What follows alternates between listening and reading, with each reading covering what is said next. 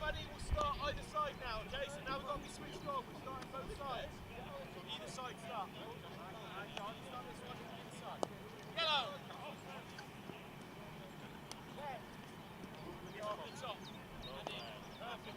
Done. Yellow! Get round, Parky. Get round, Parky. Yards. Moggy. Moggy, sit out this one. Yellow, doggy. Lovely feet. Moggy. Red. Red.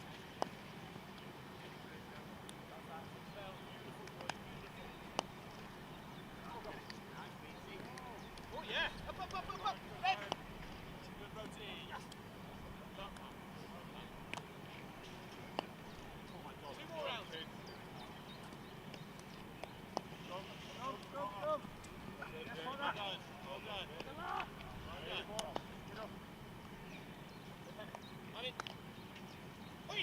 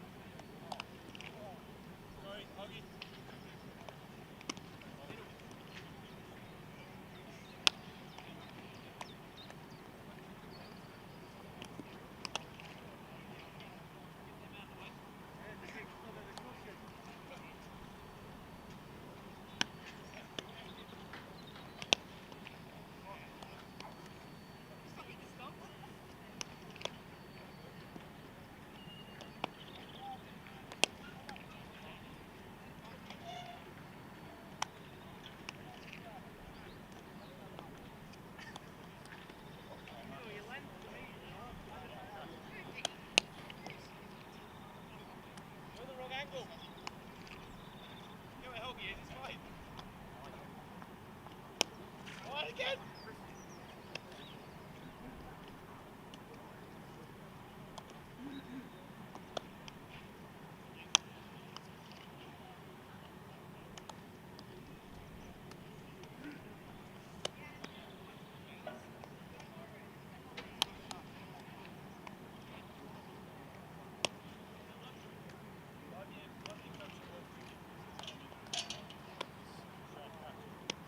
Oh no, makes it.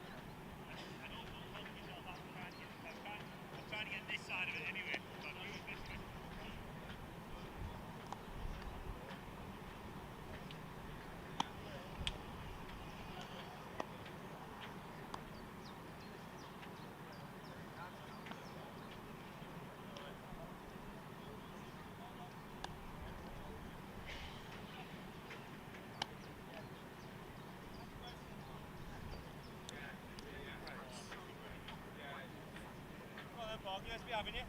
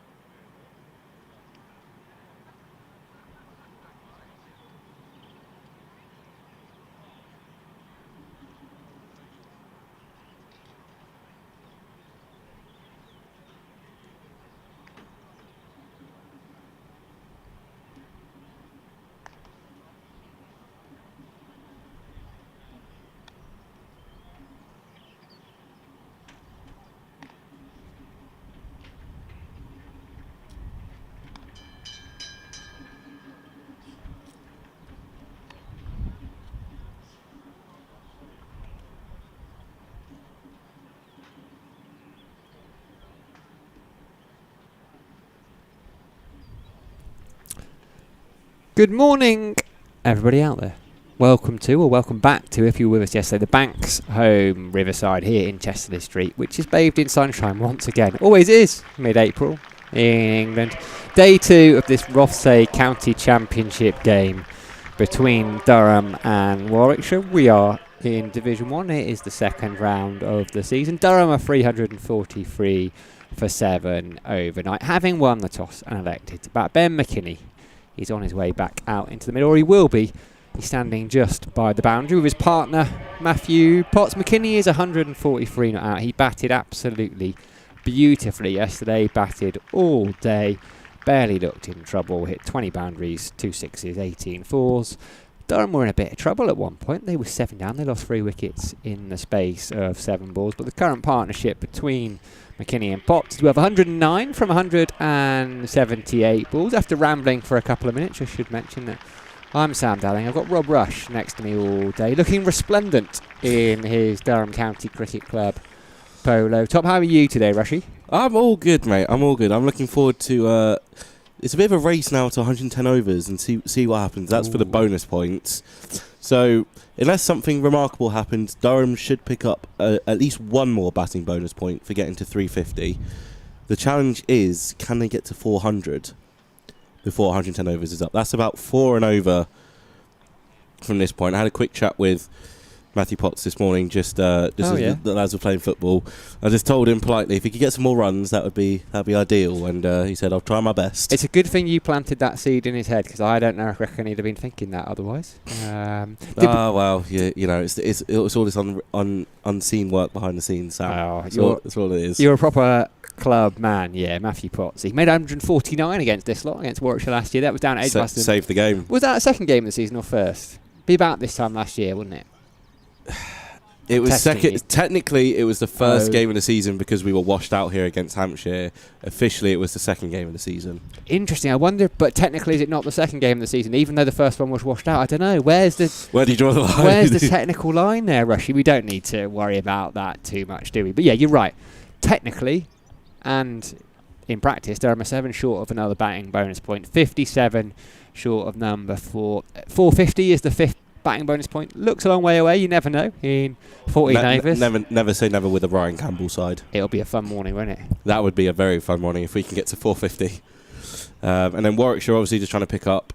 Well, they're trying to bowl Durham all out effectively in this first over. They just want to go bang, bang, bang, pick up their maximum bowling bonus point. It's going to be Michael Booth to kick things off from the lovely end this one. He's got 2 slips in weight.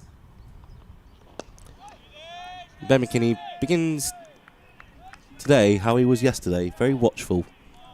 Nice to see Ryan Campbell yesterday. He's got some new wheels these days, hasn't he?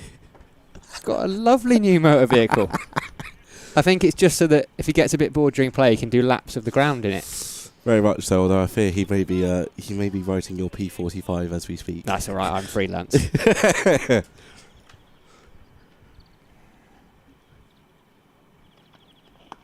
Bit of bounce there early on for Booth. Yeah, lovely to chat with Cambo yesterday. I asked him a question about how quick does Brendan Doggett bowl, and I didn't get the answer I was maybe anticipating. Well, you'll find out today at some point, or maybe not. Well, maybe not. We should find out We should find out at some point today. I have a feeling though he might be. I think he's going to be first change because good luck trying to tell Matthew Potts or Ben Rain they're not taking a new cherry. It's a good attack that.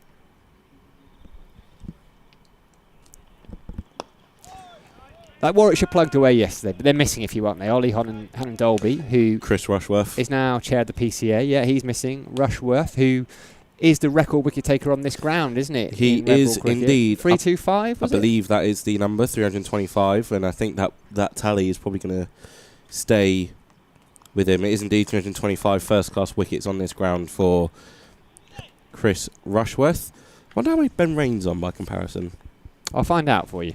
Cheers, mate. I can find that information out for you.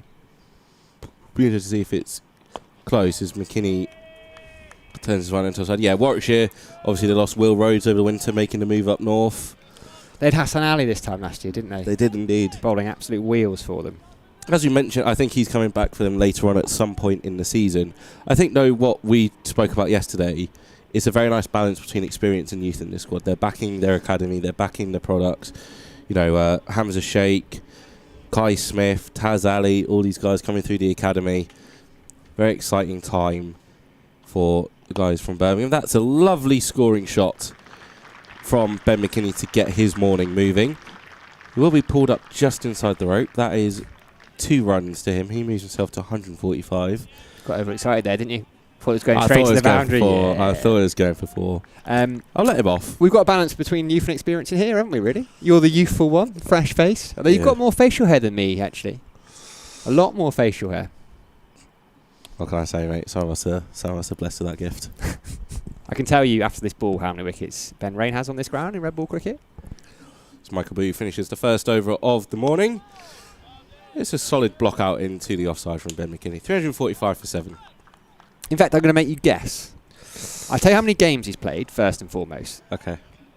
I like to toy with you, Rod Rush. He has played 38 games, including this one. Okay.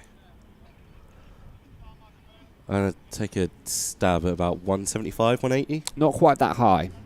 150? 136. Ooh, okay. 22.27. 128 at Leicester, his former home ground. His spell at Leicestershire between the two. Right, who are we going to see from Bamber? He was relatively expensive, 5.1 and over. By his standards yesterday, he picked up that wicket, first over of the game, Alex Lee's bowled. Actually, that was down from the Lumley end. He's going to start this morning from the Finkel end at Matthew Potts, who's got 53.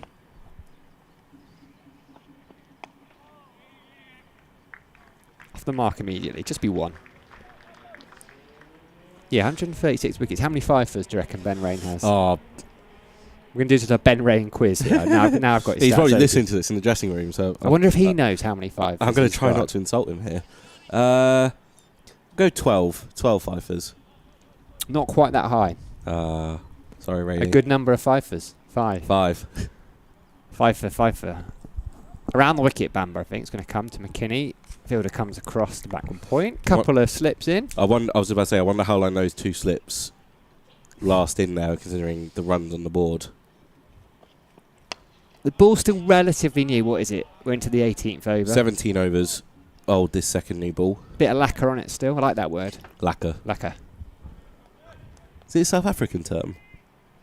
On what basis? Just because it sounds a bit South I was going to say African. the pronunciation. I think. You're the linguist amongst us, Rob, aren't you? You were telling us yesterday you spoke Spanish and then came out with some French. That was the clue. Don't worry, I was with you. You picked up what I put down. Pushed into the covers. Had a chat with head groundsman Victor Main as well. You've had a busy morning, haven't you, Robbie? Oh, honestly, when the ground's baked in sunshine like this, why not go take a lap of the ground? And both teams actually warming up with some footy this morning. I think the oldies might have clinched it again this morning for the youngies, although someone will no doubt text me that I'm wrong, if that is the case. Edged and through the slips. I think it went really low between Kai Smith, the wicket keeper, and I think it's Rob Yates at first slip. For Warwickshire, and that is a bonus point. Sorry, Rob. 350 up. For Warwickshire, that's just got to be so annoying. The fact that Ben McKinney, he's starting again. He's already punished you for 145 runs. You then pull out the genuine edge. It's a no ball. So that is another batting bonus point there for Durham. They pick up their 3rd. So now they can set about going after the 400 if they choose. But no doubt that'll be at the front of Ryan Campbell's mind of wanting to go for that 4th batting bonus point. And that run, it might even be a couple of runs, actually flicked off his legs nicely. Might be 4 of them. Will it be 4 of them? I can't quite see. It is indeed.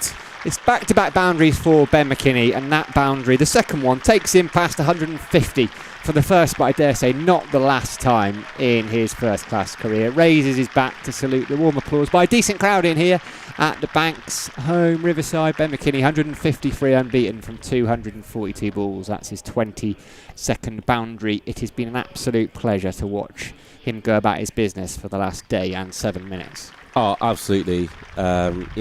We spoke about it at length yesterday about how the talent's always been there. It was all about, if you listen to Ash Thorpe talk about him last year, it was all about just... Ash who? Oh, this guy that apparently does commentary work but also goes off to Spain at the start of the season. Yeah. I've heard of him. Nice bit of shape there from Bamba. But yeah, Ash has spoken about how it's just getting the mental side of the game for McKinney sorted. I mentioned it a couple of times yesterday. I think very clearly that's clicked.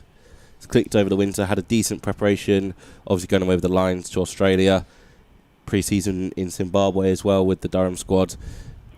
Not quite the runs he would have wanted last week, but he was very open in his interview yesterday, post-match, just saying that it's April in England. Bowler's going to bowl some good balls, and as a top order batter, you've got to be willing to accept that some days that's going to happen for you. So yeah, just seems to have clicked, and he just wants to keep batting, really. Just wants to keep going and going. He seems very chilled, very relaxed. As a batter, you need to have that attitude. You can get over focused. You're not going to score runs every innings. You're going to have times where you fail or you don't score as many. It's just part of the game. Matthew Potts on strike. Big booming drive, but no contact. What do you reckon Warwickshire's aim is, other than to take these 3 wickets? What do you think they're looking to restrict Durham to? Sub 400? That'd be good. Sub 400 is definitely the first target, and you don't really want to let them get any more than 450 at the absolute max, I would say, for Warwickshire. Again, nice looking drive from Potts, gets bat on this time, but straight to his old teammate Vishwal Fernando. Yeah, first target for Warwickshire is the 400 point. If they can get Durham out for under 400, they'll be very happy with their work this morning. They can then set about getting some runs on the board themselves. 400, this pitch still does look quite good for batting on, so I don't think they'd be too disheartened. Booth tests out Potts with a bouncer. But yeah, ultimately 400, anything above that, but under anything between that 400 and 450, probably okay, not ideal, but not the worst. Anything above 450 it wouldn't have been a good morning for Warwickshire.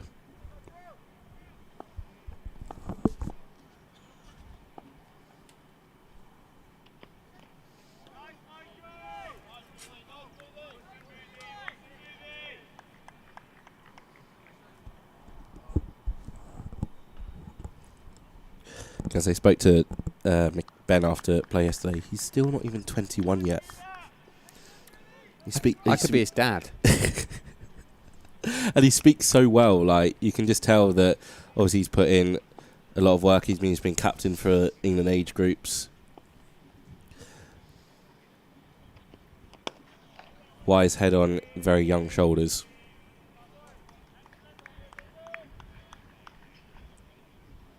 So previous first class high score of 121, which will obviously be updated once his innings comes to an end today. Well, once the innings comes to an end today. That was the Nottinghamshire game here last year, wasn't it? Freddie McCann made his first class debut in that game as well. I think he made 50. Could see those two opening the batting for England in a few years' time. Maybe not even that long.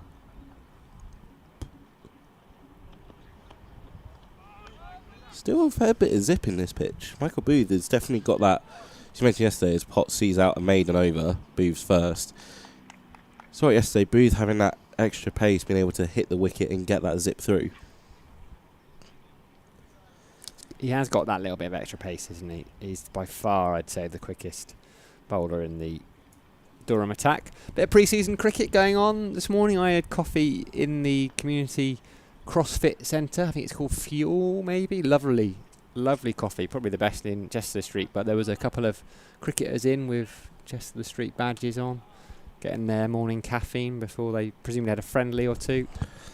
Bamba to continue.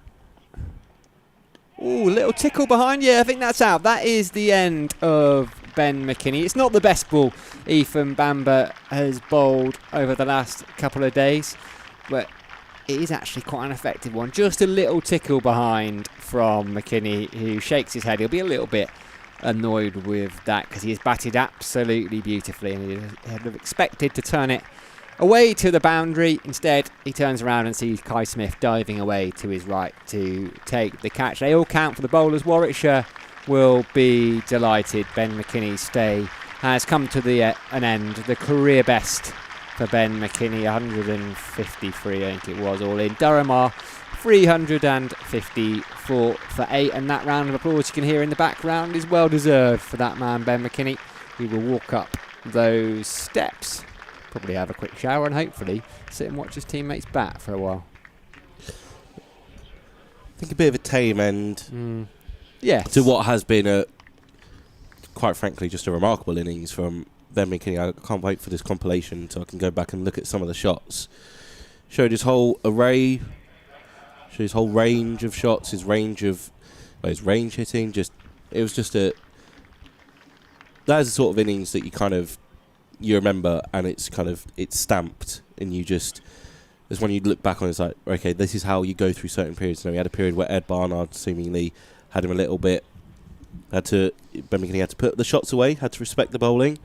But then there was also times against Taz Ali, Ethan Bamber, where he's able to kind of unleash the pure power that we can see, and as we mentioned several times yesterday, and we probably will do for the remainder of this year, not just us, but national media. There's reasons why England rate him so highly. Dan Hogg is the new batter. Bouncer from Bamber, first up. Welcome to the crease. I was about to say Kyle Hogg for a second. Kyle Hogg is most definitely not batting, but Daniel Hogg is. Is Kyle Hogg as tall as Dan Hogg? I don't think so. Not 100% sure. Can't guarantee you either way. Not an expert on the height of Kyle Hogg. I think if you're playing the percentages, you'd say no, wouldn't you? Yeah. If you want, I mean, you're probably looking at players in the NBA for people that are taller than Dan Hogg in comparison. Oh, that's a beauty from Bamber. Yeah, if you're playing blackjack, you're basically already on 21. You're not asking for a card. Just constantly stick. I wonder if we might see a change in approach from Potts at the other end now that McKinney's gone and there's Dan Hogg with him and Brendan Doggett, who's going to come in at number 11 on debut. You might think he might free his arms a little bit. I think so. Get a couple of golf swings out. Yeah, but at the same time, Potts, he will also trust that Dan Hogg and Brendan Doggett can stay with him if needed. Solid in defence there from Dan Hogg. So I don't know. We'll just wait and see. I wonder whether, like we mentioned, I wonder if Potts is now coming towards just got 10 overs to go get 46 runs for that 400 and that final batting bonus point that they're able to pick up in this inning. So just wait and see. I don't think Warwickshire will. I think Warwickshire want to keep going with the seamers for a little bit as well. Ooh, runs for Daniel Hogg. Edgy runs. There'll be at least a couple. Good bit of work down by the fielder at third, who gathers. Hogg has a couple to his name. Anything catch your eye from yesterday, Rob Rush, cricketing-wise? Finn Hudson-Prentice had a good evening, didn't he? Ran through Somerset. Though they've already lost a wicket as well, 71 for 6. Hudson-Prentice 4 for 13 or 4 overs. That's a good spell, isn't it? I mean, the Notts recovering very nicely against Essex. Pushed out to deep point for a single. Yeah, Varane got 100, didn't he? Yeah, 78 for 5, I think, when he came to the crease. And him, Lyndon James, who helped put Notts at a 200-run lead against Durham last week. Fergus O'Neill, I think, blasted some quick runs as well for Notts. So they've recovered very nicely. I say that they have just lost a wicket to be 9 down. Yeah, it's Varane and Dylan Pennington. It's a good side, that Notts team, though. Surrey not picking up massive amounts of runs down at the Oval yesterday. How often do we see that scorecard the other way round, with Surrey having bowled the other team out for 250 and then being 70-80 for 1 at close? Like Hampshire in a good position there. Hampshire can dictate the game today if stuff goes their way. If they're able to pick up, if they're able to put runs on the board, build key partnerships. Obviously, doing it without James Vince this year, as he decides to focus on some franchise cricket, but also there's very personal reasons behind that one. If you've read any stories about why James Vince decided to focus on white ball cricket for this season, he will be back for Hampshire for the Blast. I thought Northants a good day yesterday, didn't they? Yeah, side with 100. Did indeed. Leicestershire having a very good day yesterday against Derbyshire. Got Graham Onions just down in front of us. I think he's just been in the nets. Ooh, sharp. He did well there, Hogg, didn't he? Played that well. Very sharp. I mean, this is now bowler on bowler in terms of Dan Hogg is not. He's not expected to score the majority of the runs for Durham. I wonder if Potts will be getting his in telling him, you can count these up now. All these short, sharp ones. Remember to give them back later on. Have to wait and see on that one. Kent still struggling with the bat. That's another one. Yesterday, they did well to bowl Middlesex out for 222. It's edged by Hogg, but it'll just be a single. Get a bit of Graham Onions up here later, do you reckon? I mean, when they're bowling. fingers crossed. And Durham are bowling. Will Gibman's wandering across. Yeah, just been out for a net with Emilio Gay. I'll say it every time. He'd be fine in the back row for Newcastle Falcons, wouldn't he, Emilio Gay? Were his parents up last night? Yeah, they were indeed. I think they came down to the Oval as well, back end of last season. Lovely looking shot from Potts, but not quite timed. I mean, David Bellingham probably wouldn't be too far out of place in that Newcastle Falcons back row as well. Maybe Bellingham in the centres. Both absolute units. How would you make a rugby team then out of this? Come on.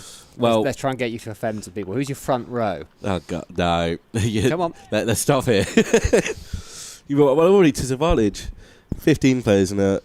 Well, we've got a squad, don't we? We have a squad of 14. I think Will Gibman's a second row with Dan Hogg, right? Or McKinney and Hogg in the second row. Yeah, there you go. There's your second row partnership. Edged. Ooh! That's been the most difficult chance Kai Smith has had. He had he had one yesterday that he dropped, betting him off, and that's another genuine chance. Was flying that, wasn't it? It's really hard when Michael Booth is bowling as fast as he is. Potts is flashing as hard as he is with the bat. You can see from his diving action on the screen just how difficult that was to take. I think if he'd taken that, we were talking about that as one of the great wicket-keeping catches. But it's a chance. Of all time? I mean, not of all time, definitely of the season. But it's another chance that's not gone Warwickshire's way.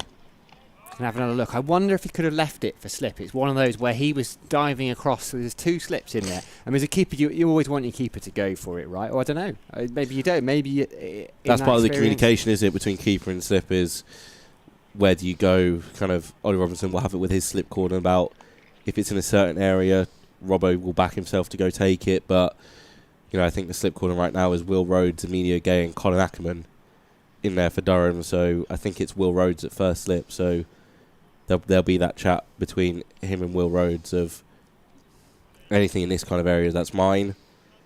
Anything outside of that, that's more towards Will Rhodes. I've just had a look at it. It's going bang there, straight at the chest of first slip. It's a great attempt from Kai Smith, but in hindsight, I think it's there for first slip, right? It's a routine catch. Booth's got free for. He's been unlucky there. He's bowled actually quite well, being the pick of the Warwickshire bowlers. Here's Bamba. So, you know what I'm doing here? Hogg and McKinney in the second row. Emilio Gay is number 8. Who else is making up your pack? Rob Rush. Parky's your hooker. He'd be feisty right in there, wouldn't he? I'm going to say, I think Parky in the front row. Yeah, I think he'd be a bit feisty. You want him in there. There'd be a little bit of jabbing. Yeah. I mean, I watched him play football this morning. It wasn't the best performance I've seen. That's a nice shot. Hasn't quite got it past mid-on, but Potts moves on to 56 nicely. Can't wait for Cal to see me later and give me a... So we need 2 props. Who are we picking? Who are some of the shorter players in the squad? Is Ben Rain probably a front row forward? I mean, if you want to fit him there... I'm asking you, Rob. You know these guys. You're the one... Yeah, but you're the one that's posing the question, so you've already got some sort of idea. I bow down. I mean, you're a man of Sky Sports, mate. I bow down to your superior knowledge. Lovely. That is a nice shot. Probably be a couple from Daniel Hogg. See if there's any... see if anyone on the live stream's going to help us out with some comments. Borthwick, your scrum half. Got the energy for it, hasn't he? You need someone who's going to get around. Yeah, Badger. Give him some Haribo and get him wound up. Haribo Tang Fastics. congratulated him this morning on bullying the students. I've not seen him around this morning, to be fair. Tell you what, if he does come around, he'll definitely come and join us. No, I did ask him. He said he apologised. He will come on this season when he's around. He has he's looking after the kids this morning. I'd imagine if he with his kids. And he's got a round of the old golf this afternoon. I wonder if he's up to the Rams side. Russell Warren was there with Paul Pollard this morning having breakfast in the Rams side. Yeah, I think Paul Collingwood and Brian Carse have headed up to Loch Lomond. Oh, they've headed up north, even further north, I should say. Because obviously Carsey recovering from his injury. No ball. Had a couple of those from Bamba so far this morning, so they bowled that one again. Yeah, Russell Warren and Paul Pollard enjoying their breakfast. Average breakfast, I'd say. Not a great cup of coffee at the Rams side. No plugs immediately by the bed. It was okay. You got some sleep though, that was the main thing. I got some sleep. If you do want to get in touch with us, we did float around a few methods yesterday. Fuller. Post.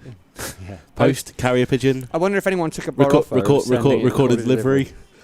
But if you want to get in touch with us today and have it as a comment, streaming at durhamcricket.co.uk, I believe that's the email. You can get in touch with us there. Or we are both on the platform formerly known as Twitter. Yeah, I'm on this. Yeah, reluctantly. At Rob Rusho 2 and at Sam J. Dalling, is it? That's right, yeah. Guided by Hogg. He'll retain the strike for the next over. 365 for 8. 8 overs left for bonus points to be picked up in this first innings. Stop and stare. It's beautiful out there, isn't it? Lumley Castle over to our right, poking its head behind the, if a castle can poke its head, behind the LNER stand. Loving that Lucasade, aren't you? It's needed, mate. You're a bit under the weather, aren't you? You're such a soldier, a trooper, carrying on.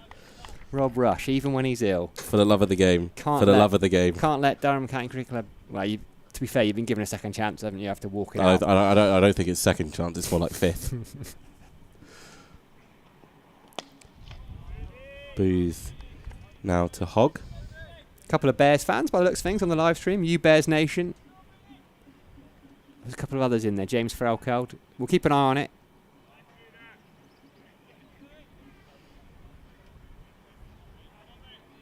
There it is. The email address has gone in there. I don't know where the emails go. I haven't got access to the account. It'll be Sam Blacklock. Oh, the boss. Big boss. He'll have it. Gorgeous. Gorgeous from Hogg. 2 full, 2 straight. That's probably a shot David Beddingham would be proud of. I need to stop saying his name when he's not batting, mate. Because David Beddingfield. All I've got is, you gotta get through this. I gotta get through this. Can't remember the rest of the words, but that's just what comes into my head. Career best for Daniel Hogg. Previous best was 6, so. Was it in that Notts game he picked up a 5 for? Yeah, it was 7 for, wasn't it? I think he picked up 10 for overall, 7 for second dig. Sharp from Booth. Yeah, and speaking to Ryan Cummings, said the plan was to play him at the Oval. They had meticulously planned the entire season to get Dan Hogg to debut at the Oval. Oh, really? And because of injuries, England call-ups and everything, they had to bring that plan forward. And safe to say it worked out. Durham fast bowling production line just is never-ending. Great work done by John Windows and all his academy staff.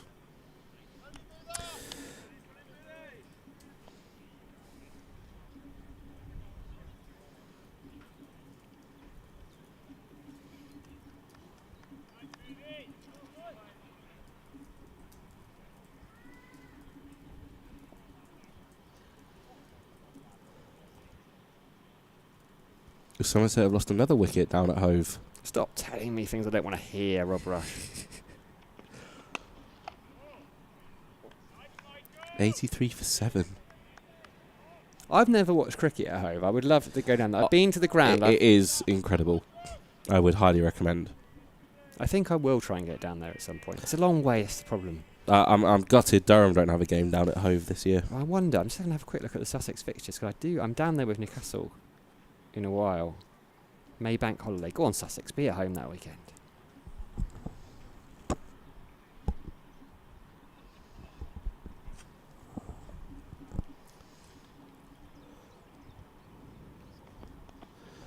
Another bouncer to end the over. 369 for 8. Yeah, Finn Hudson-Prentice is he's enjoying himself. I think it's safe to say. 4 overs, 1 maiden, 4 for 13 for him. Very good cricketer, Finn Hudson-Prentice. Yeah, Jaden Seals and Sean Hunt, I think, are getting the first shots this morning. Yeah, good to see. There's a lot of overseas players. It's a bit like here, actually. They want to go back. They have a spell at Sussex and they want to go back again, which I always think is a nice sign. Jaden Seals was huge for them last year. Yeah. Almost too good for Div 2. Here's Bamba. Defensive from Pottsfield. Spread a little bit for him. There's a deep square leg. It's more a deep mid-wicket. Fernando's down at long leg. There's a third. There's a deep point. And then you've got an orthodox covering mid-wicket, mid-on, mid-off. They're quite happy to give Potts one. I think they prefer to bowl at Daniel Hogg here. Potts has 56. Yeah, Worcestershire have taken the final Yorkshire wicket. Yorkshire all out for 456, so they pick up maximum batting bonus points.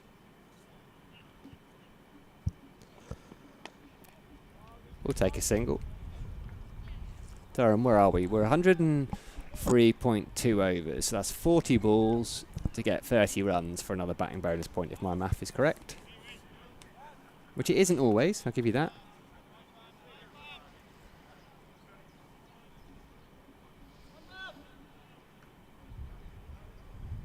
Conversation going on here. What field are they going to set to Hogg? Still a slip in, it's sort of a wide second slip.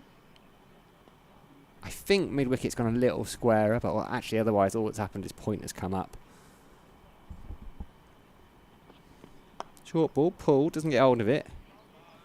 Does get one though. You mentioned the local league friendlies. Oh, has Fort been in Pre-season? touch? Or is it Blacklock giving us that information? It is the boss man himself. The boss man himself. Durham Cricket Academy are in action, are they? Yeah, we're at Middlesbrough.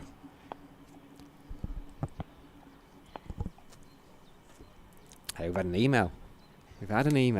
I'll read it out in a minute.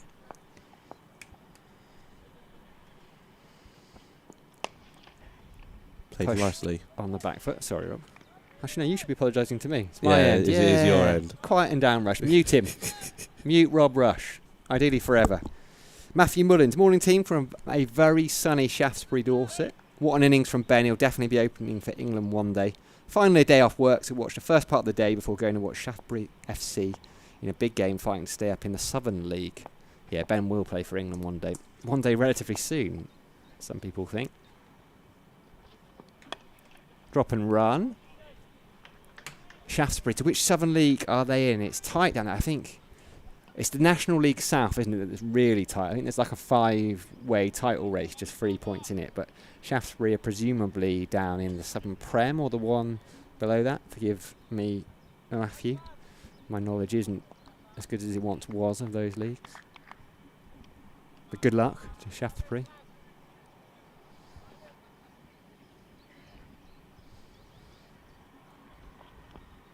Short ball doesn't really get up. Nicely played by Dan Hogg, who gets in behind it. He's got a dozen. 3-7-2 for 8. Sunderland playing today? They are, I think, aren't they? They're at home. They are indeed. They've confirmed their spot in the Championship playoffs for another season. Yeah, they'll lose in the playoffs, won't they? You said it, not me. I did say it. 6 overs, 28 runs.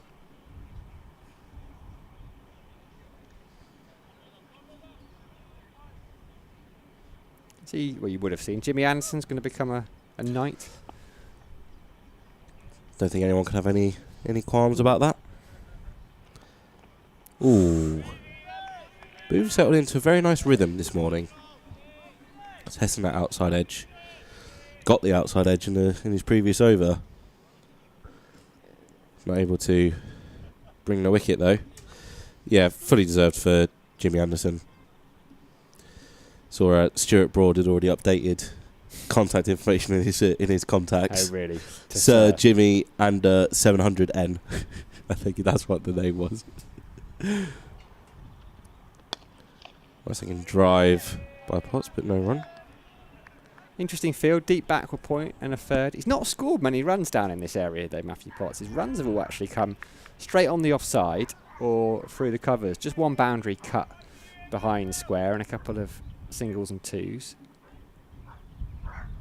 But there's that little bit of extra pace. Maybe they're thinking he might mistime those drives. Want to protect against cheap boundaries. Short and dispatched. Glorious from Potts. He has, I think, his first maximum of the innings. You'd be correct. Saw it quick. Rocked onto the back foot. And sent it all the way to the Paul Collingwood Pavilion.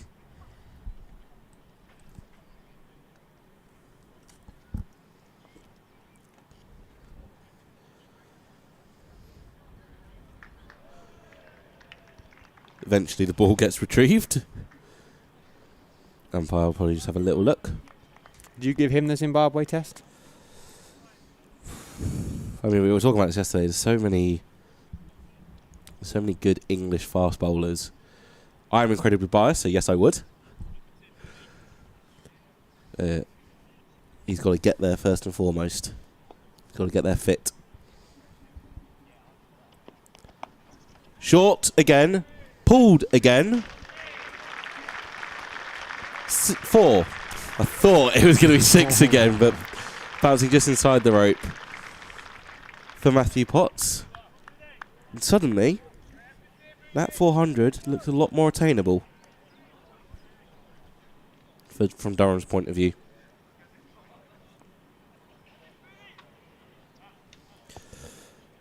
Now what does Michael Booth do? Short again or pitch it up? He pitches it up. It's carved away through backward point, but very well stopped by the fielder. Potts moves himself to 69.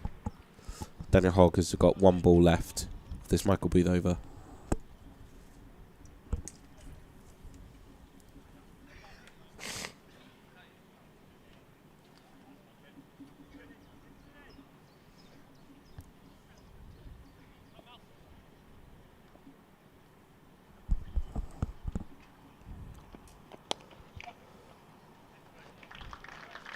And Dan Hogg will keep the strike for the next over. An expensive one for Warwickshire. 12 from it.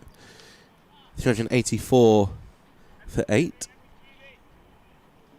16 runs required in 5 overs for that 4th batting bonus point. Warwickshire needing one more wicket for the bowling bonus point. 9 wickets.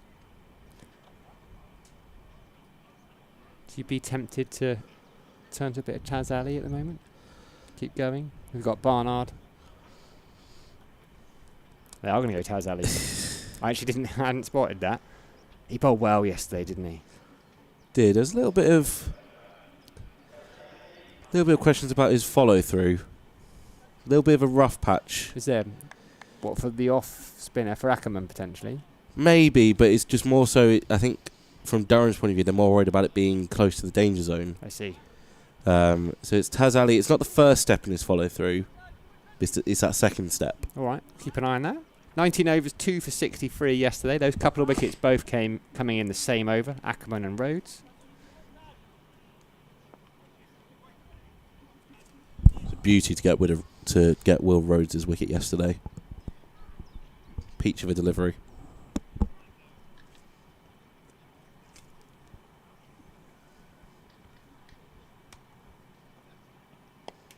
Yeah, against his former club as well. Drop and run. There's a single. I think you coined it the Will Rhodes Derby yesterday, didn't you? It was strike one to Taz Ali, wasn't it?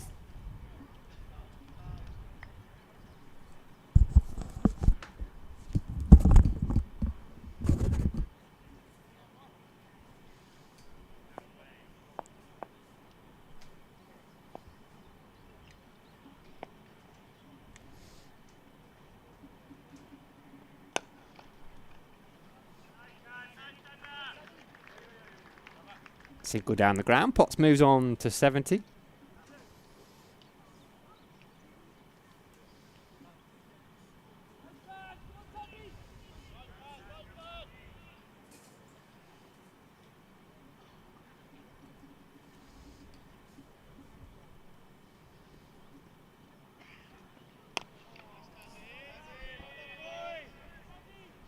Solid from Hogg.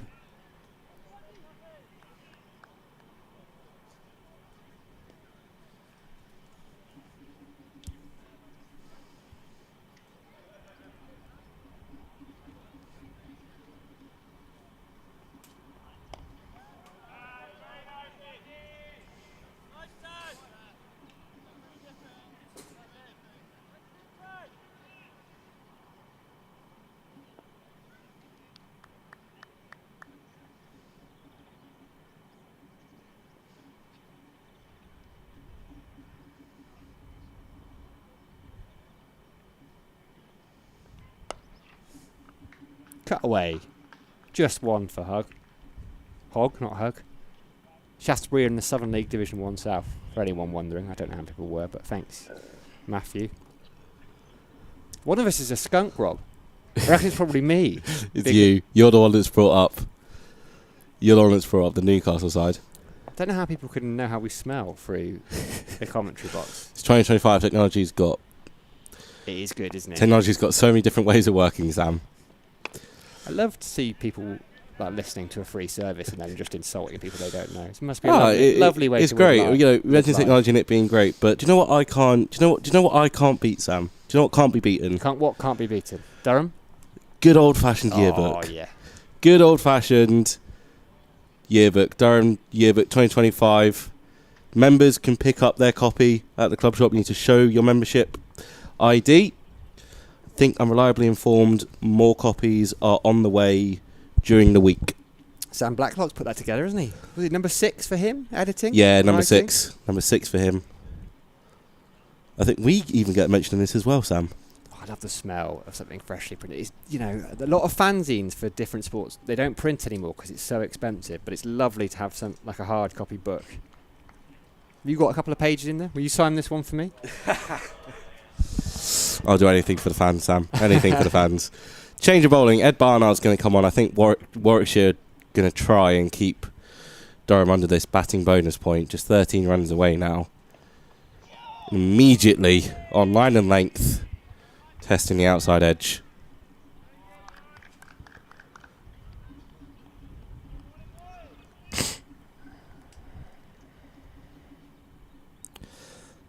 We've got player profiles of everyone on the playing staff. Yep. Including, obviously, for 2025, first-time professional women's squad and women's academy under the Durham name. It's been brilliant to see and hear how well the two sides have integrated, actually. Well, you got Ryan Campbell and Marcus North driving the ship. I think anything else would have been a surprise. What are we, a week on Wednesday, 11 days away from week that on first Wednesday. Game? Wednesday the 23rd? Your every single women's home game is at Banks Homes Riverside for the 2025 season and moving forward. Beautiful.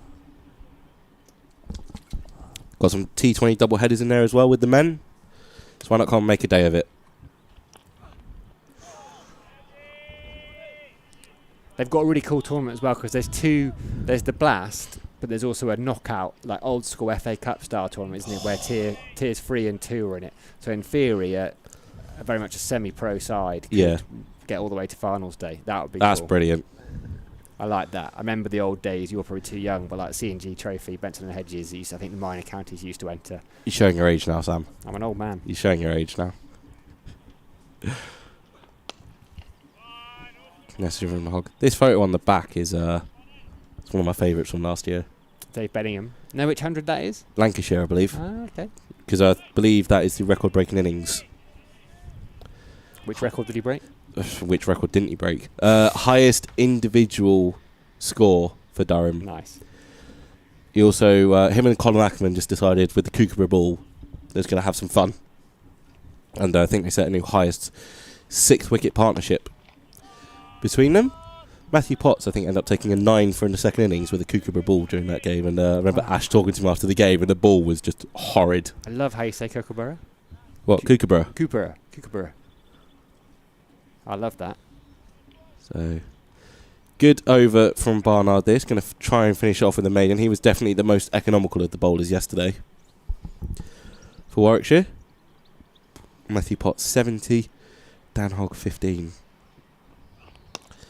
And it is a maiden. 3 overs left, 13 runs to get. Or 1 wicket.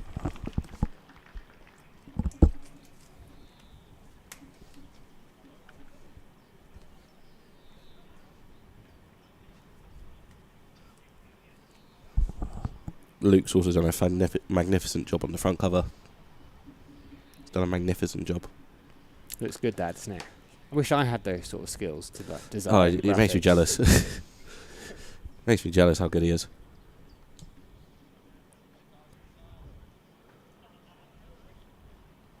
Speaking of Luke's, you're a bit of a Luke-alike, aren't you? I was hearing last night.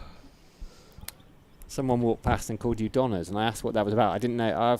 My first guess was it was a Donna kebab, but apparently you're the spitting resemblance of former Durham pro Luke Dunphy. Is that right? Silence from Rob Rush. That's rare. Taz Ali continuing. Do you know what the most annoying part about that is? I've still not found out who started it. It's a good resemblance. It's a very good resemblance. Whoever started it, fair dues. Like, fair enough.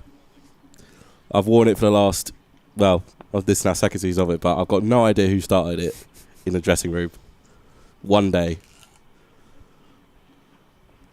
Ooh, goes for the big shot. Appeal for stumped from Kai Smith. Good bit of work from him. Potts just lost his head slightly. He was looking to hit that down towards us. He didn't get any bat on it. Kai Smith behind the stumps, whipped the bails off, and Durham have lost their 9th wicket. So Warwickshire have picked up their final bowling bonus point.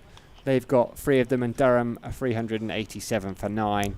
Matthew Potts trudges off for 70. He's up on the scorecard as bowled, but I don't think that is stumped. Is right. I think it was stumped. It is stumped. Very good work from Kai Smith, and a good innings from Matthew Potts comes to an end. Yeah, just looking back on the replay, it's most definitely stumped. Warwickshire pick up maximum bowling bonus points. And Brendan Doggett walks out for his Durham debut. Doggett's Durham debut. Nice alliteration. So what have they got? 13 runs. That's the aim now, isn't it? It's that batting bonus point. Can these two put on, for a starting point anyway, 13 runs?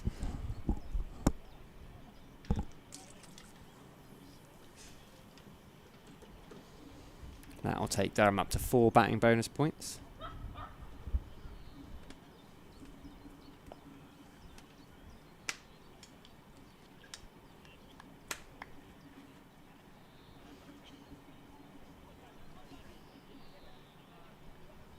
Doggett, fresh from winning the Sheffieldshire, wonderful scenes, wasn't it, when South Australia, who until a couple of years ago had been the worst side in the competition for a considerable amount of time.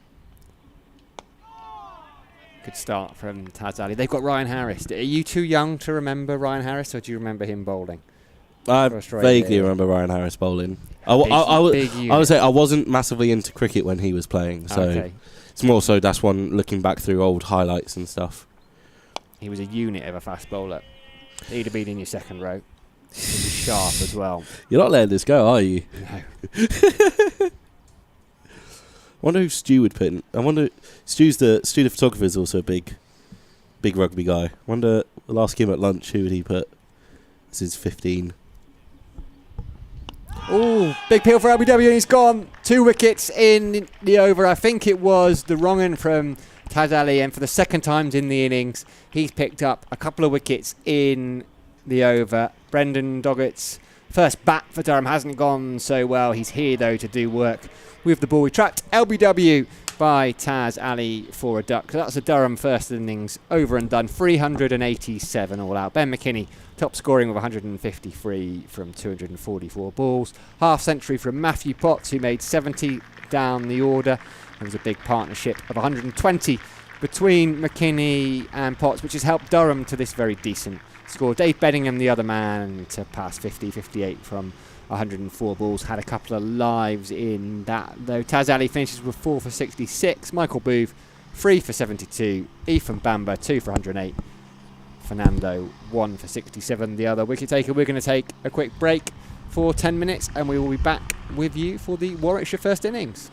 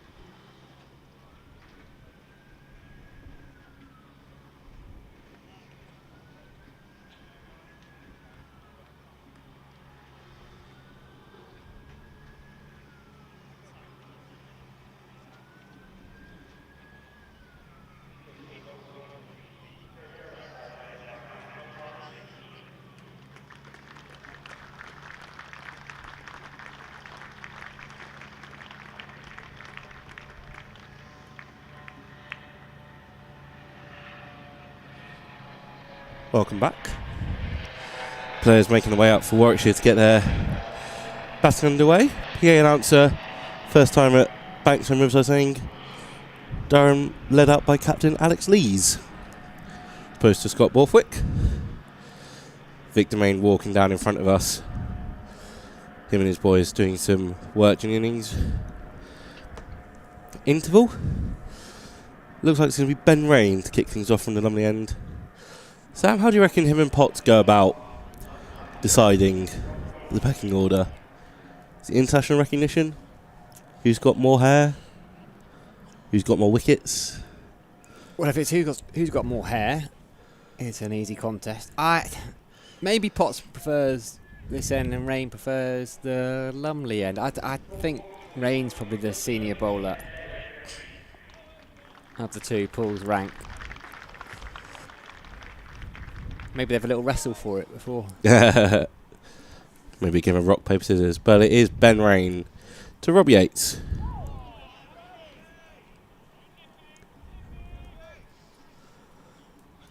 Let's have a drop into the offside. Thankfully, the Durham boys have all got their jumpers off, so we're easily identifiable. So, 3 slips are Will Rhodes at first, Colin Ackerman at second, Emilio Gay at third. Hugh Corden. Is indeed. I think Alex Lees will position himself at mid-off.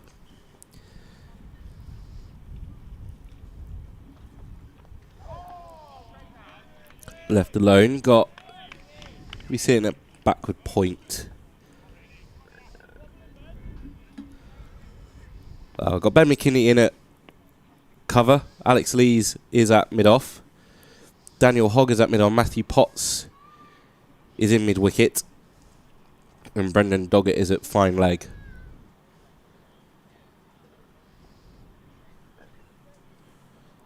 Let's have it lead David Benningham at backward point, I believe. Unless he's not on the field. Massive shout for LBW. Was there a bit of bat on it? I don't know. Ben Rain really likes it, doesn't he?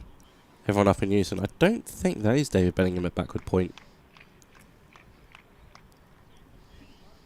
I don't think David Bellingham's on the field. It might be George Giselle, maybe?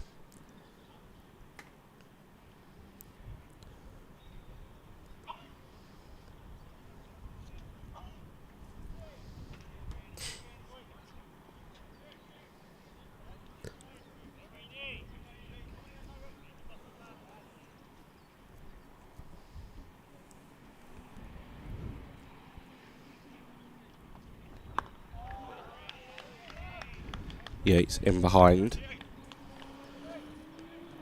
Now, when I think Warwickshire asked for the heavy roller in between innings, Vic saying yesterday that it would be very unusual for the team to request the light roller between innings. So I imagine Warwickshire have gone with a heavy one.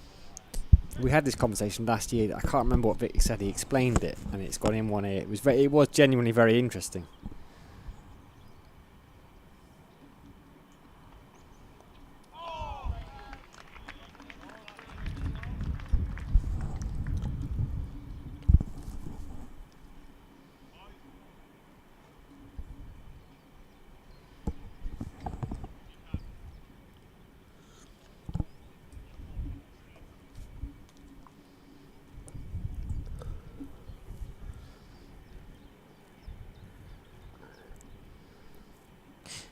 Five dots to start from Ben Rain. One LBW appeal turned down. Be a maiden to start. Very testing maiden for Ben Rain. You know, I mentioned, Sam, how much I love the yearbook. At the start of it, I love the new yearbook.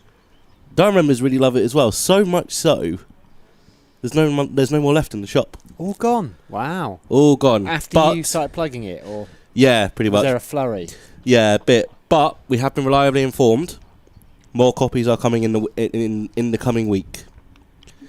So you shouldn't have to wait too long to get your copy of the 2025 Durham Yearbook. Members, you'll need to show your membership ID to Michael in the shop. Yep, and yeah, as expected, Matthew Potts is going to kick things off from the Finkel end.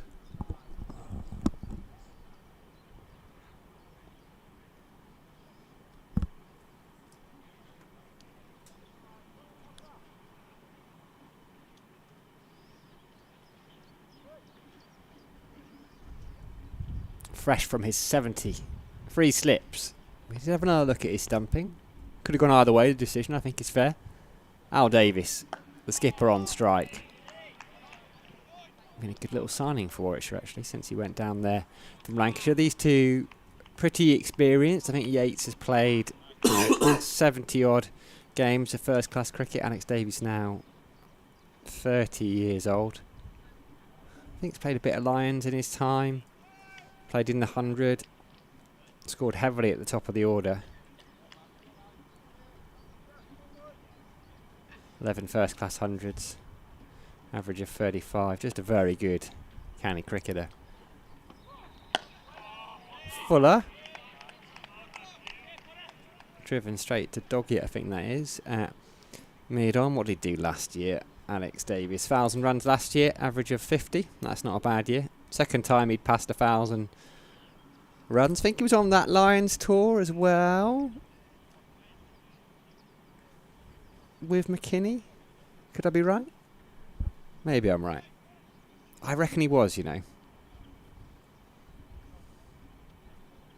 1,000+ runs in the summer always gets you a little bit of recognition. Just taking a moment.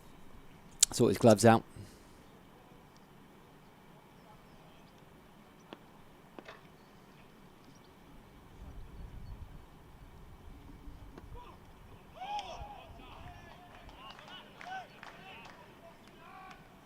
Love watching Matthew Potts bowl.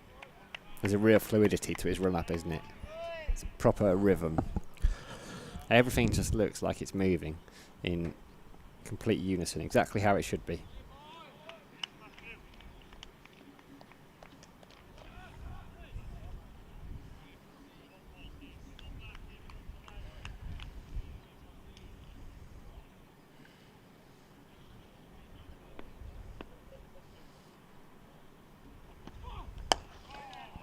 Shapes up nicely. Good bit of work by Lees, the skipper, at mid-off.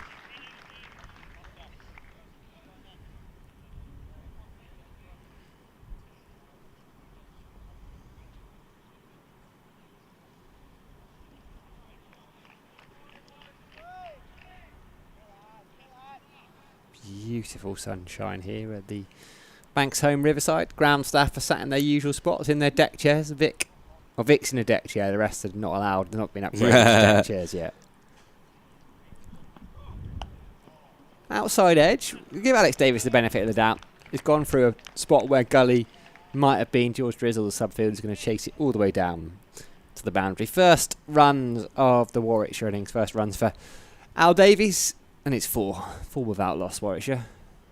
Just joining us, Durham bowled out for 387 this morning. They lost their last 3 wickets. Not before picking up one more batting bonus point. Not before Ben McKinney had passed 150. But Taz Ali, we finished with 4 for, wrapped up the innings with a couple of wickets inside the same over.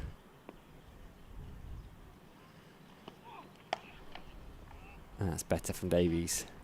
Potts' his first over of the game's done. Durham have 3 points. Warwickshire have 3 points. Bonus points wise. Warwickshire still with the chance to add up to another 5 batting. Start at 250. 1 each all the way up to 450 inside the first 410 overs. Durham, well, they can take 1, 2 or 3 points. They need 9 wickets in those 110 overs to get maximum bowling points. Is that Cal Parkey wandering around? Is indeed. Looks like he's got a bottle of champagne in his hand. Ooh. He hasn't. He just sort of looks like that from here. He's ignoring your wave, Rob Rush, as well. How does that feel? It's fine. Me and Cal have a bit of a jokey relationship. Good lad is Cal. He'll be gutted not to be involved in these first 2 Red Bull games. 30 wickets last year. For him after making the move up from Leicestershire, where his time kind of ended bittersweetly for him. Carved away lovely by Robbie Yates. He's up and moving. Second boundary for Warwickshire. Yeah. It was a sweet opening boundary, that, wasn't it, from Robbie Yates. Just lent into it. Conviction. Complete control over that.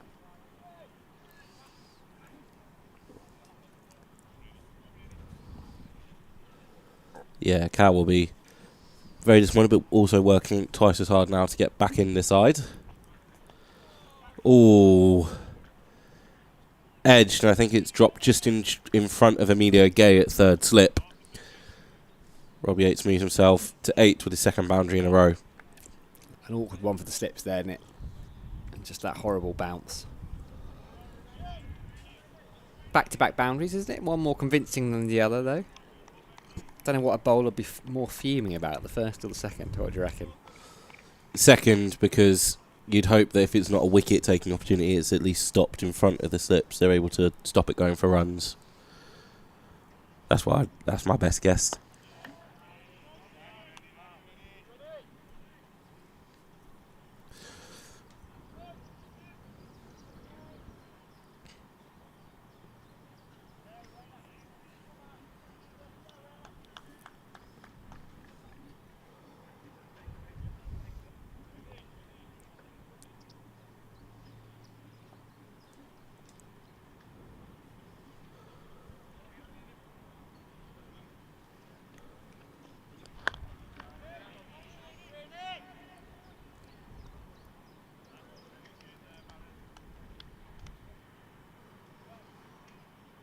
Mentioned Jimmy Anderson earlier. You did. We did. He's been out doing some light bowling before the start of play Has at he? Old Trafford this morning. Calf injury, wasn't it? Yeah, said I think the news was going to be out of action for around about a month. That'll be good news for Lancashire as they look to bounce back from Division 2. 2 boundaries, 8 runs from Ben Raines, second over. 12 without loss.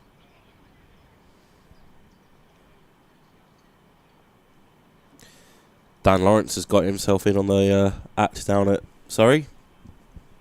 He bowled a lot at Chelmsford last week. I know spinning pitch, but I think he bowled more overs than I thought. So what, Hampshire 2 down?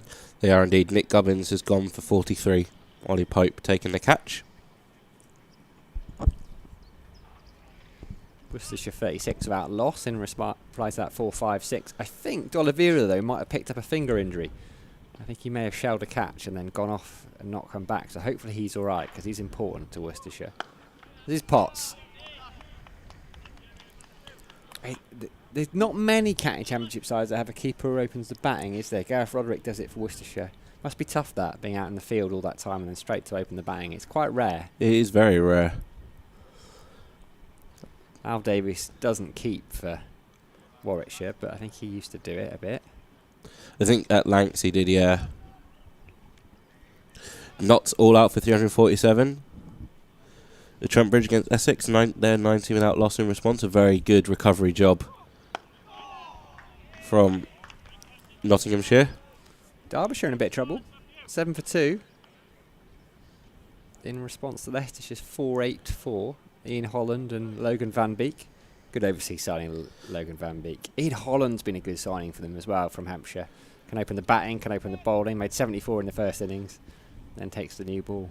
Kent all out for 218 against Middlesex.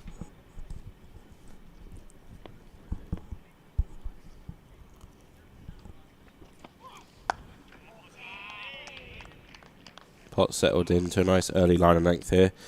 Northamptonshire still going, 409 for 7 against Lancashire.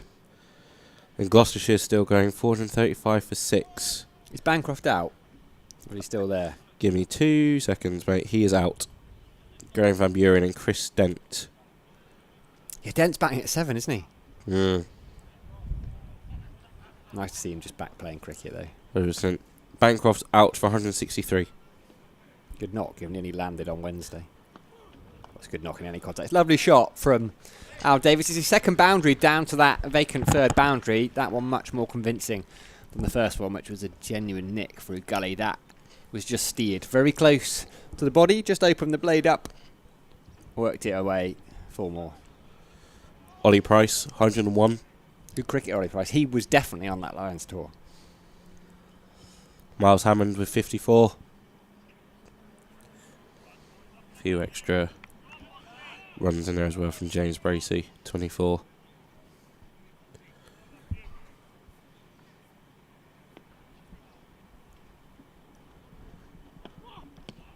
Big shout for LBW. Everyone really likes it. Maybe there was a little bit of inside edge. Maybe it was sliding down. I think that's the indication from the umpire. Matthew Potts has finished up almost past the batter there.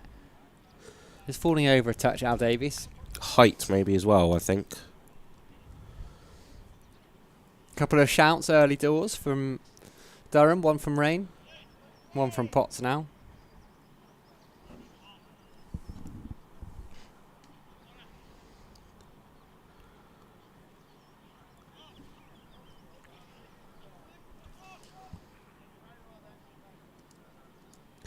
Going down, I would say.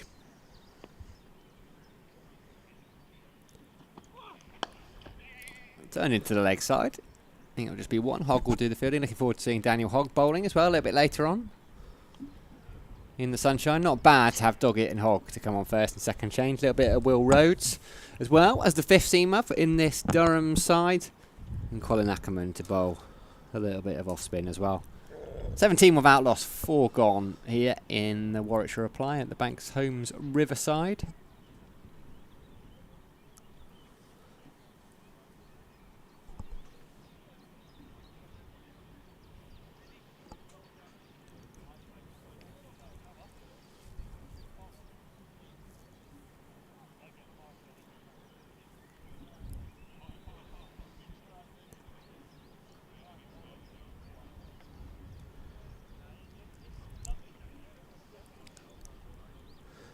Ben Rain going to get, I think, his first look at Alex Davies here. Coming over the wicket.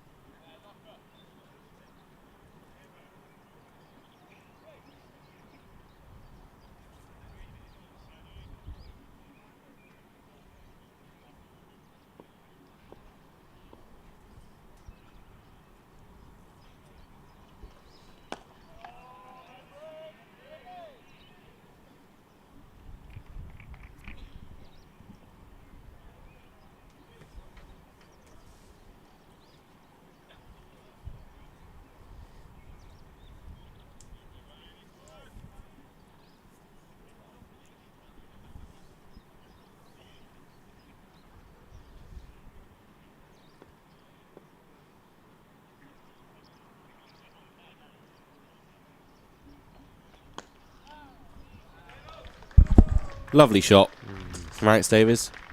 Pulled away. Lakeside and Warwickshire moved to 21 without loss. Real roll of the wrist there from Davies, wasn't it? Lovely flourish. Like a top spin forehand. Got right over the top of that. Only a short man. Looked like he played it up around hip height. Enjoyed it. I enjoyed it.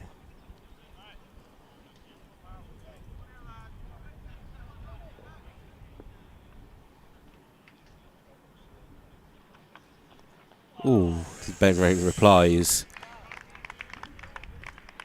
with a beautiful ball. Somerset staging a mini revival. Are they? 140 for 7. Still trailing by 154, but Lewis Gregory and James Rue put together a partnership.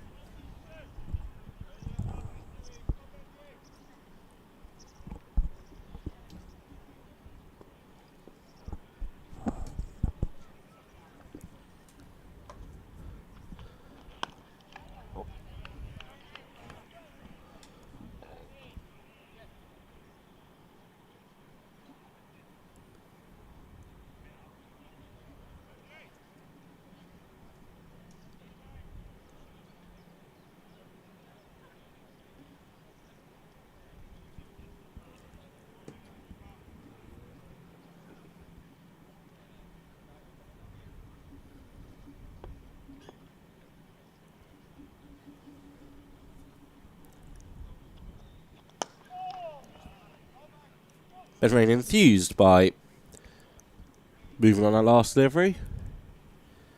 21 without loss.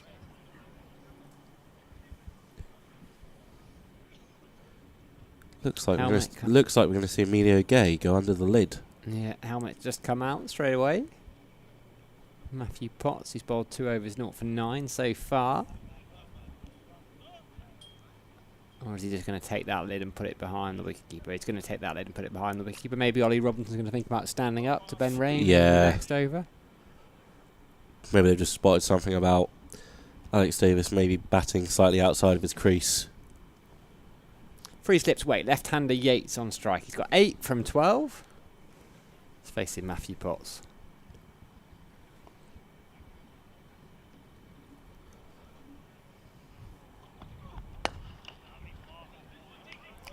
I think we could be in for a couple of lengthy opening spells from Rain and Potts here.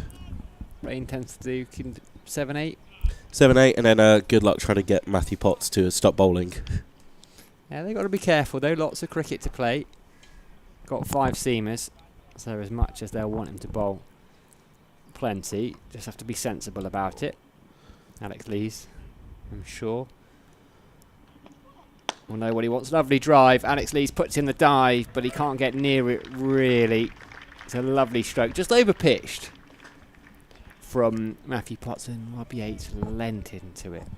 Beautiful off drive. 4 more. 25 up for Warwickshire.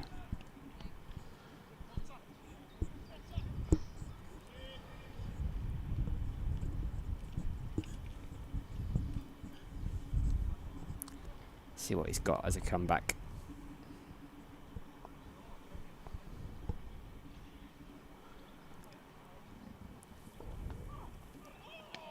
Good leave. Bit of extra carry through to Robinson. Just watched it all the way through there. Rob Yates in complete control. That angle, Matthew Potts is coming really wide of the crease from around the wicket to the left-hander. So the natural angle of the ball will go back in. Just trying to get it to leave him off the surface. Put it in an area which means Yates feels he has to play at it.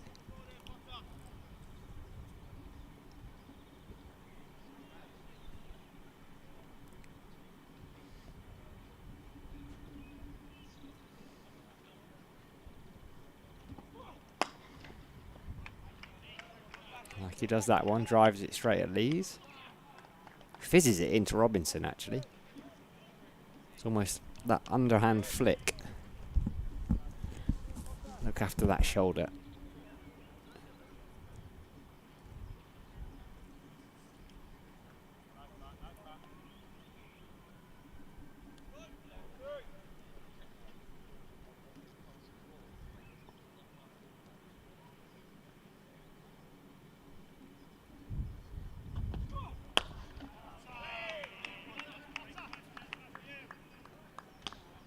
Almost exactly the same again. Only this time Robinson bypasses Daniel Hogg. And the covers go straight back to Lees. Potts will have the ball again. Last ball, the 6th over. 20 past 12 here on day 2. Banks Home Riverside. If you're local and fancy an afternoon in the sunshine, why not pop down?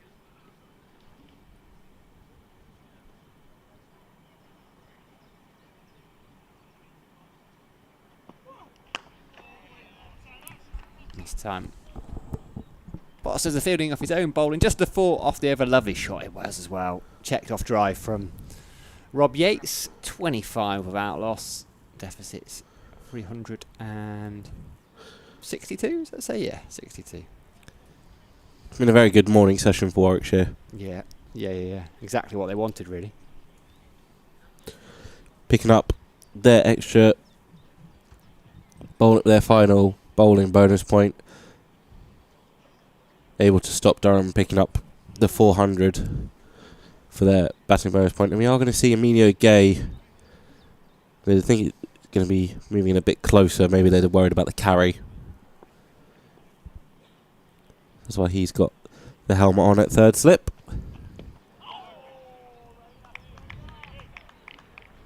Davies got outside the line for that one. Hampshire have lost a 3rd down at Surrey. Okay, it's all unravelling quickly, isn't it? They're such a relentless side, aren't they, Surrey? It's really tough to put a couple of good days in a row in against them. Dan Worrell. Who else? Dan Worrell pinning Mark Stoneman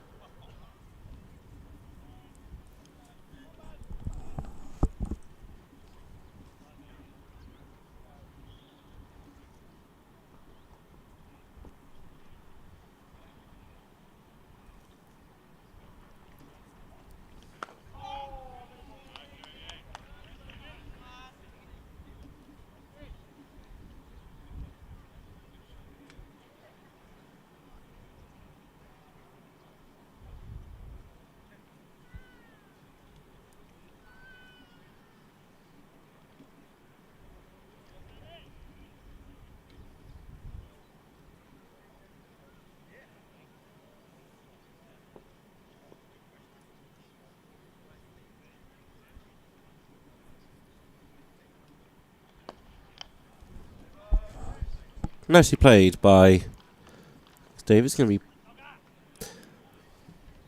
thrown back in by Brendan Doggett to pick up a couple. Will he take Doggett 11th in that Shield final? Yeah. Went a bit Aussie there. I'm just channeling my inner Ryan Campbell, you see. Last ball of Rain's 4th over. I love listening to you and Ryan Campbell. It's like therapy for you. You're just in such a happy place when you're talking to Ryan Campbell on the stream. He's got this big smile all over your face.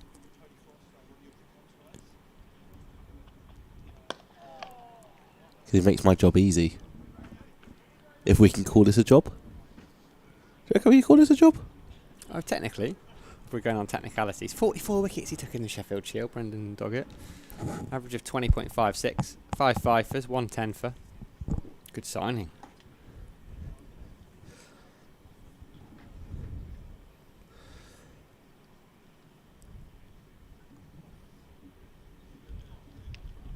County Championship debut. First time he's been over here to play county cricket, at least in England. I wonder if he's played a bit of club cricket.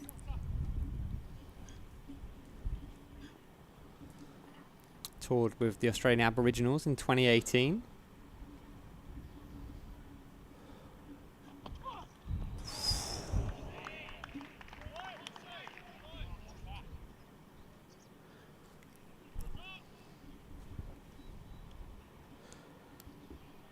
Potentially not played any club cricket over here.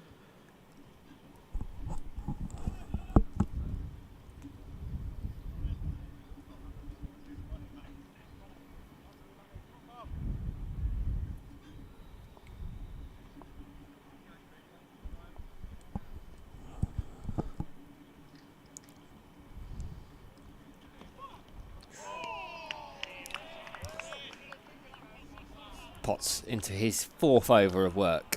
3.2 overs, 0 for 13. Decent start this from Warwickshire. They'll just be looking to see that lacquer off the new ball. Probably bat until lunchtime. They'd like to bat for as long as possible without losing wickets. But the first target will be bat until lunchtime. These two can put their feet up and come back out. Decent first innings total from Durham. We'll see how good it is once both sides are batted. Potts around the wicket.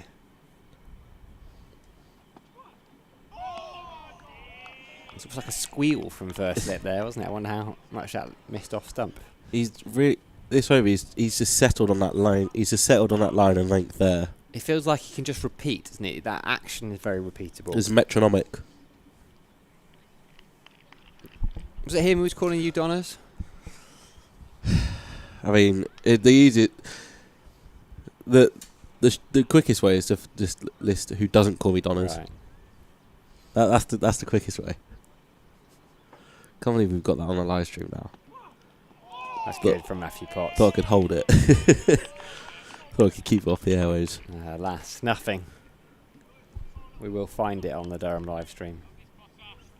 Do get in touch in the comments or streaming at durhamcc.co.uk. I think it's just at durham.co.uk. At durham.co.uk. Don't even have to put the CC in. Easy. Get in touch.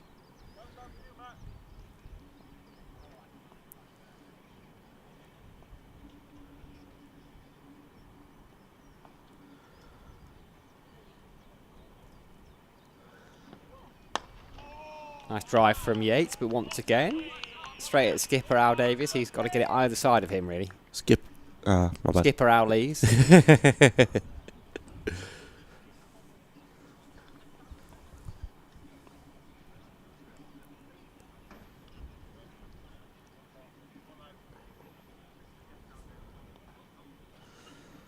Always wonder what slips chat about. What wicketkeeping slips chat about during the day. Oh, absolutely. More nonsense than you and I expect. This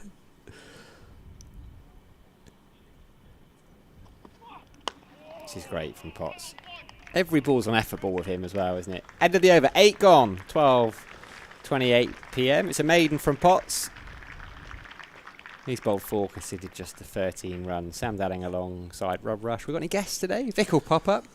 Hopefully, yeah. You'll be delighted if Ryan Campbell pops over. Will Gibman came on last year. Basically, it's an open invite, isn't it? It is an open if invite. They do happen to have it on in that dressing room. All welcome. Sure, people on live stream would also love to listen to them more than they would love to listen to us. Absolutely. Here we go. The 6'8" Daniel Hogg Bowling didn't chuck the ball. from the Lumley end. It's from this end, isn't it? Finkerland's where he took his 5 for or 7 for last year.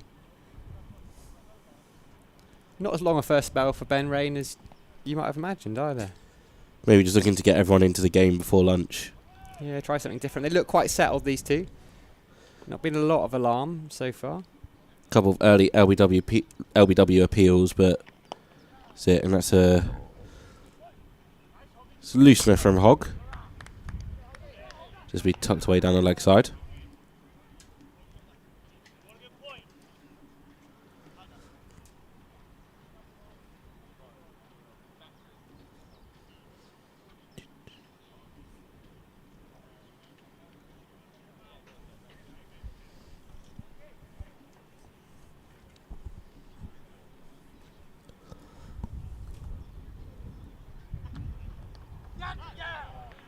Edged.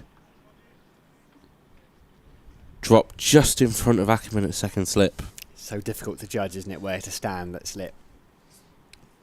Particularly when a new bowler's come on. I mean, Diogo had that helmet on at third. It's like you take problem is you take a step closer and the next one flies past you at shoulder height.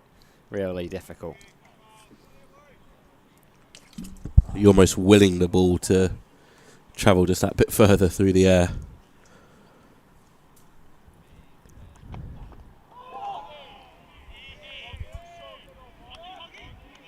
Good start from Daniel Hogg. Got his first pro deal over the winter. Deserved. 3-year pro deal running up until the end of the 2027 season. See why Ryan Campbell rates him so highly, and not only has he got good players, great players to learn from, Graham Onions as your bowling coach isn't a bad one either. Did alright in his career, didn't he, Onions? It's a bit lovely shot. Save your legs, Robbie Yates. You don't need to run for them. Slightly overpitched, maybe trying to look for that inward movement, try and get some LBW or an edge going, and Robbie Yates, beautifully balanced, drives Daniel Hogg back down the ground for 4. Is that Ethan Bamber walking down in front of us, would you say? Yeah, it is Ethan Bamber going for a bat. Yeah, it's the balance, isn't it? They're obviously trying to find that Rob Yates outside edge. 3 slips in. He's potentially susceptible to it, but it looks like his shot is that checked off drive, so he will take it on, which they won't mind too much.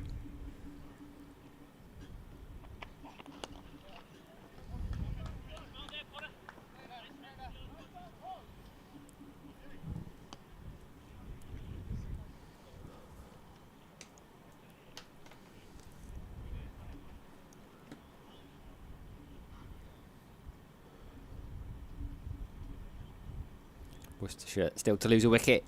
So say up at Headingley, down at Headingley. Essex have lost a wicket, 25 for 1. They're at Trent Bridge. Fergus O'Neill has picked up that one. Charlie Allison, highly rated young opener. Pinned WW for 11.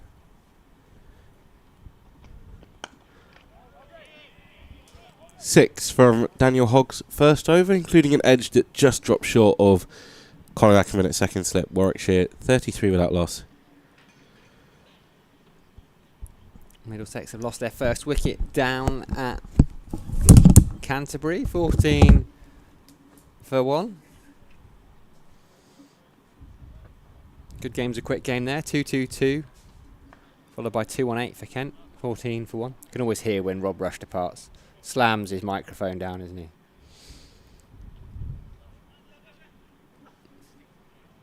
We'll teach him. He's only young. Over the course of the season, we'll get him to place that microphone down. And he's off for a comfort break.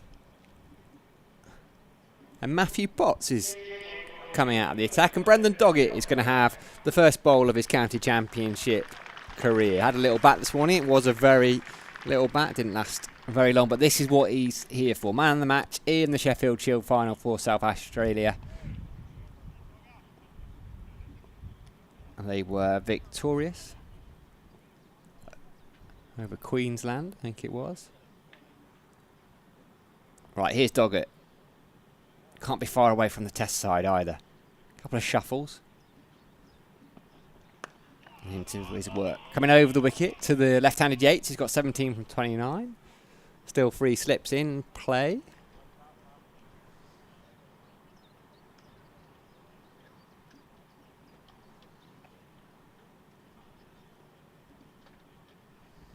Initially here on a 28-day visa. If he does get picked in the test side for that World Championship final, Durham will be hoping so, because that might mean they can extend his stay.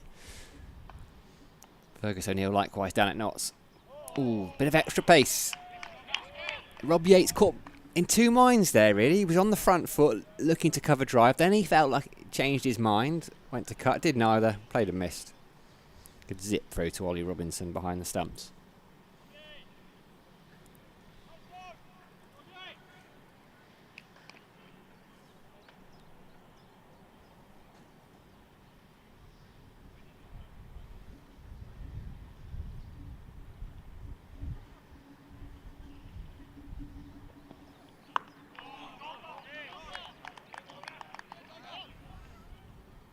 Just look to have just that little bit of extra pace, bit of extra bounce. Back of a length there. 1,000 of you watching on the live stream. It's a glorious morning here. It's not even the morning anymore, it's the afternoon. Time flies so much when you're having fun.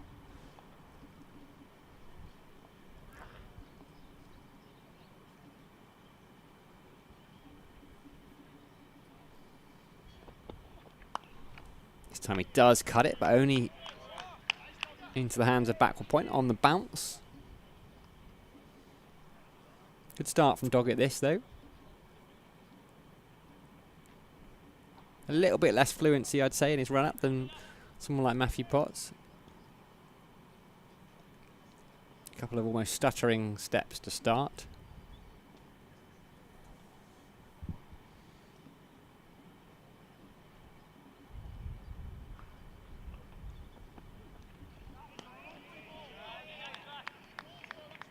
Good line straight away. Good carry through to Robinson, who's maybe a step further back than he was for anyone else. Certainly then for Rain and Hogg. Durham's 2 quicker bowlers operating from this Finkel end.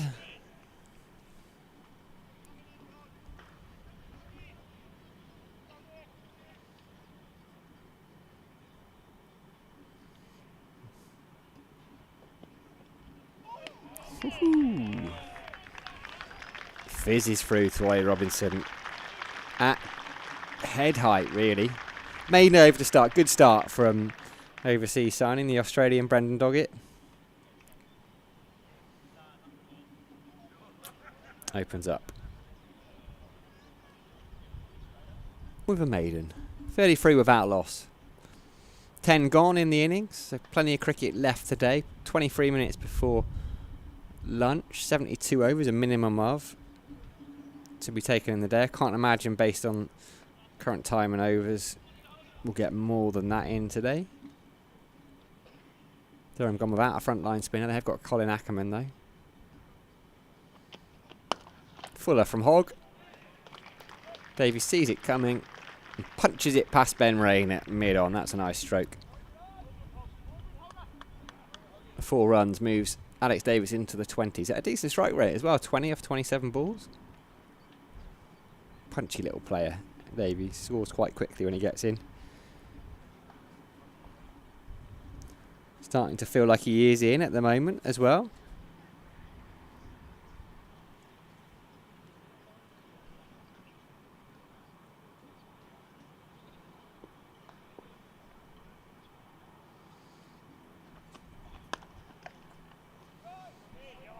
There he is. Rob Rush is back. We've missed him.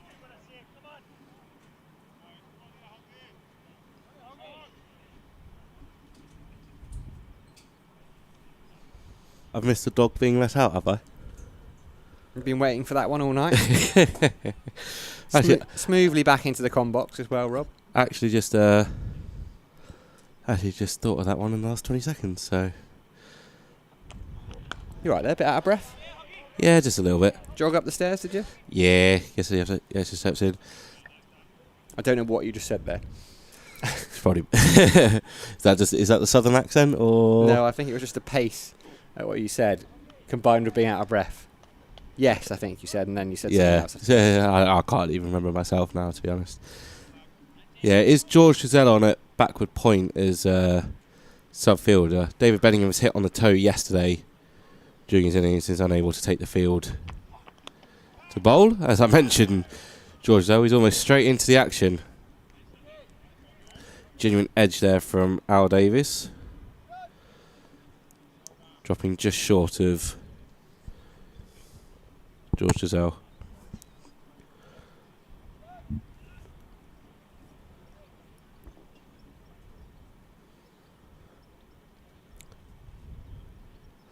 South Northumberland 2s are in action today. Are they? They are indeed, as Dan Hogg charges in once more. Short and pulled convincingly by Alex Davis. Ben McKinney sets off, but it is just picking up the ball from the boundary open. Warwickshire's opening duo are getting them off to a very good start here, leading up to lunch ahead of lunch on day 2, sorry. Yeah, South Northumberland seconds, they're playing Blackheath CC from Kent, the Durham Nursery Ground, and that starts at 1 o'clock. So when we go off for lunch here, they'll be in action on a nursery ground. It's a long way to come for a friendly. Presumably they're on tour. You would imagine so. Imagine they should come up for the day. Early start.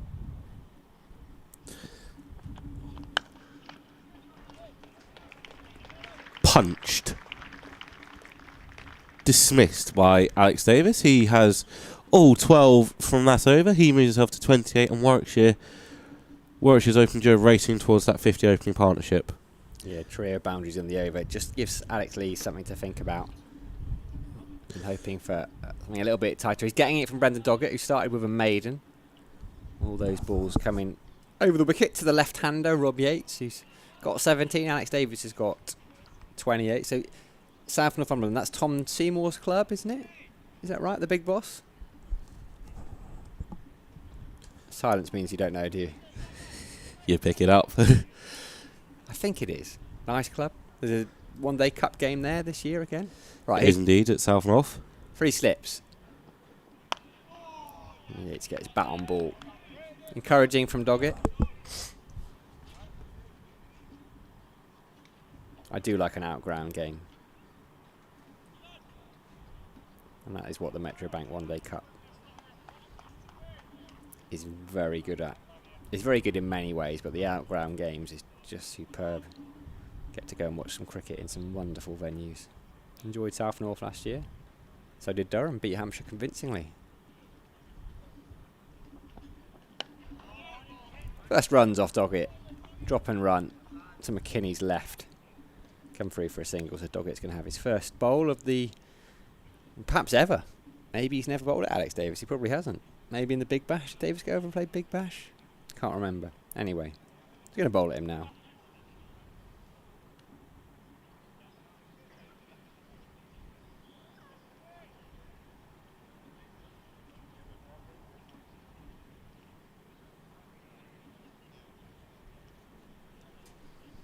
Just conversation between Doggett and Lees, getting the field right. I think it's still 3 slips. Ben Rain's down at a long leg.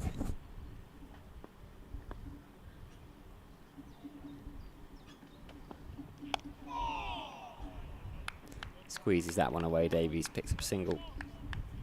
Moves on to 29. Durham Boy desperate to take a wicket here before lunch. These two have just looked very settled, as you said, Rob. Couple of LBW shouts early doors.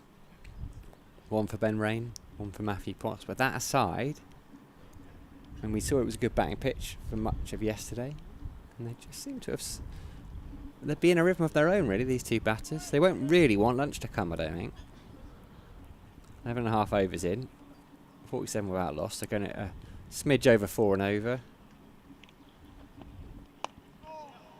Happy to drop and run against Doggett. Rotate the strike, make the Durham field work. Right-hand, left-hand combo. You right-handed or left-handed when you bat?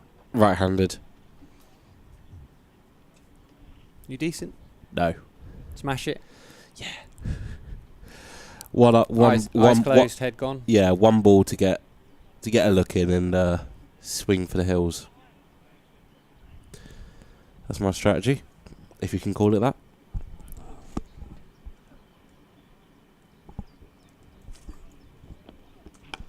Shorter. Davies plays it well in the end. Want to get back playing. Not played cricket in ages. Want to get back playing for a club. You're all over the shop. That's the problem, isn't it? A well-travelled man. Cambo might need you for the one-day cup. You could do a job, couldn't you? If Cambo needs me for the one-day cup, you are available. Not only am I available, but he is scraping the very bottom of the barrel. Well, you just never know, Rob. I say you should bring your kit every time. This is good from Doggett. He's very tight in at the body. Not a lot of width. They did pick up 4 off the over. 49 mark loss. 12 gone.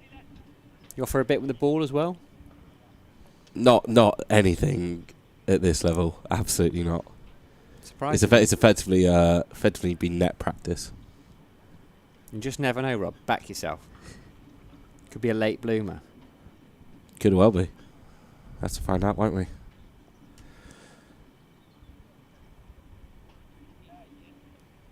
Jordan Clark getting in on the action down at the Oval now. Hampshire 92 for 4. Best all-rounder in the country not to have played internationally? And so a solid shout. Don't think you'd be too far off. Amelia Gay is moving out the slip cordon for Daniel Hogg.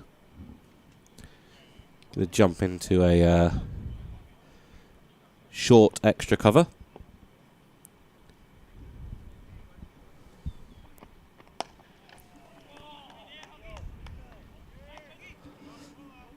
Essex have lost their first wicket at Trent Bridge.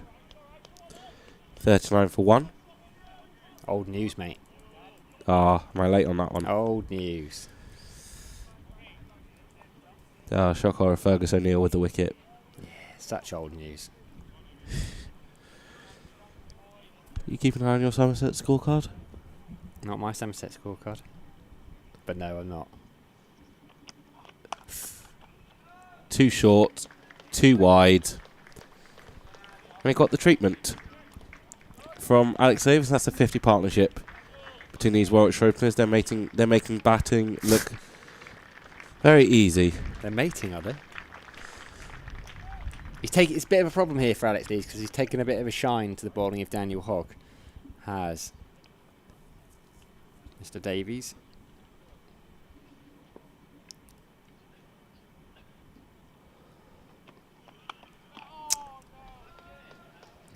That's going to hurt. Munigo having just moved out of third slip. That one trickles right past Colin Ackerman at second, where Amelia Gay would have been.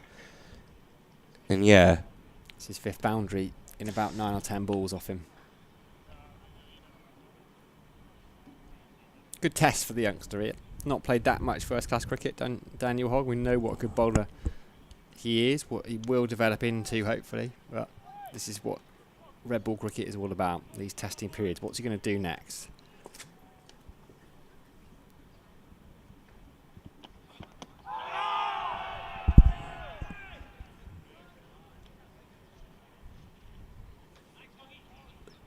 Better reply from Hogg there. Not quite the celeb appeal that Ben Rain and Matthew Potts brought out for their LBWs, for their LBW shouts earlier on. Can just tell Matthew Potts has been around Stuart Broad. Can just tell he has. School of celeb appealing. Stuart Broad, if you nick that idea, I want royalties, please.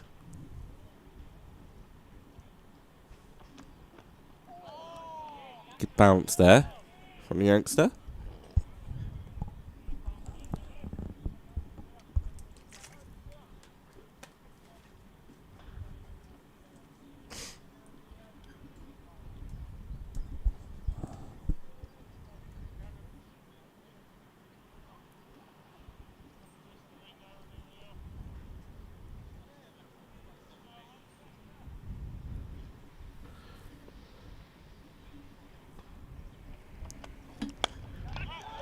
Oh, what a catch, Emilio Gay. Slapped at him by Al Davis. Daniel Hogg responds after being tonked for back-to-back boundaries. He has the breakthrough. Warwickshire 57 for 1. Emilio Gay, the sharp hands, the quick reactions. And the Warwickshire captain has to go. Yeah, we asked the question. We said, how would Daniel Hogg respond to those 5 boundaries in a short space of time? Well, he nipped one back. Struck him on the pads. Given not out, might have hit one. He definitely hit that one. It was a very good catch, and Durham have their first wicket before lunch. Needed that as well. 100%. Arrest the momentum that Warwickshire were building. 10 minutes now before lunch. Alex Davis as well, type of batter that could have gone big on the surface. As you say, it's still a good one for batting. Durham will be absolutely thrilled with that. Daniel Hogg ends his third over with a wicket. It has been slightly expensive so far, but he's got the 1 in the wicket column. He'll be frustrated with that, Alex Davis. You could see him wandering off. He would have felt probably he got hold of that one. Just a good catch. Good camera work as well there. Straight on to Emilio Gay.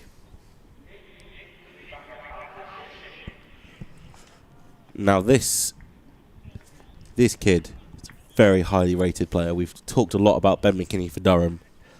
Hamza Sheikh for Warwickshire is another one to keep an eye on for the future. And maybe even the near present. I'm going to keep an eye on him now. Recommend that, mate. You are commentating from this over. England 19 skipper. As you say, a lot of excitement about him. Only a handful of first-class games. Best of 91 so far. But yeah, they like him. As we talk about that blend of youth and experience, just like we got up in the comms box. He'll be down the non-striker's end for now, though. Alex Davies, left-hander on strike. Dogwick's going to try a different angle around the wicket to him. Just giving him no room. There's just a little extra spring in the step of those Durham fielders. Wicket will do Tell that there, by the way. Alex Lee's charged in. Where do we put him in our rugby team? We didn't put him in yet, did we? Oh, to be honest, he could probably fit in that back row. I reckon blindside flanker. Yeah, I'll give him that. I think I'll give him the armband as well. This is good from Doggett.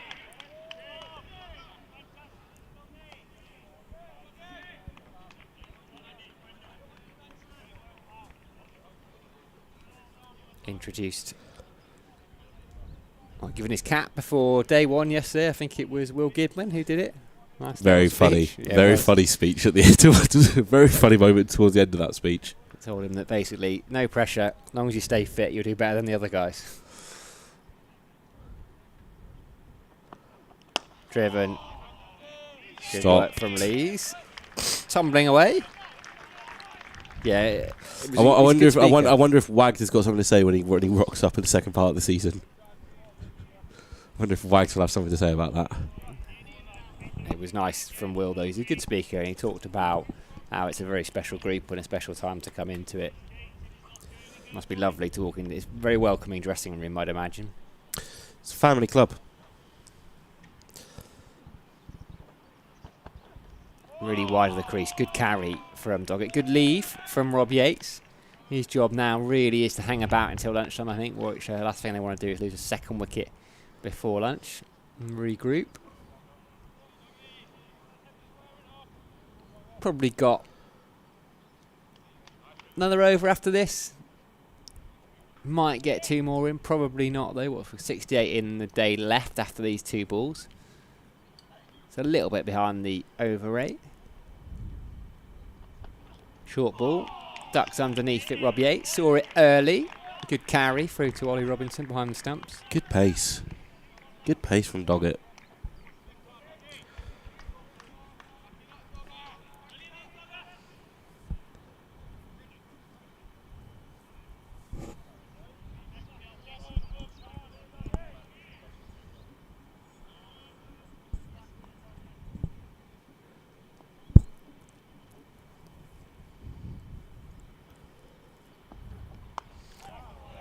Cut away. Uppish over the slips. It's George Drizzle who's left to trot off down towards the Lumley end boundary and pick it up. So 4-2, end the over. First boundary off Doggett. Yates moves into the 20s with that shot. 23 he's got from 44 balls. Warwickshire in reply to Durham's 3-8-7 all out. A 61 for 1. What did you order for your lunch, Rob Rush? Went with the beef stew, mate. Did you? Looking forward to that? Very much so. Fed very well here. Where's the milk monitor? I thought he was back today, Graham. Not feeling well, apparently. Hopefully he feels better soon, Graham. Missed him so far this year. I haven't. Been away with the twos, isn't he? He scores for the twos? Yeah, he scores for twos. I haven't missed him. Have you not? No. He hasn't missed you either, so. You say the feelings mutual, I can no doubt imagine. Feeling for Dan Hogg as he wants another wicket before this lunch break. Props played a bit of 19s together, these two. I haven't looked at laptops just died, but. That's a rookie error, Sam. No, I know. That's a rookie error. I'm trying to remember if Hogg's played some England age grade stuff. Maybe not. He was a bit of a late bloomer, wasn't he, as a bowler? Oh my word, Daniel Hogg. That is how you respond to a leaky start. Hamza Sheikh gone without troubling the scorers. Dan Hogg has 2. And Durham making inroads into this Warwickshire batting lineup. Oh, that's an absolute beauty. No better sight for a quick bowler. That middle stump is out the ground. Bowled straight, maybe nip back a little bit. Sheikh played all round it. He has to go without scoring, and what a comeback from Dan Hogg, whose head could easily have gone down after that flurry of boundaries against him. He's gone, no, I made a sterner stuff than that. He's got the first 2 wickets of the innings. Beauty, you're just looking at a replay, aren't you? It looked to Perla, didn't it? An absolute joy. Huge applause. My ear, I'm nearly deafened by your shouts in my ear there, Rob. Beauty. Technical term for it. Beauty. Absolute Perla. Top of off. Aiming for top of off. Gets that movement in. And Hogg has 2. And this sort of reply is what Ryan Campbell would have been looking for. It's the character. It's the character element. You've got to say, in a Durham team that's full of a lot of experience, it's the youth that's doing the business so far. Again, bit like in here. Speaking of experience, Sam Hain. He's a player, this boy, isn't he? How has he not been capped for England more? Oh, I know. At least he has been now. Taking his guard of middle there. Capped by England just for the ODIs.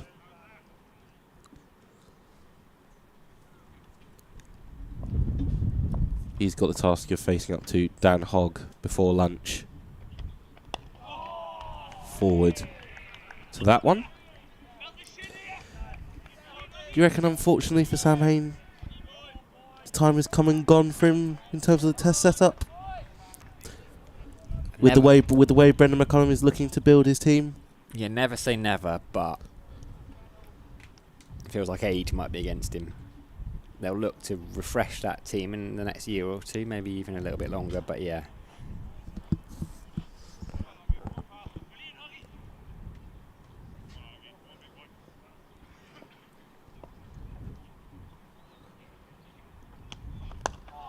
Fuller from Hogg, well stopped by Ben McKinney. Sam Hain able to get off the mark. Just to finish off on that England under-19s chat, Hogg has played for the under-19s. Not sure if him and Hamza Sheikh have played together, but if they have, it's not a bad little reminder for Dan Hogg to have.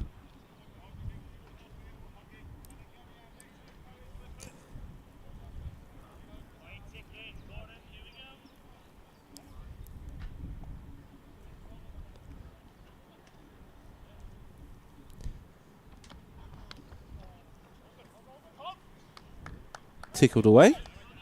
And a no ball as well. Youngster just overstepping. excitement. Change of angle as well. I don't think he's bowled round the wicket yet. We can forgive him that.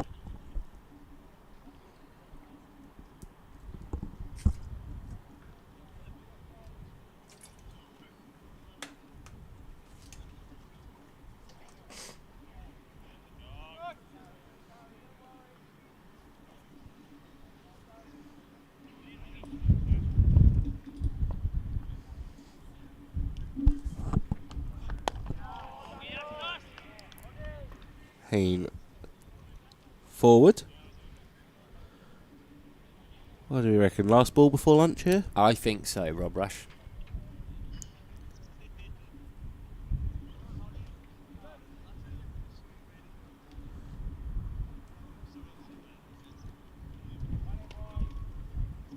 .59 on the scoreboard. Not sure we're going to be in a position to start the next over by 1 o'clock.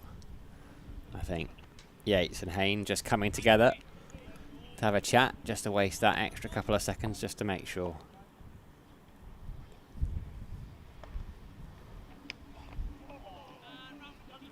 Through to Ollie Robinson, and that will be lunch on day 2. Durham were very quickly trying to scamper around, and then Ollie Robinson took a look over at the scoreboard, saw the 1 o'clock, quickly turned around. Warwickshire wrapping up the Durham innings early this morning, but not before Ben McKinney could go to his maiden 150. Durham picking up the extra batting bonus point, Warwickshire picking up the extra bowling bonus point. They take the maximum of 3. Warwickshire then getting set into their work. Rob Yates and Alex Davis looking comfortable out there before Daniel Hogg, after an expensive start, picked up first. Alex Davis, a very sharp catch by Emilio Kay in at short extra cover, and then Hamza Sheikh removed by a perler from Hogg to send him back to the sheds without troubling the scorers. Brendan Doggett has his first 3 overs under his belt in a Durham shirt as well. A couple of LBW appeals early on, 1 each for Rain and Potts, but Warwickshire going to lunch 65 for 2, trailing by 322. And me and Sam are going to pop off for a spot of lunch, and we'll be back with you in around 40 minutes' time.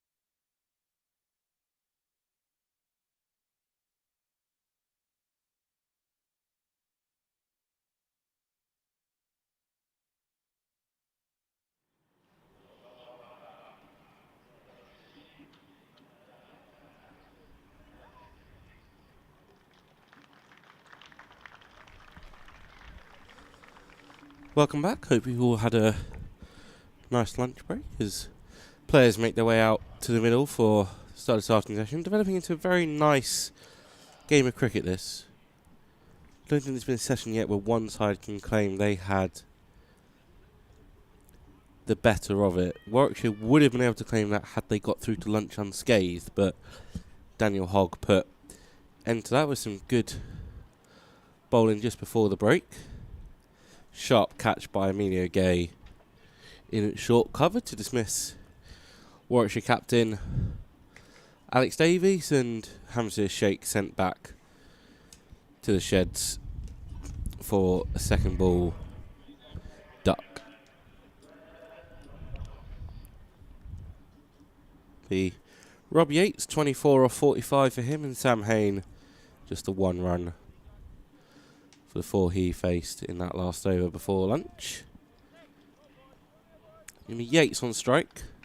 Brendan Doggett is going to continue from the Finkel end. Round the wicket. And he's met with the full face of the bat from Yates. Good chase from Hogg. Will keep it just a couple.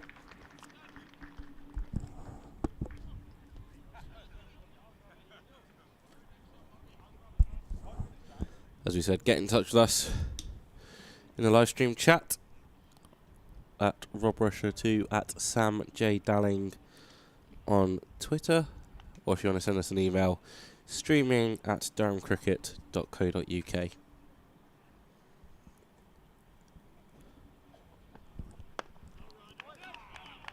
Some of us appeared on time for the start of the afternoon session. Some of us, like Sam Dalling, taking a little bit an extra stroll. I was just saying upstairs, good thing one of us is a professional, Rob Rush. I was caught. I was engrossed in the bookshop downstairs. It's very, it looks very nice to Yeah, Durham Foundation set up a second-hand bookshop down there. Loads of cricket books, loads of sports books, loads of fiction as well. Well worth a look if you're in the ground.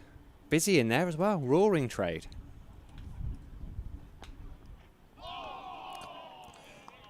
Seen some bounce high. That one's kept low on the way through to Ollie Robinson behind the stumps. Durham fielders intrigued.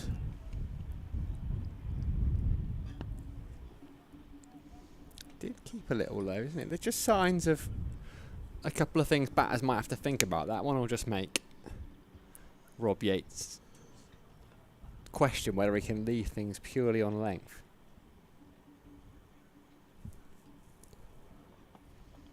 Nice shot. Straight at Lees though, who's been in the game. I think if you're a fielder at a wide-ish mid-off to Rob Yates, you can expect plenty of action. Lees immediately going to work on the ball. Callum Parkinson's been having a net over lunch by the looks of things. He and Will Gidman. An expert on that slinger, Will Gidman. You try and wave at Parky again, or are you still upset at being ignored this morning? Yeah, Cal's not in the good books.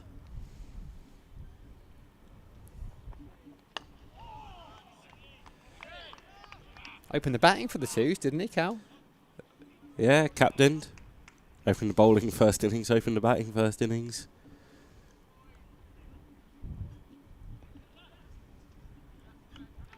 Luckily, Will Gidman was alert there and avoided doing that village thing of walking right behind the bowler's arm.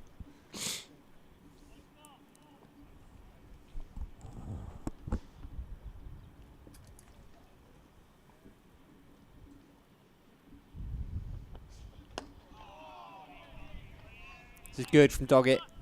Decent first over after lunch. Just a couple off it. That very first ball. Warwickshire 67 for 2. Yates has got 26. Sam Hain has 1. It's a nice training top, that. It's lovely, that kit. Very nice training kit. That Canterbury kit. No, Durham have. I was in there, sold out. There was loads of people after their yearbook. So popular next week, they were told. Flying off the shelves. But yeah, the Canterbury training kit is very nice. Going to be a change of ends for Matthew Potts. He'll kick things off after lunch from the Lumley end. Bowled in the morning session from the Finkel end. One celebrity appeal turned down. Did find a nice line of length as well. believe for his maiden over, 4 overs, none for 13 for him. With Sam Hain in his eyes. Getting him early is key. Believe these two were teammates during those Ireland ODIs back in 2023. Yeah, good shout. Oh, and what a start from Potts. Immediately testing the outside edge. Well, I like this on the Durham website. I got it wrong. It's not second-hand, it's pre-loved. That is what I should call it, the pre-loved bookshop. Some very well-read books in there. Well worth a look. I think George Scrimshaw played in that series as well. Was that one? Yeah. And Trent Bridge, we had an odd debut.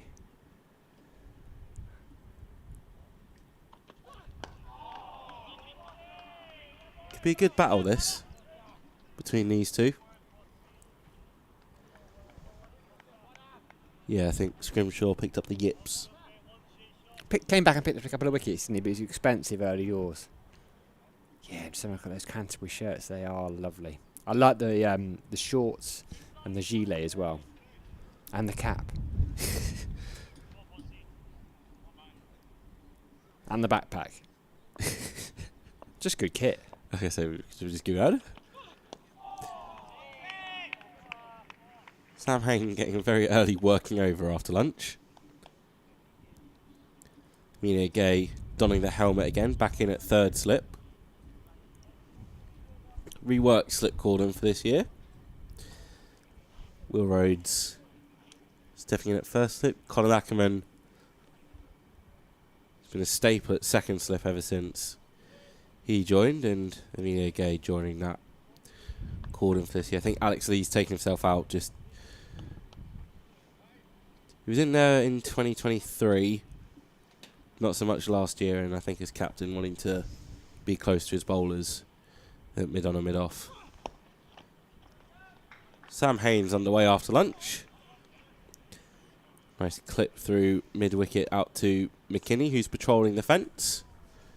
He's underway with a couple for the afternoon session.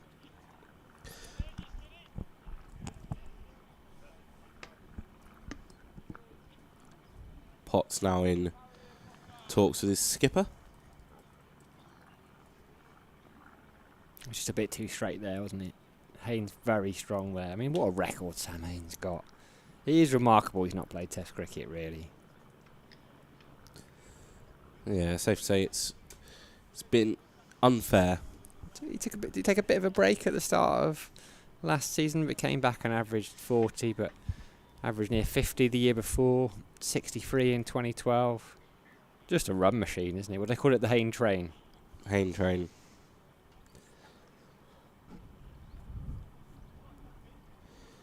.69 for 2 in the second over after lunch. Somerset all out for 201 down at Hove. Sussex lead by 93 on first innings down there.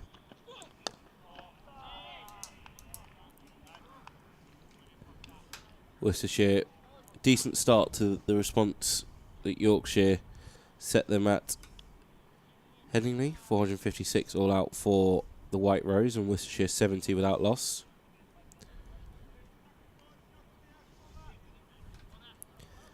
Essex 54 for 2 in reply to Nottinghamshire's at 347 all out. Hampshire 97 for 4 down at the Oval. Potts ends with a bouncer that Hayne comfortably ducks underneath. And looking in Div 2, Middlesex 33 for 2. They lead by 37 against Kent. Northamptonshire going strong at Old Trafford, 454 for 7. They are. Lewis McManus into the nervous 90s. After Saif Zabe, 116. James Sales, 92. Luke Proctor, 64. Calvin Harrison adding some low order runs as well, 39 from 65 for him. That'll be frustrating, Lanks, as well. Because they've got Turner up there. Right, here's Doggett around the wicket to the left-hander. 3 slips. 2 straight. Flicked away. Fielder at deep backward square, but isn't going to be able to cut it off. Yates plays that shot really nicely, moves on to 30. Just in front of mid-wicket, that was already.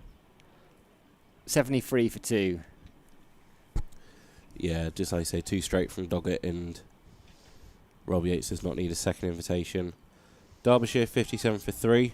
In reply to Leicester's 484, so Leicestershire have their first bowling bonus point. And Gloucestershire still batting against Glamorgan at Bristol, 495 for 7. Those are the scores on the doors around the county championship.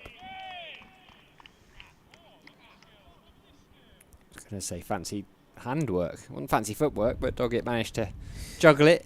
Wasn't looking behind his back. Got a bit of acknowledgement from his Durham teammates as well. Decent crowd in today, isn't there? Fair few people doing laps amongst, I mean, you, Sam and Harry, always on a lap over lunchtime, but a lot of action down there. Shop was very busy when I popped in.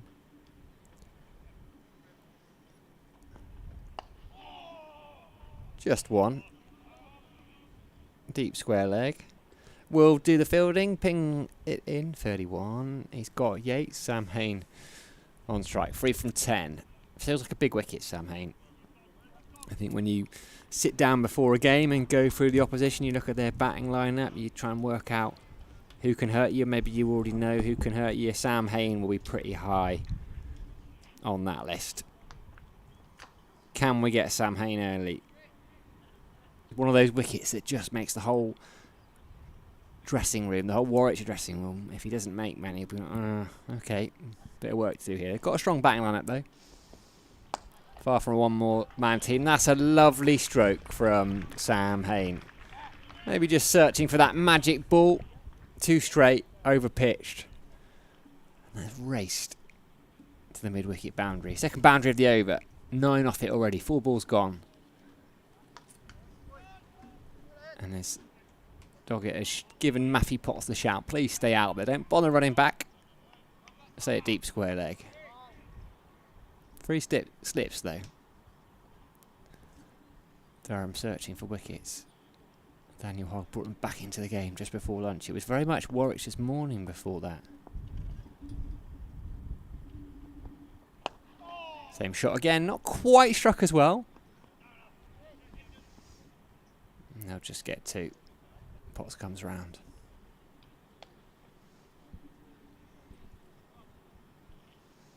Saw a bit of Vic Domain, didn't we, at lunchtime as well? Might get a bit of him on the stream if he can haul himself out of that deck chair over there. He tells us he insists deck chairs are available for the rest of his staff, but they've just elected to have the uncomfy seats. Got a couple of newbies on the ground staff as well, Vic. Rest and rotate. Good bouncer. Ducks out of the way. 11 off the over. You got your microphone back on, Rob? Rest and rotation, I think, is the terms for Vic there, yeah. I know he's talking about giving his staff a day off. Vic's gone soft over the winter. What are these days off during the cricket season?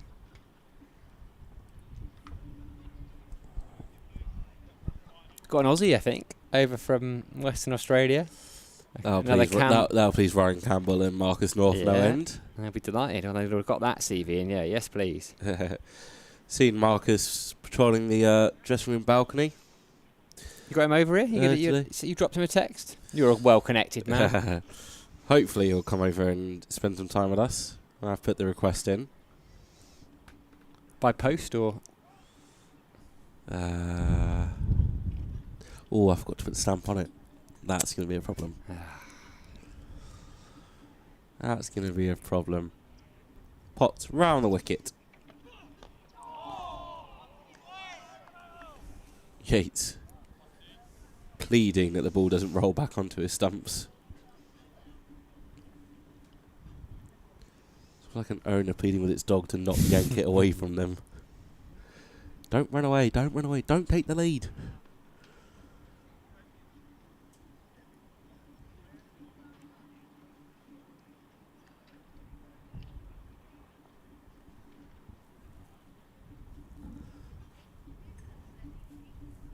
Three slips becomes 2 for Rob Yates. Amelia Gay has left the cordon and been Sent out to deep backward square.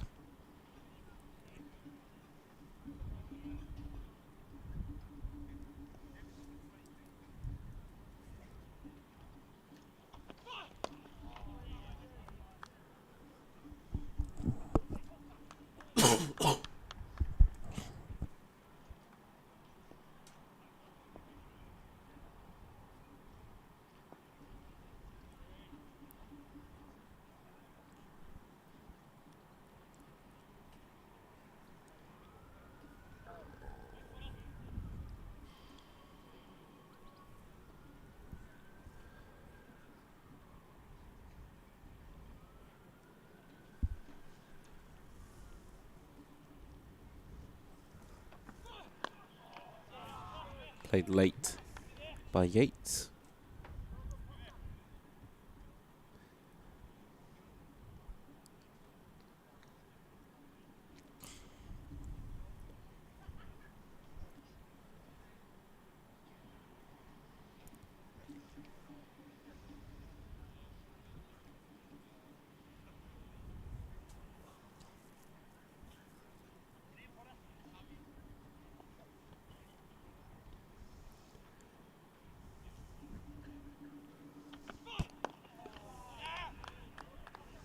Love the effort Matthew Potts puts into every ball. He does not know. He does not know anything less than 100%. It'd be annoying to play tennis against, wouldn't he? Or paddle. Do they play paddle up here? It's a bit of a craze, isn't it? These boys have definitely played paddle. Where's the nearest paddle court? I believe it's in Durham itself. Everyone loves it.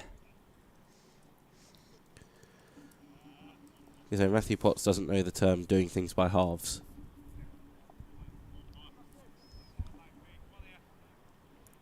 It's full go. All the time.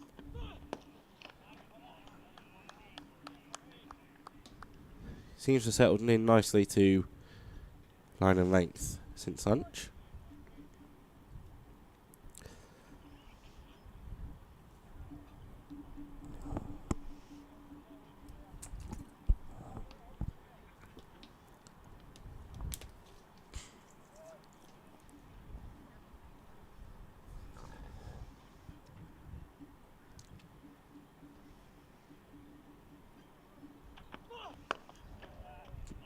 Maiden. From Potts, his second, 80 for 2. They love a maiden, this crowd, don't they? It's warm applause every time there's a maiden. 2 maidens out of his 6 overs so far for Matthew Potts. 0-15, he's got good economy rate. Still searching for that first wicket of the game for him. Daniel Hogg, the man to pick up both those wickets that you can see on the scorecard. Brendan Doggett too, looking to pick up a first wicket in a Durham shirt. Very successful Sheffield Shield season for him. Won it, one man of the match in the final, 11 wickets in that game, 44 in total. Got a bit of a roll. I always admire people that play red ball cricket all year round. Just get off a plane and keep going. It's got to be tough on the body, particularly for the bowlers.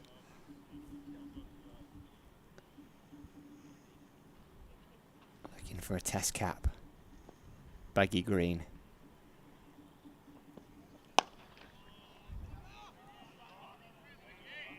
Sam Haynes only got 9. Just a couple of shots he's played. That was a beautiful drive, albeit straight to a fielder. And the one he whipped off his legs an over or so ago. Need to get him soon. Can't afford to drop him. It's similar. It's the equivalent of dropping Beddingham, right? And it only cost Warwickshire 29 runs. They were lucky, really, particularly as they dropped him twice. Got to concentrate now. If you can get Sam Hayden, can't afford. If he gives you a chance, you have to take it. Edged and put down at first slip. There was that chance. And it's gone begging. Brendan Doggett, just that little bit of extra pace, a genuine outside edge from Sam Hayne. And it's Will Rhodes at first slip, and there's Rob Rush on screen. Head in hands. It's regulation. The fact you just said it as well. You just talked about it for the previous 15, 20 seconds.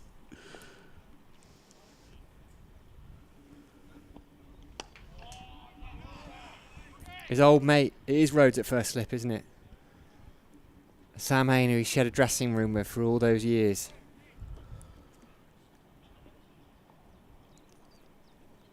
Well, Beddingham was given a lifeline on 29 and on 30. Sam Hain given a lifeline on 9. Stunned silence here.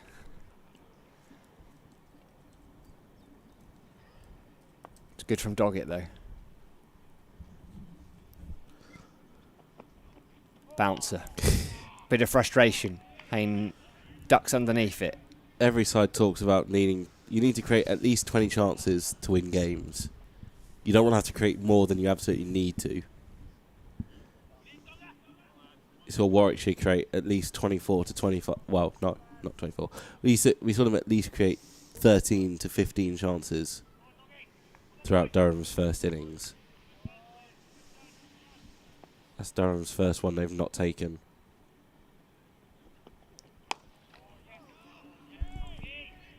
You've got to forget about that now, Will Rhodes. Difficult day with the bat yesterday. He's put that one down. All right, it's gone. It's happened. Got all the experience, Will Rhodes. I'm sure he won't let it get to him, but he has to just put that behind him. Be ready for the next one. Just taking a glance out to the right-hand side. I've looked at the deck chair. Empty. Empty.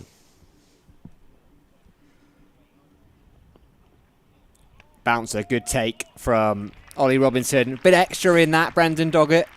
Bending his back. He should have had the wicket of Sam Hain. He should have his first Durham wicket. Not just could, but should. A maiden, but that is no consolation, really, to him. He found the outside edge. It was a genuine nick from Sam Hain. It was a routine catch, really, for first slip. It was put down. He tried to rescue it, Will Rhodes. He couldn't. Sam Hain remains there, unbeaten on 9. Yates has 31. Warwickshire are 80 for 2. It's important now, though, that Potts backs it up as well. That's 2 back-to-back maidens. Should be a wicket maiden in there. Potts needs to be able to back it up. Start applying a bit of a squeeze.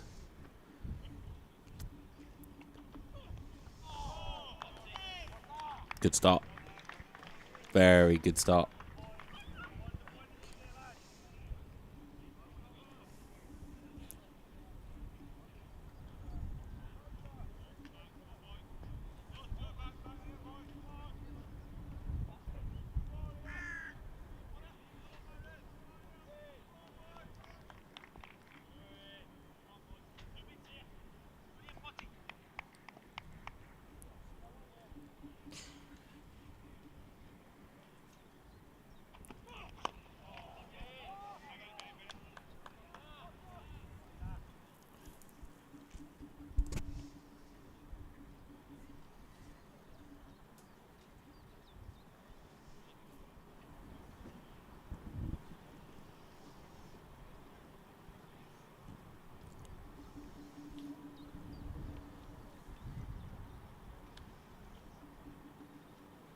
Sun just dipping behind some clouds away to our left-hand side temporarily.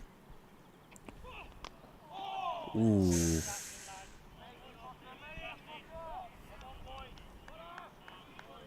A flashing drive, wasn't it, from Yates? Bottom edge, could have gone anywhere.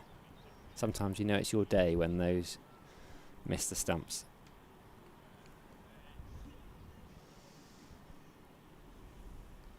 "15 balls without a run now. Good pressure."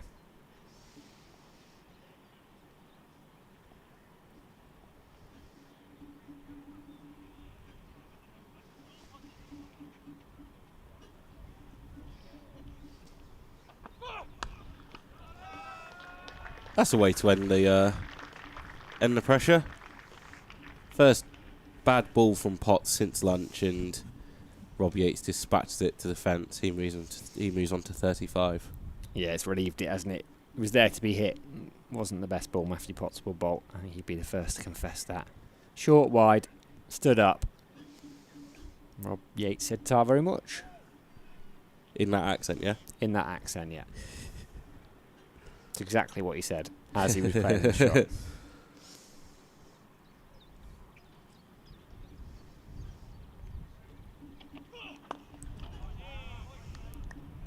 Straight back on it though.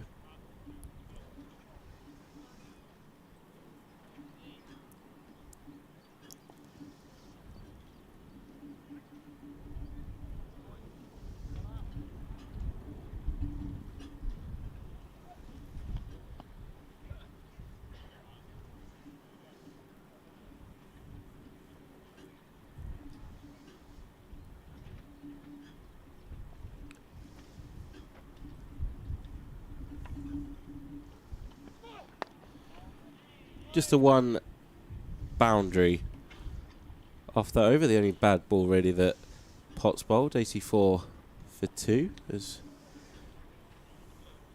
underway here in the afternoon session at Banks Group Riverside. Banks Homes Riverside, part of the Banks Group.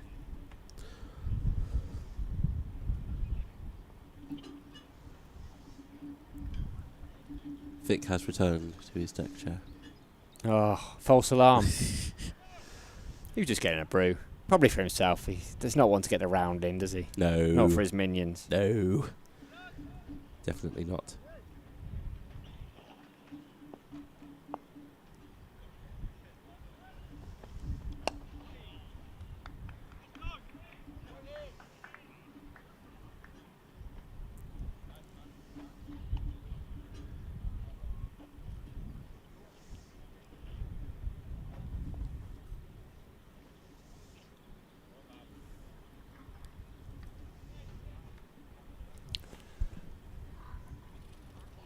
Here's Doggett then into his 7th over.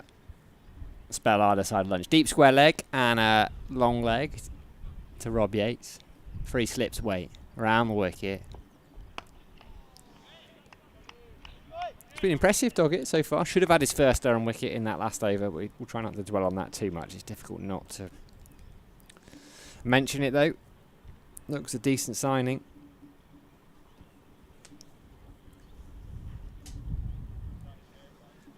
Hampshire 6 down for 118 at the Oval. It's going wrong there. We said how difficult it is to put back-to-back good days in against Surrey. Roach, Worrell, Clark, Fisher. That seam attack. Serious. Tucked off the hips. Just be 1 for Yates. I wonder if Matthew Fisher will come back into the England reckoning if he can stay fit. That's why he's gone down there to the Oval. He's still pretty young, Fisher. It's a couple of years since he played that test. Did all right in it. 12 of his 5 maidens, 1 for 24. Yeah, it was that period where England tried to move on from Broad Manson of England's own accord, or the ECB's own accord, rather than Broad Manson not being. Was it that West Indies tour they didn't get to? Yes, it was. We're pre-Basball, mate. No, cricket didn't exist pre-Basball. It was Joe Root's last tour as Test captain. Ah, yes. Because it was a 1-0 series defeat, I think. Was that when Trott played? Or did he play a few years earlier? He might have played a few Trott years was earlier. He did play in a West Indies series. That was his comeback. That was Dan Lawrence. Yes. In the middle order. Doggett, outside edge from Hayne. We'll give him the benefit of the doubt. Maybe he played with soft hands. First one to kick the turf is Will Rhodes at first slip. 4 runs.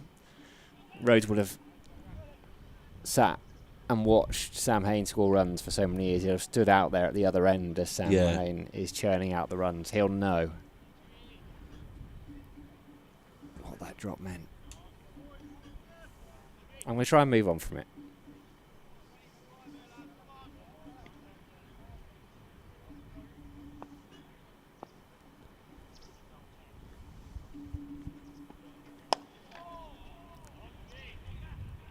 Played with a straight bat to mid-on. Sam Hayne, his V is there. It's like he's an onside player, really, Sam Hayne. I've seen him get out, caught a leg slip early in his innings. Bit of a ploy, him trying to step across, I think, and just turn one round the corner. Quite idiosyncratic player, always marking his guard. A lot of them do that. No trigger, stays perfectly still. They became very fashionable trigger movements a couple of years ago. I don't know if they've gone out of fashion slightly. End of the over, 22 gone. 60 left today as a minimum. So plenty of cricket left if you're still umming and ahhing about whether to head down. Maybe you just fed up of listening to Rob Rush and actually you'd rather watch the cricket without him and I in your ear. It's as good a reason as any to come down to the Banks Home Riverside, isn't it? They did a good video, didn't they, the Banks Home one, for announcing the sponsorship. Bit of social content. Sam Blacklock's an award winner, isn't he? Didn't Durham win an award over the winter? Yeah, won an award for our T20 live stream last season. Digital content. Beautiful.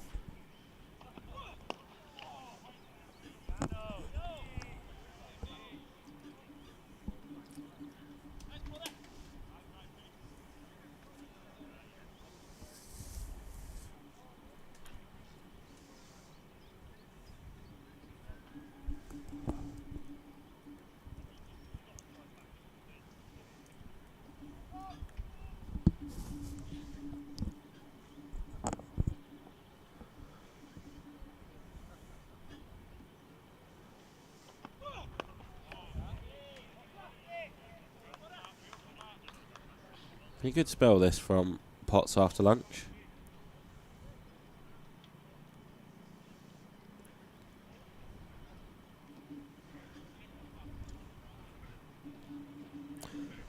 Partnership worth 29 between Yates and Hayne.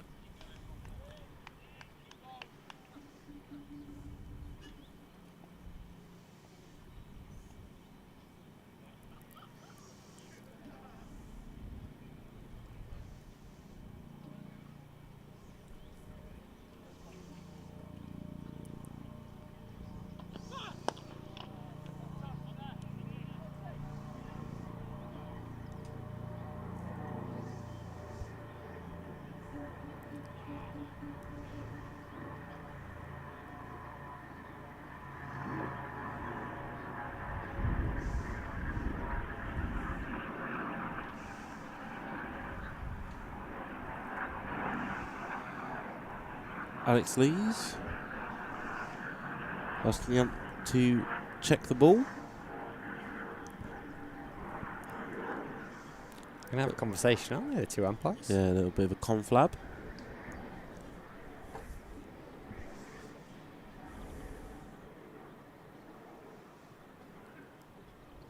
Will it pass through the ring?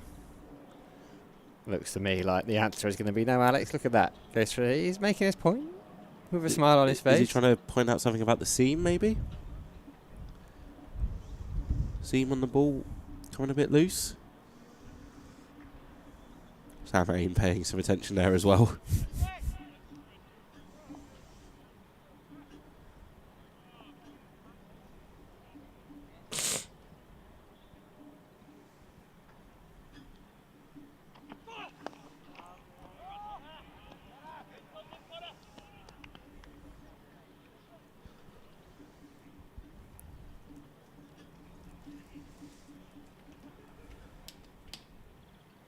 Further discussion between these and the umpire there.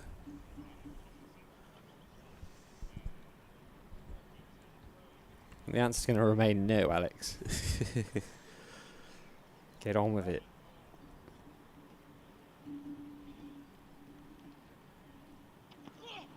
Full. Attempted Yorker there from Potts. Flicked out towards Ben Rain. Just be a single for Yates. Surprised I haven't seen a little bit more of Ben Rain so far in this Warwickshire inning. He's bowled 4 overs before lunch. Imagine being to attack pretty soon. Yeah, well, the lunch interval came at the right time to allow Doggett to bowl a longer spell, so he could have a bit of a rest. He's bowled 7 overs off the reel. But yeah, potentially. Still not seen Rhodes, not seen Ackerman yet. You'd think Rain will come back. Do they call him Purple? What's his nickname?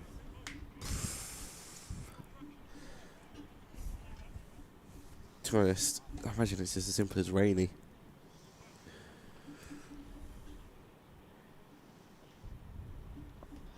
Don't think John Joshua think too hard for nicknames. Bouncer from Potts to end. What's the best one in there?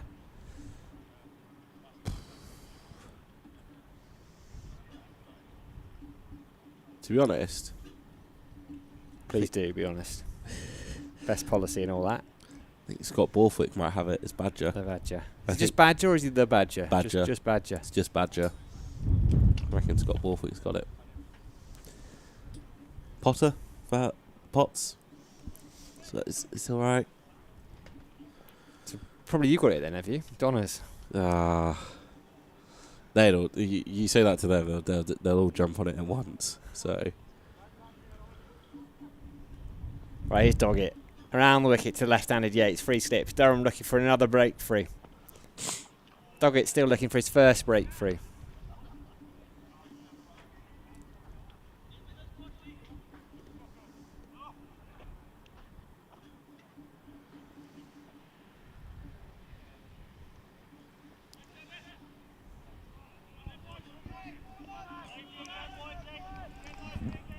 Plenty of encouragement from the Durham fielders. Still got plenty to smile about. We were saying off air, Rob, weren't we, that this game's very even at the moment. It's, each time someone nudges ahead, it's pulled back. yeah, I don't think there's been a session yet where you can definitively say either side had the upper hand. We were close, weren't we, with the morning session today? If Warwickshire had got to lunch unscathed, then I think, well, I don't think there would have been no doubt that it would have been Warwickshire's morning session. But Dan Hogg picking up those 2 wickets before lunch, just tipping the scales back again. It's like a seesaw. Just tips one way then the other. Good bouncer. Ducked underneath it by Yates, been very patient. As I think it's Potts, just runs over to Alex Lees, the skipper, to have a chat. Maybe he's seen something, maybe he's got an idea. Maybe the chat is Alex Lees wants him to come off and Matthew Potts has told him, get stuffed. Maybe. I want another one.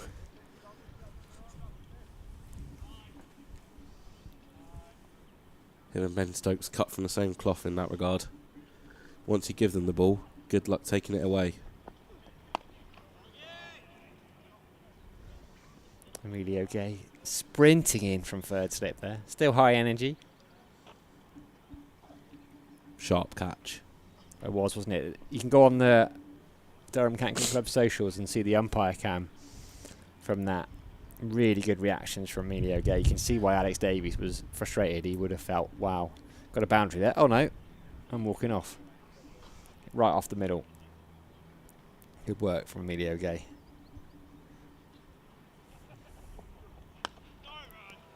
First bit of overcast weather we've had this game. Yeah, where's the sun gone? Vic's still out there in his shorts. Do you reckon he ever wears trousers, Vic? No. In what situation? What might it take for Vic Domain to cover his calves up? Minus 10 degrees. I don't think it's temperature based. We'd have to be an occasion.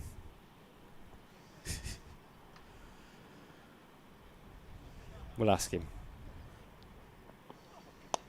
Flicked away. There is a fielder out there, a deep square. End of season dinner. Ben McKinney? Nah. Oh no, I've seen him in a suit for end of Have season you? dinner. I've seen him in a suit for end of season dinner. It must be a bit weird. Is that like when you see a teacher out of school? Like, oh, you exist as a human Yeah. outside of being the head of the ground staff here. Daniel Hogg's warming up. End of the over, 92 for 2. Ben Rain has his cap off, so you're right about that being the end of Matthew Potts' spell. You're always right there, Rob Rush, aren't you? Some have said this. Some have said I'm always wrong.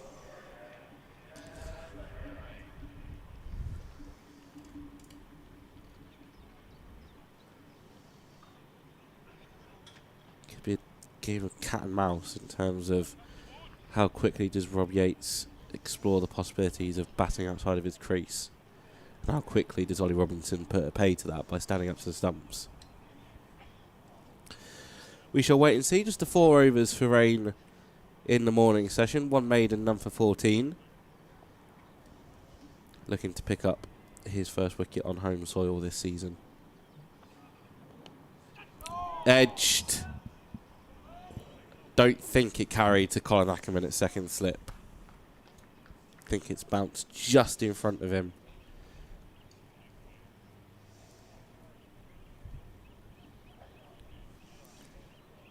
Nearly, though. Very nearly.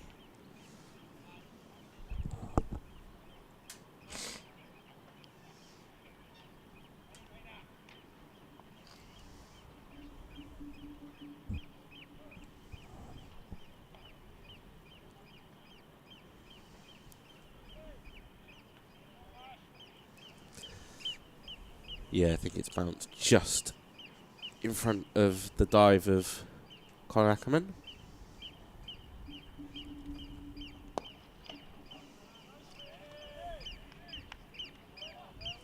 Yeah, it was wide of him, wasn't it, as well? To his left.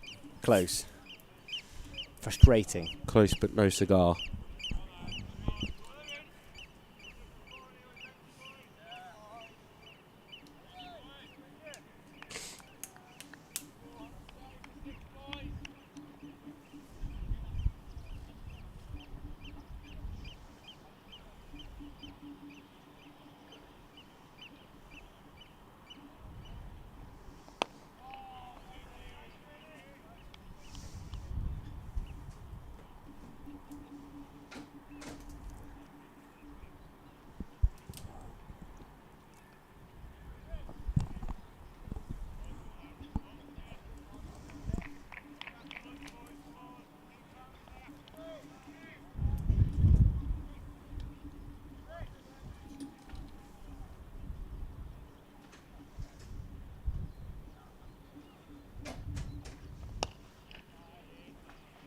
Packed field there on the offside, you can see. Very tight. Got George Giselle at backward point. Matthew Potts at a short point. Ben McKinney's in a cover. And Dan Hogg is running at mid-off. So there is a gap at extra cover. Ben Rain almost tempting Rob Yates to drive through there. He's got the 2 slips in.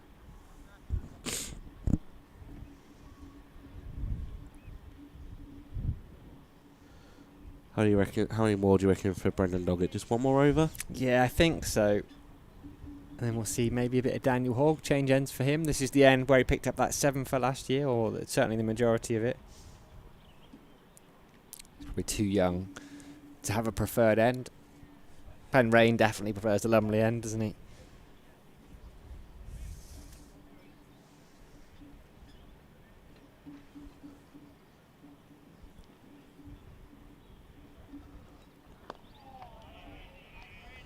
.96 for 2, just the edge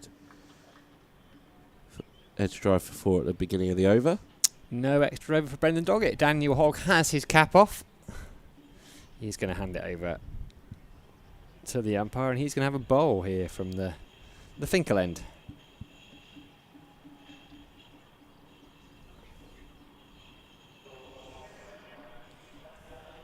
Sam Hain on 14. Have to face something a little bit different now. Not quite got the pace of Brendan Doggett as Daniel Hogg, but it's got more height, so you get a little bit of extra bounce. Just going through the last of his loosening up exercises with Doggett right next to him. Sends a slightly wayward ball that Doggett does well to deal with. Right, 2 slips now. And a catching mid-wicket.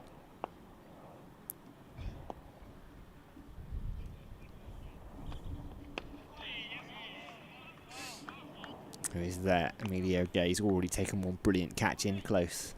That was on the offside. He's on the onside now. Can he do it again? Hain plays that whip through mid-wicket so well, but can he flick one in the air to Emilio Gay? That's what Emilio Gay will be hoping. That's what he's there for.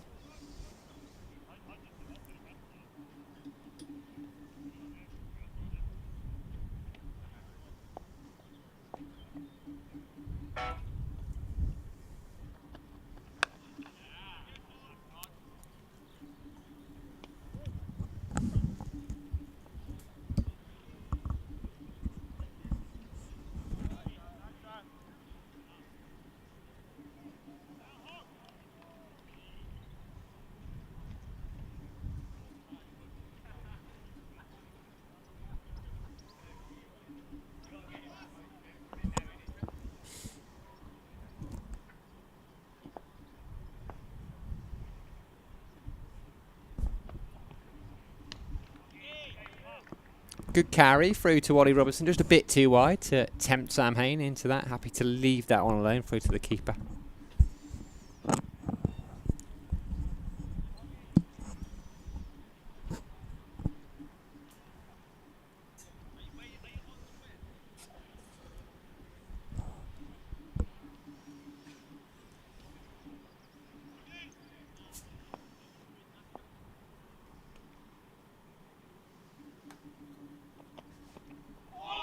better line.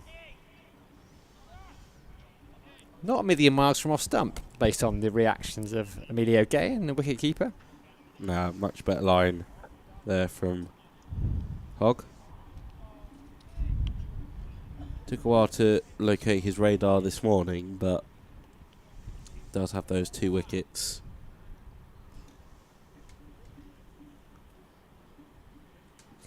If you do want to get in touch, streaming at durhamcricket.co.uk.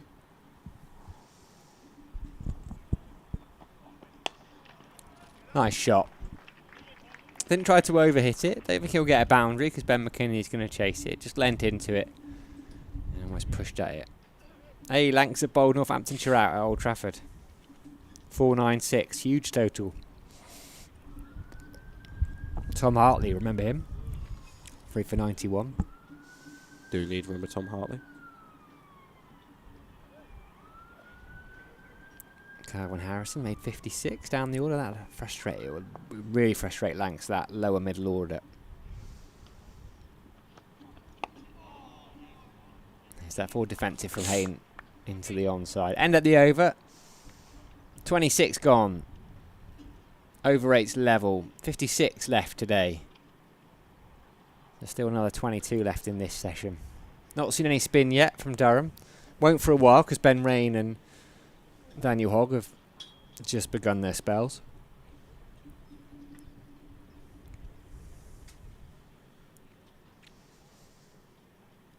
Maybe the token over before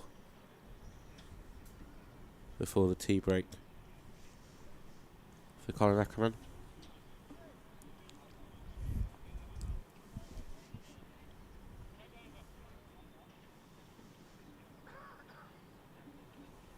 Robbie Yates, 42. But he will not add to it. Ben Rain has his first wicket on home soil this summer. Good line, good length. Tempted the drive, Rob Yates obliged, and Con Ackerman pouches the catch at second slip. Partnership gone. Broken at 37. Ben Rain has his first. Warwickshire 98 for 3. Yeah.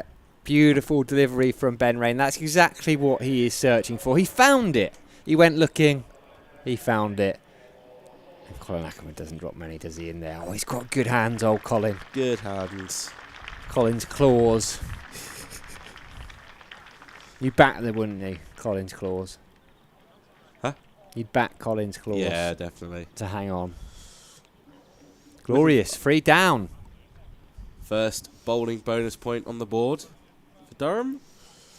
I'm looking forward to see how Dan Mousley bats. Looking forward to see how he attacks this innings. Doesn't seem like the type of player that's going to sit back and let the opposition bowl to him. I think he's going to be proactive here. International cricketer now as well, Dan Mousley, as we've been told. Dan Mousley. Averages 26 in red ball cricket, yet to make a first class 100, but just talent, right? Seriously talented player. Him and his mate Jacob Beffel at Warwickshire. They Beffel could be not household names on the international scene for years to come. It feels like Beffel might be already. He's getting there, isn't he? What did Mosley play? A couple of ODIs, maybe 4 T20s? Yeah, he's played ODI, played white ball cricket internationally. Not really been given an extended run yet in either side. It's hard though, isn't it, when you come in, when you're his type of player, because you're coming in down the order, you're either a finisher or you bowl a few overs. So you've got to be given a chance to bed in. A bit like Livingston, right? England gave Livingston a lot of cricket. They've stuck with him. Bats high up in the blast though, doesn't he?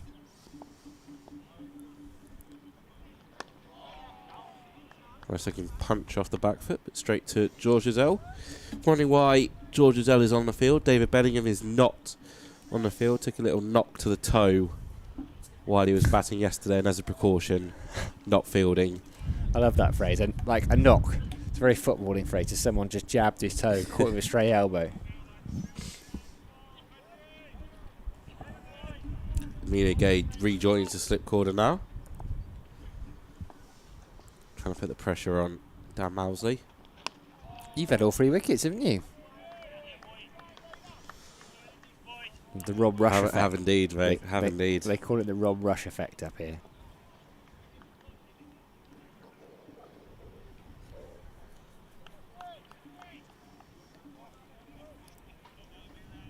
You had the McKinney 150 earlier, didn't you? I did. You were gutted not to be on for his 100, weren't you? Emily Windsor was on the that one. Very good call. She's brilliant at it, Emily Windsor. More experienced than you and I, though. Down on the south coast, does a lot of BBC work. International commentator, Emily Windsor. Yeah, she's going to be doing a fair bit of comms with us as well on the live stream this year. I hope so, yeah. Well, she's busy, isn't USA? She's a physio, still working as a physio with the Pathway. She might have a game today. Is there an academy game or something that she's working at? Yes, I'm sure I she believe, said that. I believe she might be with the Durham Academy as the physio. Yes, they've got a friendly, right? Away at Middlesbrough, if I remember correctly. So do they still play in the Premier League, club cricket at the academy?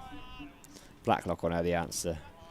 Rushy shrugged his shoulders, looked at me as if I'm the worst human in the world for asking him that.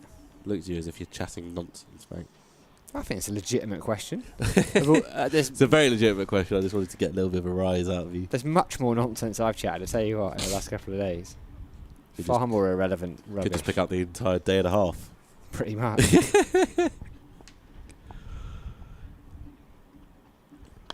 Wicket maiden for Ben Rain.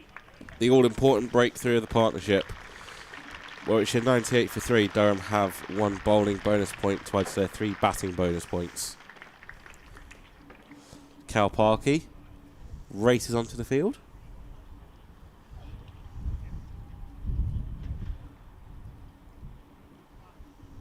Umpire wants an extra. Maybe he's feeling the wind out there. I think the umpire wants an extra jacket. Oh yeah, good spot, Rob Rush. Eagle eyes, mate. Eagle eyes. There you are. Nothing gets past you. Love slamming those headphones down there, don't you? Right, Daniel Hogg. He's got a couple. Can he add a third? Durham have 3. Rain taking a wicket in that previous over. Hayne, oh, how they would love Hayne. Oh, it's a no ball.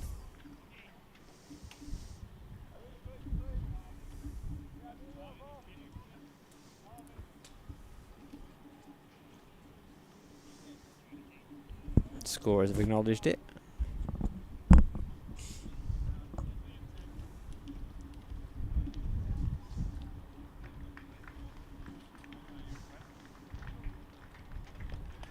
Right hand, left hand combination now as well for Durham to deal with as Warwick should bring up the 100. 27 overs, 3 down, even game at the moment. Durham may be nudging in front. They can get another one here. 100 for 4 through the top order. Dan Mosley taking his time. Hogg around the wicket. That is a beautiful shot. It was over pitched. Absolutely no need to run those. That's how you get off the mark. It is the perfect way to get off the mark. It's the ball you want, really.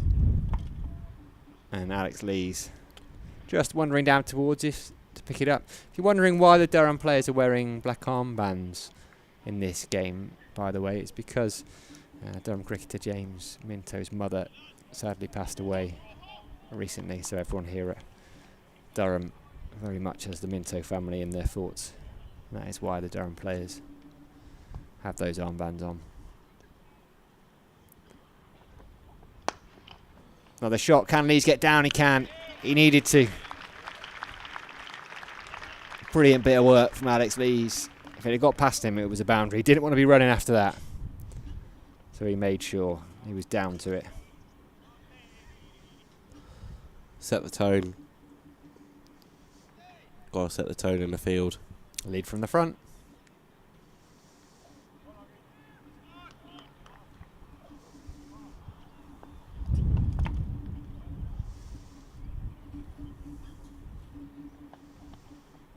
Just a bit too wide to entice Sam Hayne. I was just having a look at Bryden Cast teeing off up at Loch Lomond. Got his shorts on.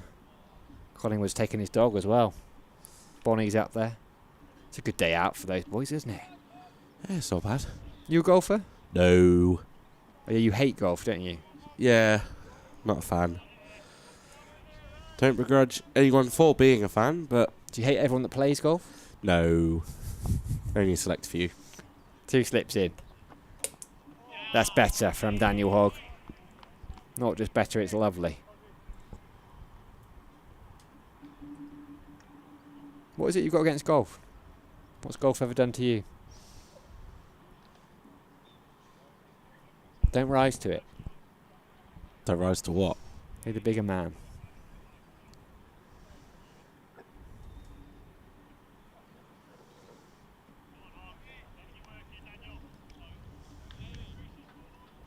Catcher in at short mid-wicket for Sam Hain. Got 17 from 33.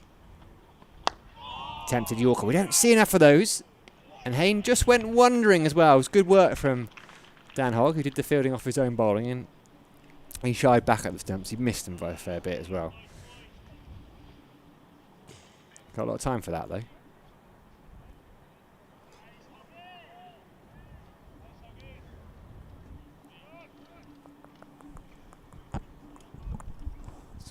Good for Durham, Brendan Doggett. Big smile on his face at mid-off. Chucks it back to young Daniel Hogg.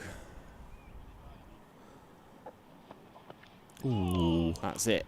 That's it on length. Hain leaves it alone. Gets a thumbs up from the umpire. I wonder what he was checking there. Was it whether his stride goes into the danger zone? I did see that last week, actually. A batter was playing in the game and the umpire was like, just be careful where you put your feet. I'm not sure entirely what the rule is there, because presumably you've got to be able to bat wherever you like. There obviously is something you have to be aware of. Yeah, because the bowlers, it's the follow through, isn't it? yeah, and it's normally a polite reminder, and then 2 warnings. Got to have a good warning. Oh, hello. There's a knock at the door. You know what that means?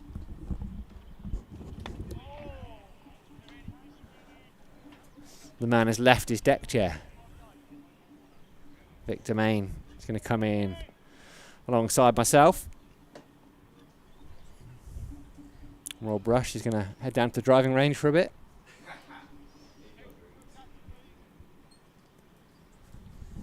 Hello, Victor. Good afternoon, Sam. How are you? I'm really well. Good. You enjoying it? Pitch playing all right in your eyes? Yeah, it's a good day's cricket, isn't it, so far? Bits and pieces happening. Could go either way. There's an appeal there, but actually Mosley was 2 or 3 steps down the wicket to Ben Rain. I wonder if that'll just invite Ollie Robinson to call for a helmet and come up to the stumps. Won't immediately, because they've come through for a single. Yeah, it would have been nice to have Hain, wouldn't it, from a Durham perspective? It certainly would, yeah. Still, we're getting a few chances, so hopefully things will continue to happen and keep chipping away. It feels like there's a bit in it for both. I think the so, pitch, yeah. which makes it. I mean, it's pretty even at the moment, right? Durham probably every time someone nudges ahead, the other side just pulls it back a little bit. Yeah, it's interesting game so far. Couple of slips to Sam Hain. Emilio gazing at a catching mid-wicket. It's also a short cover. Left alone. Couple of newbies on your ground staff this year then, Vic? You've been giving them their initiation? Yeah, just had a tour around the ground. 2 new young guys. One local guy from Hartlepool Cricket Club. He's been working there since he was 12, I think. Oh, wow. Well, how old's he now? He's 18 now. Okay. Nice, so a youngster. He's a youngster, yeah, very, very keen and very good. And I'd predict a pretty good future in the game for him if he wants to stay in it and continues with the attitude that he's got at the moment. Excellent Which news. I think he will have. So he's added value to your staff already. When does he staff? Absolutely. He's been here just over a week now. And the other one, Harry, flew in from Australia yesterday. Oh, wow. So he's here already today. He's here today. He wanted to start straight away. He said, I'm here to work. So he came in, bit of jet lag. And he started going. And he works at the Wacker and the Optus Stadium back in Perth. Okay, so is he a Marcus North signing from the contact book? I believe so. Between Marcus North and Ryan Campbell, They'll be happy. there's a lot of chat going on, and apparently his dad used to run, but Harry's dad used to run both of those two around. Apparently, he's a strength and conditioning man. Okay. And he used to give them a good seeing too. Well, you ought to be careful then. You never know. Never too late for revenge. No, that's true. A dish best served in the northeast, as they say. So they say. Two Yeah. slips in for Hayne. Flicked away. Fielder down at long leg is Matthew Botts. So it will just be one. Okay, so he's got good experience then. Yeah, he seems to have. Yeah, I say he's only a youngster. I think he's been in the game 4 years or so. Okay. Completely taken the initiative, sorted everything himself coming over here. Applied to Lord's first of all and was unlucky because the Lord's groundsman told me that he would have happily taken him on, but he had some really strong candidates this year. And Carl at Lord's then sent out to the rest of us saying, are you interested in any of these guys? I thoroughly recommend them. And I think we nicked Harry off Somerset, actually. I think Somerset were quite keen to tie him down, but we nipped in the back door and got him. Oh, I mean, their Much their to pitch your- was way too flat last week, so Lewis Gregory was not very complimentary about the Was he not? pitch last week. Yeah. Was he not?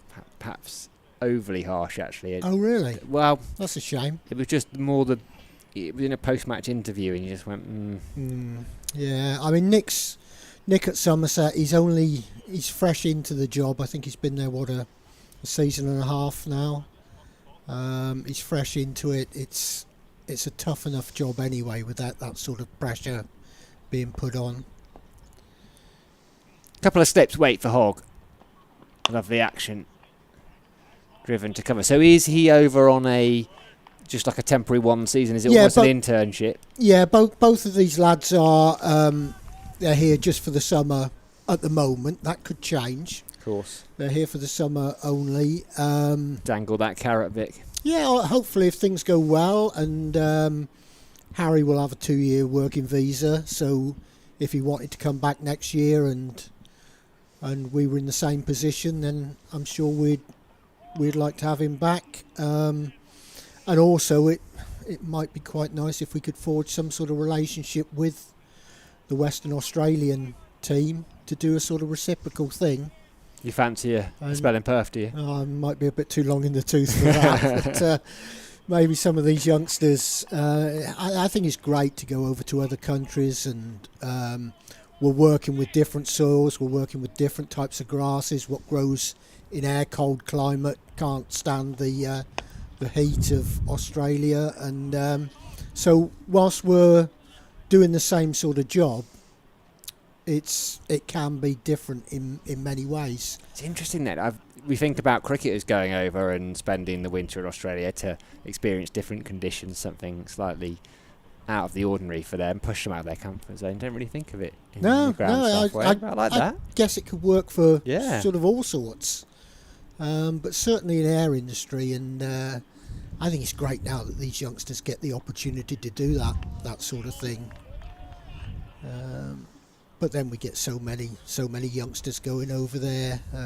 John, who works in our team, his eldest son, I think, is about 25, and he's just gone over to Australia for 6 months, and I think he's backpacking around the country, and he's just starting work next week doing some fruit picking and whatever, and great experience for these youngsters to do such things. Yeah, beautiful. Hogg, 5 dots. Can he make it a maiden?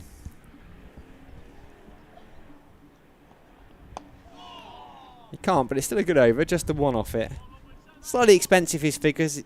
Going at nearly 6 and over, but there was that flurry of boundaries that Alex Davies took 5 in space to 9 or 10 balls, but Hogg had his revenge. Picked up 1 wicket, then a second one really quickly. Sounds a weird question, Dick. Has the weather been almost too good in the last couple of months, or does it affect what you planned for? I wouldn't say it could be too good. It helps. It helps enormously. Okay. To get a good dry spell. We're getting heat during the day, but we lose it in the evenings. It goes cold. We've been getting quite a few frosts. There was a little bit of ice around this morning when we first came in. Proper cold, wasn't it? So that change in temperature doesn't help greatly, but just the fact that it's dry is so much better for us. It means we're able to get on, we're able to get in front, and sort of make sure that the pitches are ready for when the games start. Feels ready. Back-to-back games. So where are we playing next? Over here? We are. Yeah, we're playing. What pitch number is that? That is pitch 17. We're playing on pitch 8 today. We're playing on 17 against Yorkshire. Good carry from Ben Rain. Bit of fizz. I'd like to see that. There's been a few, haven't they? Doggett got a few to carry through, didn't he? I thought Doggett bowled really well. He was getting good carry, asked the questions, was particularly unlucky not to pick a couple of wickets. But I think they'll probably come. Yeah, I was very impressed with his spell. And I'm also told I've got a friend who knows him quite well, and he says that he'll just run in and bowl all day for us.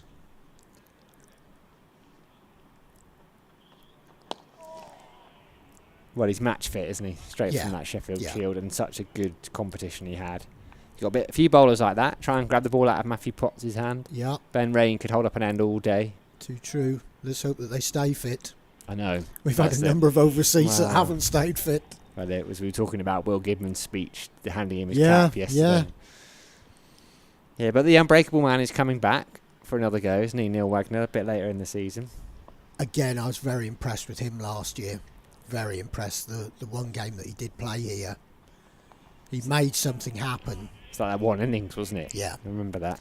Yeah, he changed the way he was bowling, went short into the shoulder, and he made things happen. I remember having Ryan Campbell on the stream at that point as well, and he was saying how much the lads were learning, because it was about how you, not just bowling short, but how you do it, and what field you set, and how you set yourself up for it.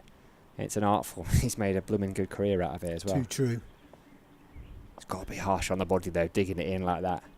Well, bowling's hard work. I'm afraid it's a batsman's game. And they always say that the bowlers are there just to bowl at the batsman.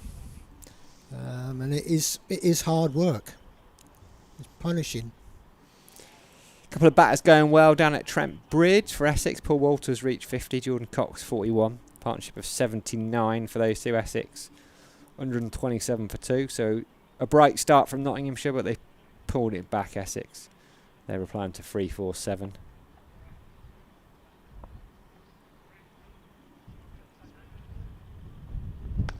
Driven to the boundary from Sam Hain. Doesn't even run. Doesn't even move from his crease. Just taps his bat down. Waits for the over to be called. And goes and punches the gloves of Dan Mosley, who I've not seen an awful lot of. I know how highly rated he is. He's played England white ball cricket over the winter. It's a decent lineup, actually. I think they're stronger batting than they are bowling. I think they Warwickshire, are. that's fair. And they're missing Hannon Dolby and they're missing Rushworth. But actually, in the end, I thought they did pretty well to bowl Durham out for 387. Yeah, they did. And a good morning. Yeah, we would have hoped to get 400 plus, that's for sure. Still got Barnard, still got Kai Smith, who made 100 in last year's Metrobank tournament. Rescued a game. I'm pretty sure they were down and out, Warwickshire against Worcestershire. Someone in the stream comments may correct me, but I think he got 120 from lower on, down in the order and saved the game, the Derby game. Hogg around the wicket, 3 slips. When do these lads first start netting on grass? Are they begging you for it as soon as possible? They always want to get out there as soon as possible, but this year they went away to Zimbabwe. I think it was something like the 14th, 15th of March, which is about when we would normally expect to have nets ready. Right. So they were away for 2 weeks, so we didn't actually start netting outside this time until the university game, which I think was the 24th, 25th of March. So we were quite late this year. But normally they will want to get outside. Good bit of work by Doggett at mid-on. Keeps that to a single. There was a lad in the uni game. What was he called? Fontaine Jackson? Yes. Did he get a ton? Yeah, he did. Played well. Got a double ton against the twos. Yeah. This week as well. Yeah. He can obviously bat. He's done very well. Is he on the radar of Durham? I don't know. I haven't heard anything. You'd imagine he might get a twos game now. He quite possibly will. But a number of the uni batsmen in the game here, they played very well. They looked a strong side. They got bowled out in the second innings. Parky took 6 and George took 3. But in first innings, they looked a really good outfit. It wasn't the strongest Durham attack, but whoever you're up against, you've still got to concentrate and work. Falls over in his follow through there, Daniel Hogg. Oh, still pro cricketers as well. Yeah. Wilf LaFontaine Jackson. No, Winchester School. Well organised. Played a bit of Sydney first grade cricket. He's on the Hampshire Academy, okay. He's obviously prolific. Maybe we'll see him in a Hampshire shirt at some point soon.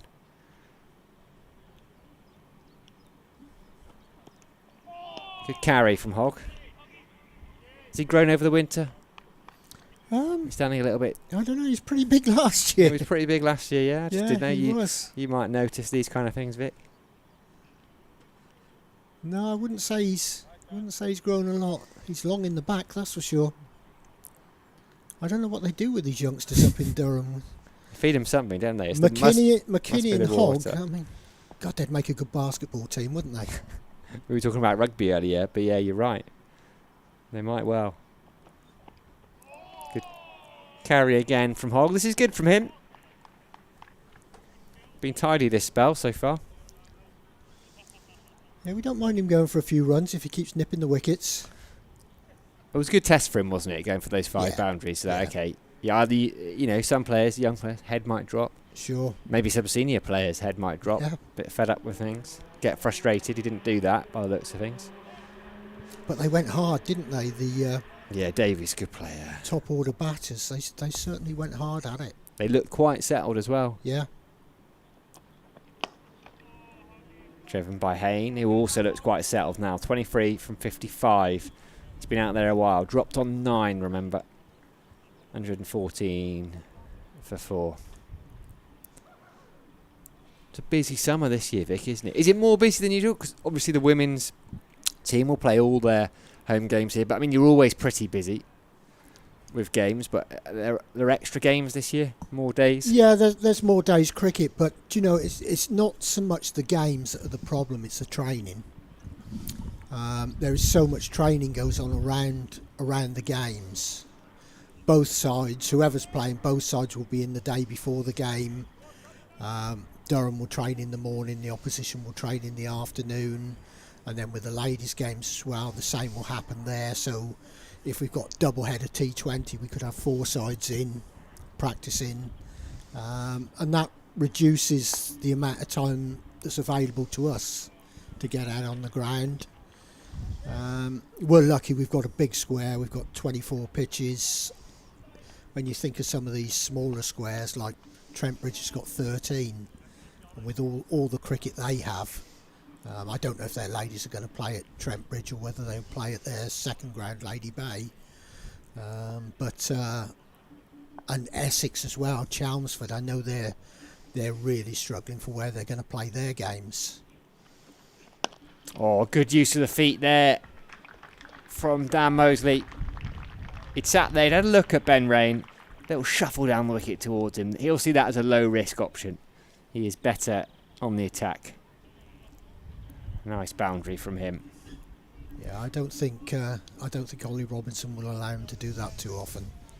No, there's got to be some thought given to whether he calls for that helmet. It's a risk, though, isn't it? You come up to stump and then it gets a little it is tickle. a risk. But I think you want to make him uncomfortable. If he does that again, certainly. You wouldn't have it any other way, though, Vic, would you? All this planning, all this stuff, all this work. I heard you're giving people a day off. You've gone soft over the winter. I know, I have. It's much against my my nature. I don't like people having time off. Not in the summer, anyway. Well, I don't have time off. Why should they? But then, I guess they've got young families and things like that. So I've got to try and be fair, much as it's against my will.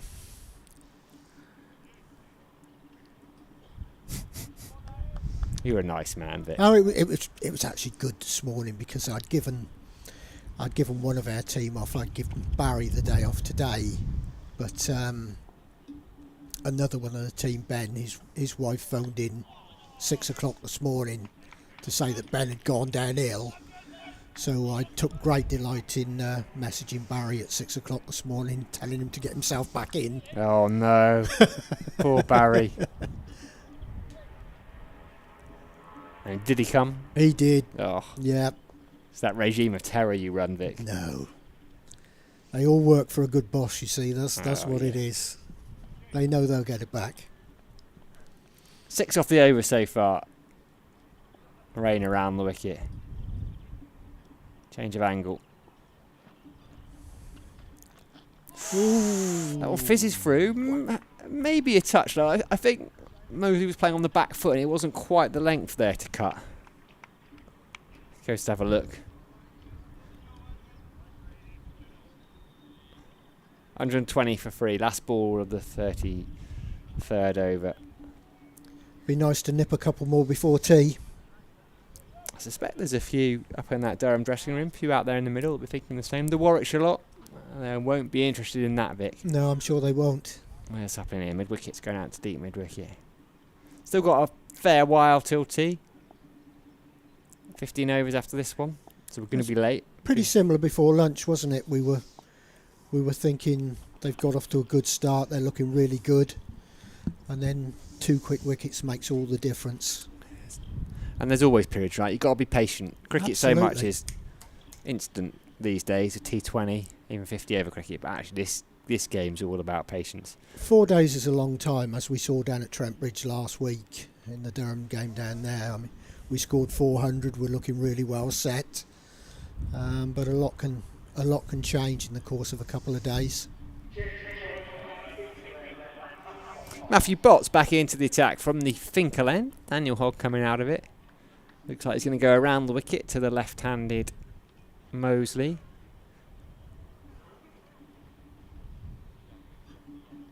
Back-to-back games a challenge for you? Yeah, very much so.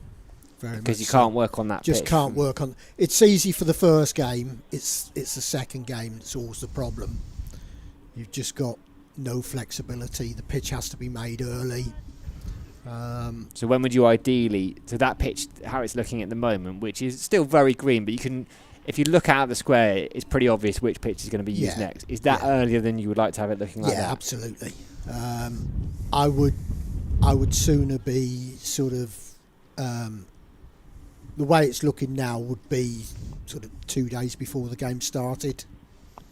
All that's left to do is take the grass off of it if we decide that's what we want to do. I mean, that pitch has already got decent cracks on it, so it's firm enough. It's ready to go. We could play on that today easily. Okay. So what might we expect from it come next Friday? I think it'd probably be similar to this pitch. Decent cricket wicket then. Hopefully.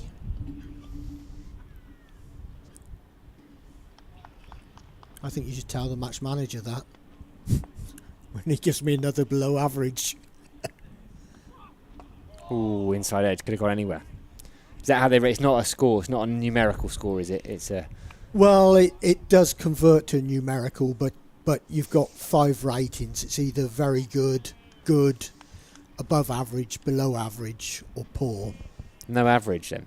No average. No average. That Weird, seems isn't it? strange, doesn't Yeah. it? That you can have above average and below average, but you don't get an average. Because if average doesn't exist, how can you be above or below it? Exactly. Yeah. Yeah. Okay. What are you expecting from this? I'd say this is a good pitch at the moment. Short ball pulled in front of square. Doesn't get it away though. So all of those ratings are based on things like bounce, pace, seam movement, spin. And they have to fill in a tick sheet, which all adds up at the end to an overall score. And this is the match manager, so he or she are here all 4 days? All 4 days. And that's only a very small part of their job. Yeah. They're in charge of all the conduct of the players and making sure that everything happens within the rules. They're looking at the umpires. They're looking at the pitches. It's not a job I would like, that's for sure. Well, they probably don't spend enough time sat in deck chairs in the sunshine, that's why. No. It's funny, we used to have one who I got on particularly well with, who used to come round to the deck chair every game, and he'd sit with me for a couple of hours and we'd talk about anything but cricket. I think that's nice. You need a break, don't you? Yeah.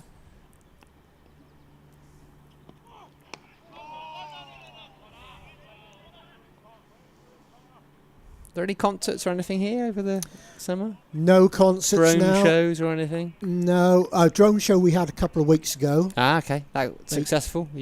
I think reasonably, given that it was still March, end of March, I think. So it's going to be pretty nippy at 7:30 at night. Sat out there. A lot of kids. I think it was based on the Wizard of Oz. Oh, nice. Good film, that. Yeah. So that happened. Push in the air. Doesn't quite carry to dog it. False shot though from Mosley. Yeah, I think he can take wickets. I think this lad can take wickets at any time. Unfortunately, we haven't had concerts for a couple of years. Unlike practically all the groundsmen around the country, I really enjoy the concerts. So rare for a member of ground staff to be desperate for... I love music. I've always loved going to concerts, and if there's one thing that I wish I could have been would be a rock guitarist, but I'm totally tone deaf, and so there's no chance of that ever happening. Feels like that chance has gone now, Vic. I think it probably has. Funnily enough, Will Gidman was saying to me the other day, he said it's never too late. You should. He's telling me about his young children are getting into music, and I said the similar thing to him, that's the one thing I wish I'd done. He said, "No, it's never too late," but I'm afraid it is for me. Oh, beauty from Ben Rain. Beauty to Hayne. We'll go and have a look at the pitch, but that's just an absolute jaffer. Couple of slips. It's almost a tick of batters just to go and pat down the pitch, try and shift blame externally. Actually, they've just played and missed. Yeah, he's not cynical enough, is he, Will Gidman? No, you know, no, not like, at all. Does he believe it? Do you reckon? Too nice. Yeah, he's such a nice man. Of course he doesn't.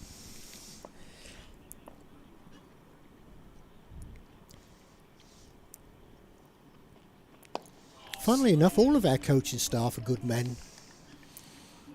It's a good club, isn't it? The integration Sam Blacklock was saying that between the men and the women's side as well, that seems to have gone really smoothly. Yeah, we had Emily Windsor on yesterday who couldn't speak hardly enough of it. Yeah.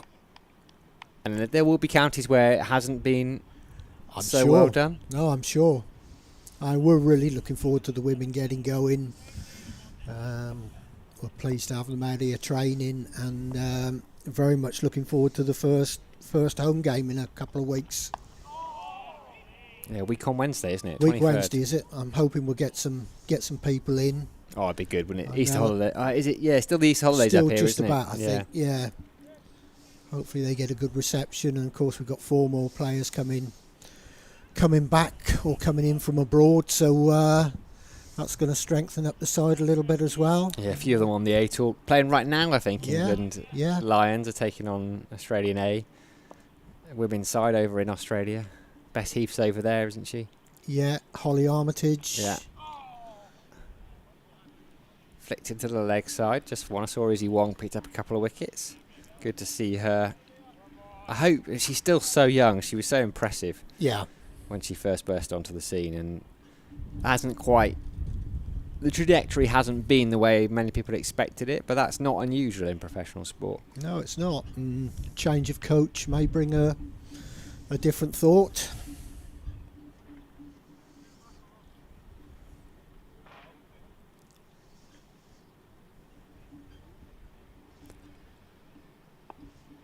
He's Rain to the left-handed Mosley. He's got 13, so he's starting to settle in.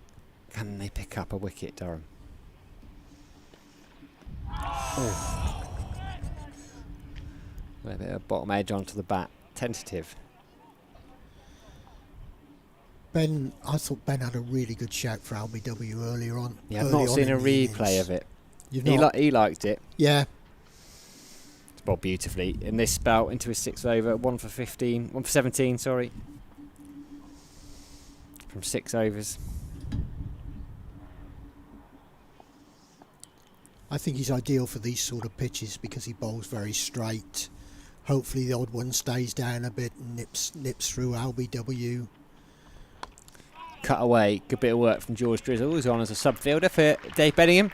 End of the over, 35 gone, 47 left today, day 2. So plenty of cricket left in this game. Warwickshire 122 for free. Replying to Durham's 387 for free in terms of bonus points so far, but still a few out there.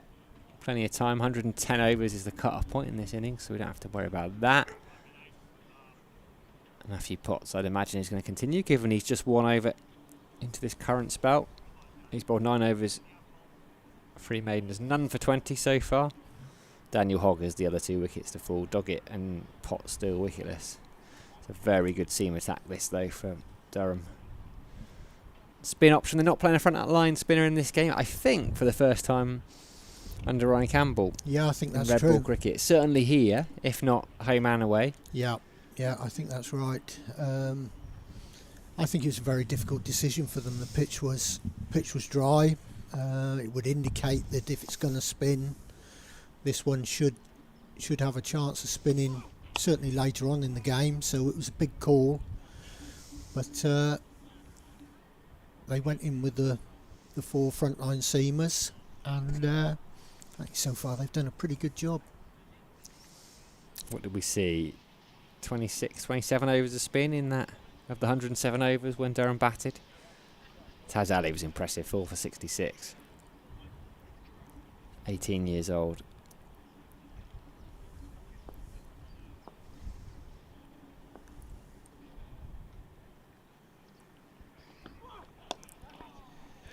Too straight. I think your leg spinner is always going to spin it a little bit more than the finger spinners, and apparently got a couple of balls to straighten up, mainly his googly. But a lot of googlies as well. Yeah.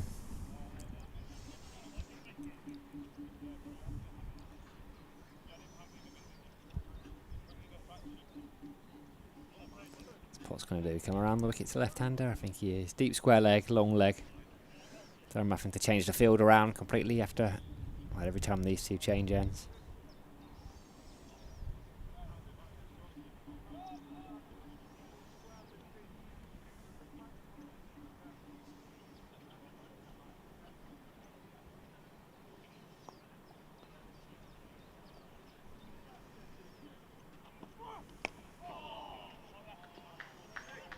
Another single, rotating the strike, making Durham work for it.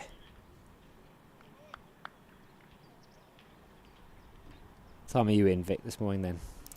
Were you here when you got that 6 o'clock text? Were you here already? Or were you No, I wasn't. No, sipping your morning coffee? No, got in about quarter to 7. You first in?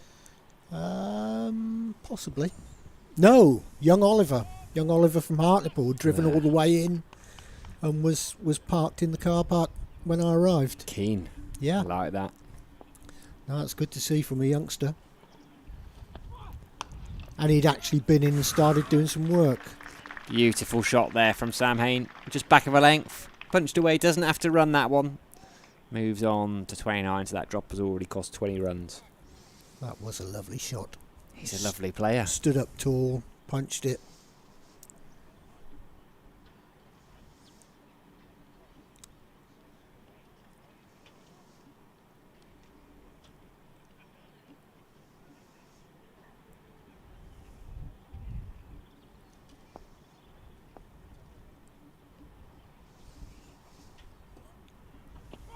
Short ball. Bit of anger. Well directed. Hayne had to duck underneath it. Short balls have been flying through, haven't they? It was noticeable this morning. From this end in particular. Yeah, and the Warwickshire bowlers, having hardly bowled a short ball yesterday, or a bouncer anyway, they suddenly bowled a lot more this morning, particularly when Hogg came in. I think they were probably under a challenge to see whether anybody could get it over his head. Trying to make him feel uncomfortable. Booth's quite sharp. And by far their quickest bowler. Short ball again. Hayne ducks underneath it. End of the over, 36 gone.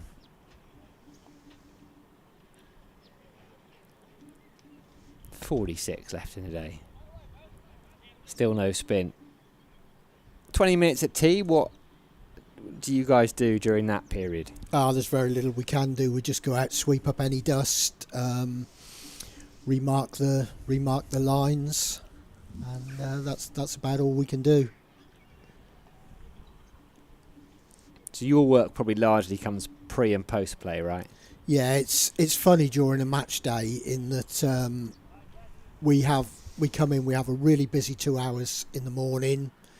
We then basically do nothing for about 10 hours, and then we have a busy hour and a half, 2 hours at the end of the game, getting everything covered up and made ready for the following day. Robinson's come up to the stumps for Dan Mosley. Just used his feet to bend rain in the previous over. Just think about split shifts, Vic. Get some of you in the morning, some of you in the evening. Get them all in. All in, all day. All in, one in, all in.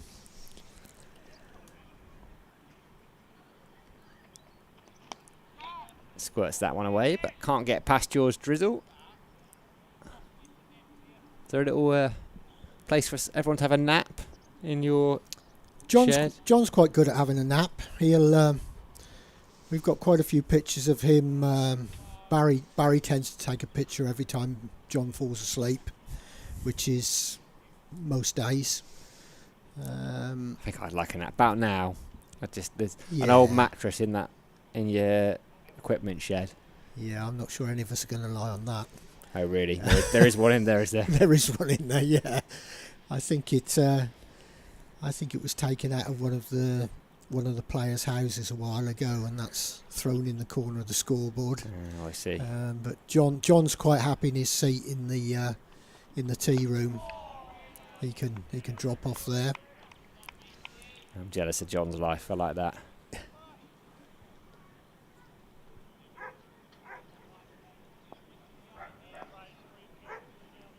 Still a long time till tea here. Can Durham pick up another wicket? Can they make a breakthrough? Break this partnership? Hayne and Mosley starting to look pretty settled. There he is. Rob Rush is in the back of the box. You going to jump on with Vic for a bit, Rob? Yeah. As long as you're happy hanging around, Vic, you don't have to. Yeah, no, I'm happy. You're always welcome on here. Yeah, always happy till tea, unless anybody else more important comes in. And is there anyone more important, Vic? There's lots of people more important than me, I can assure you. Not in our mind.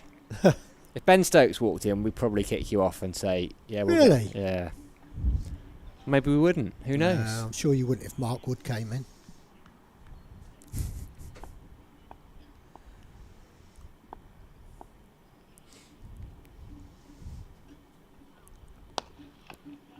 Driven straight. They're going to pick up one. Yeah, it's gone past Alex Lees. Wondered if for a second he was in with a chance. He wasn't.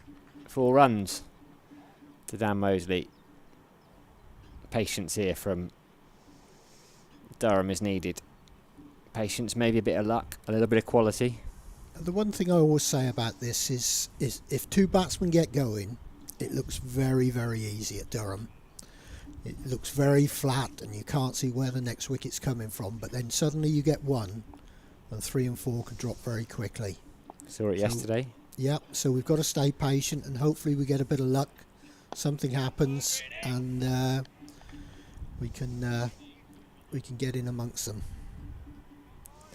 Rob Rush is the man to have taken all the wickets on comms.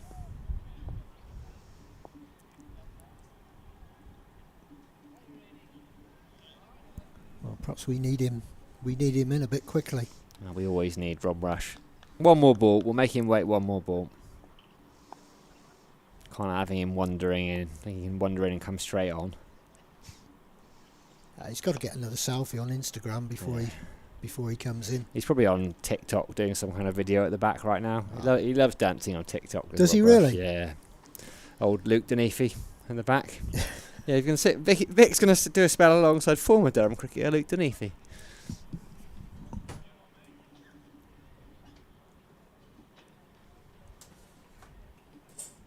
Yeah, everything looking very, very serene at the moment, and we're just waiting for things to happen.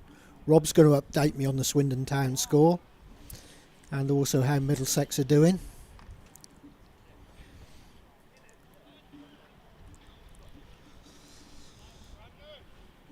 I will indeed, Vic. I will indeed. You know I've got your back. Good man. So we've got Matthew Potts in again. Over the wicket this time.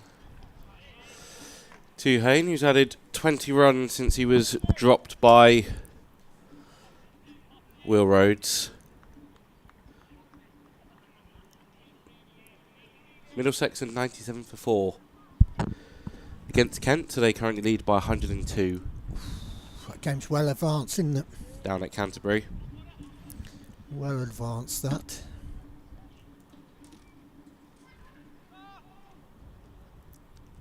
Potts into his 11th over here. Second stint from the Finkel end.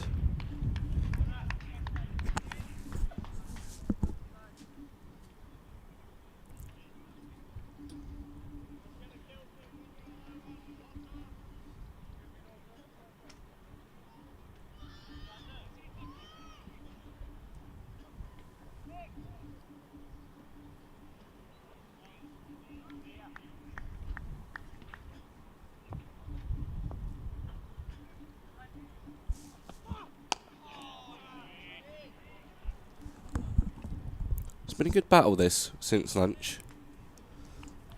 It has. It's good Potts against Hayne. good game of cricket. Swindon Town was the other score you wanted updating on, Vic. Right. 9 goals. Really? 9 goals in this game. Really? 9-goal thriller. So Swindon must have lost 6-3. They came out on top. No, they were 2-0 down after 20 minutes. 154. Wonderful. Against the top of the league. Sharp from Potts.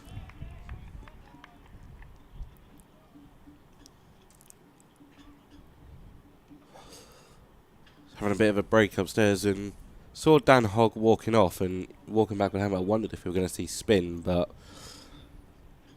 was just Robinson standing up to Ben Rain.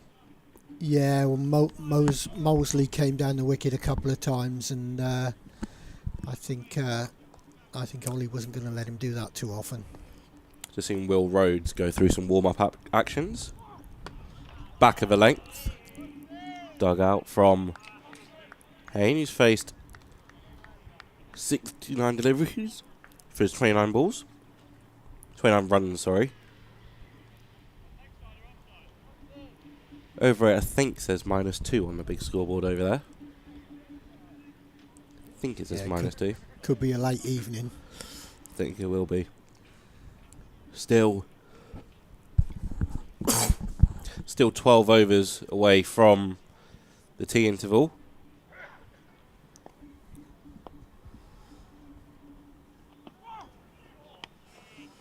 Another maiden for Potts, his 4th.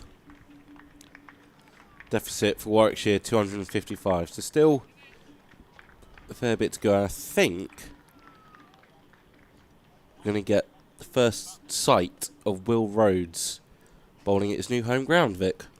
Yeah, I just hope the boy gets some luck, because he hasn't had the best of luck so far in his start for Durham. So I'm hoping that he can pick up a couple of wickets here and give him a bit of confidence. And everybody likes to be doing well and feeling a lot more confident about what's happening. It's difficult when you change club and come to a new place. You want to get everybody on side straight away, and yeah, we'd like to see him go well. He's a good addition.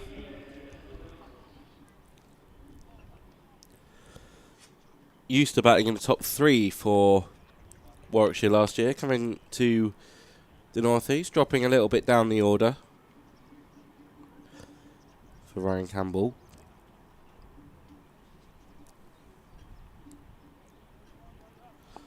Was used a bit more as a short pitch bowling last week. Starts full here, straight out to Amelia Gay.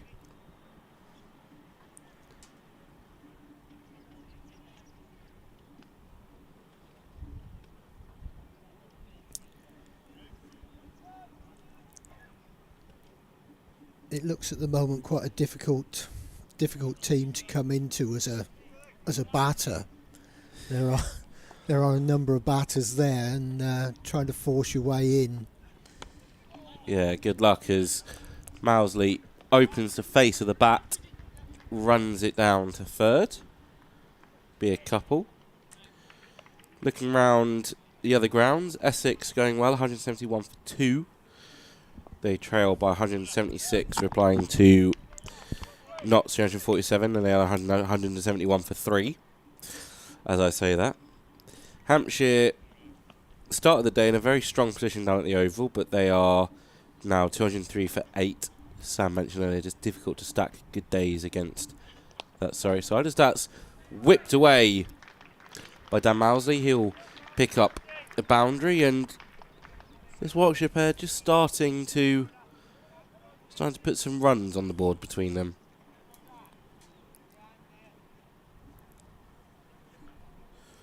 Worcestershire have had a bit of a slip down at Leeds.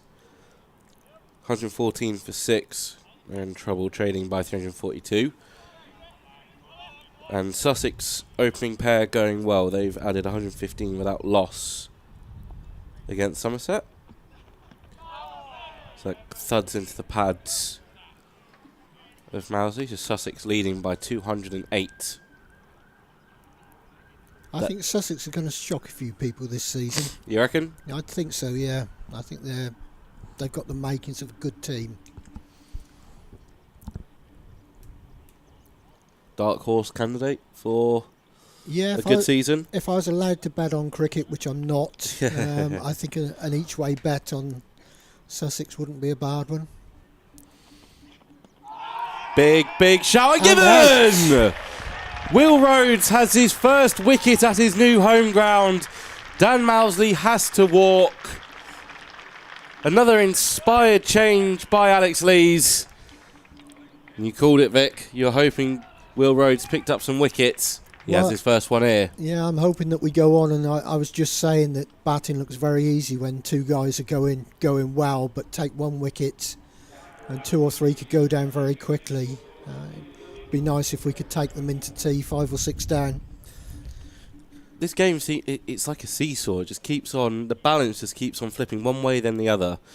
Like I said earlier in the over, Warwickshire just starting to put together a bit of a partnership. Yeah. Will Rhodes decides enough's enough. I honestly think that's the beauty of cricket here at the moment, is that we don't see many draws.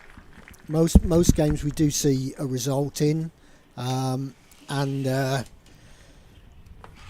for all it can look as if nothing's happening for long periods of time, we do tend to get the games ebbing and flowing, and that's great for the watching public.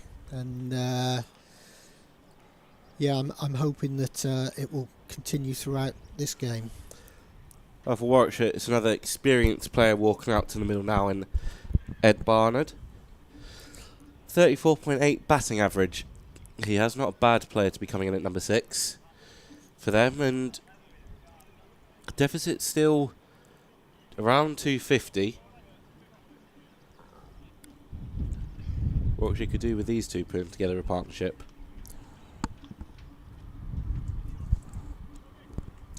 Quickly running you through the scores in Division 2. Middlesex now 110 for 4, leading by 114 against Kent at Canterbury.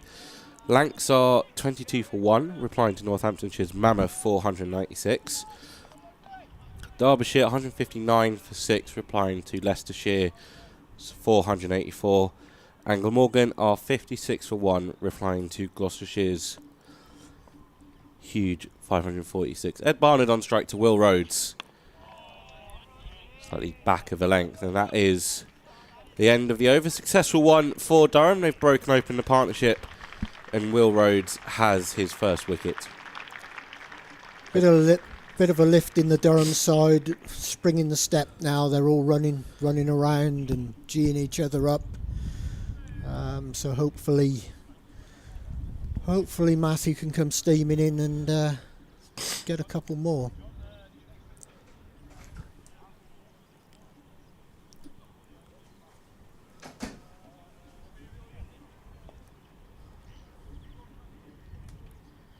Just tinkering with his field here is Potts. Looks like he wants a leg slip in play, which Ben McKinney is going to oblige. Maybe more of a leg. Would you say more of a leg gully? Yeah, I think he's going to continue with the short approach.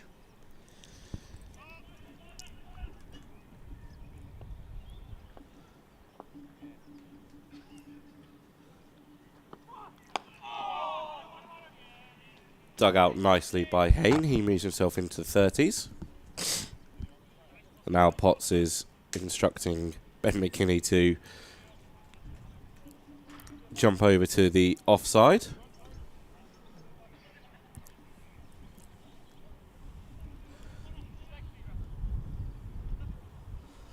Got Ben Rain and Emilio Gay, it looks like, that are back on the leg side. Emilio's heading back to deep backward square. In Ben Rain's a long leg.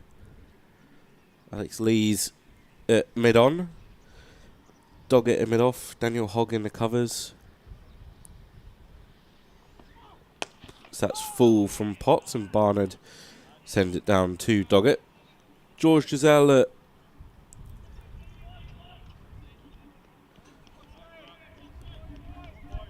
chatting away with the square leg umpire. He's over on the point side. And then Ben McKinney's headed down to third.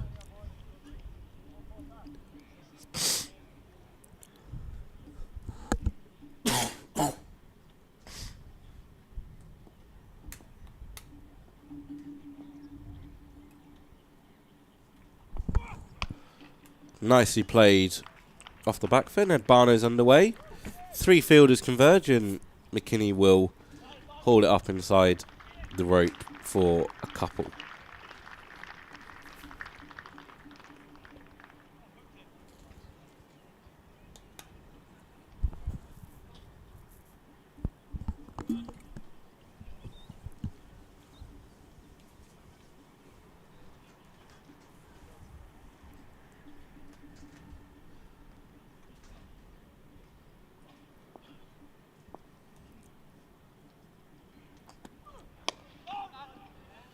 Played into leg side. Is there a plan in place for all the pitches to get used this year, Vic, or is there just a select few that you and the team have got in mind for using? No, with the amount of cricket that we've got this year, we'll be using all of the pitches at one time or another, possibly some of them a couple of times. Tend to play most of our T20 games towards the centre of the square.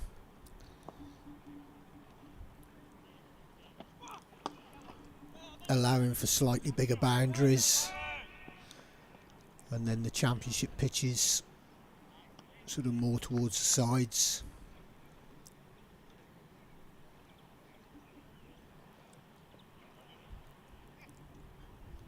Couple of internationals this year which need to be in the middle.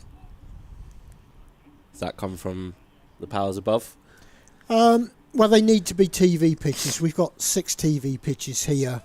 So we start on the old scoreboard side of this pitch that we're playing on today. The next 6 pitches are our TV pitches.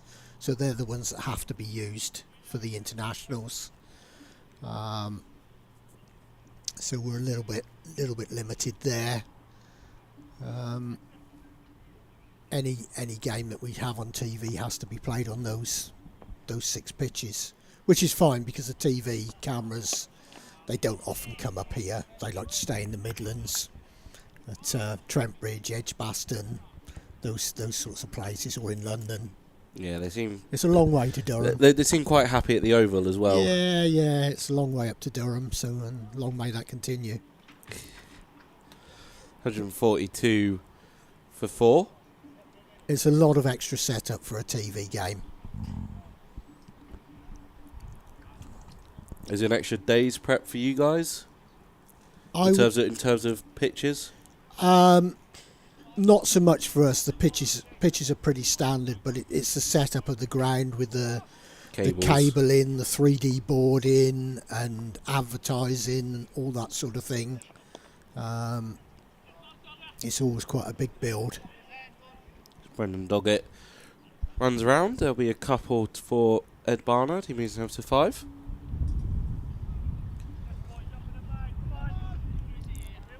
Scaffolds have to be built for television cameras and that sort of thing, so it is quite a big setup actually.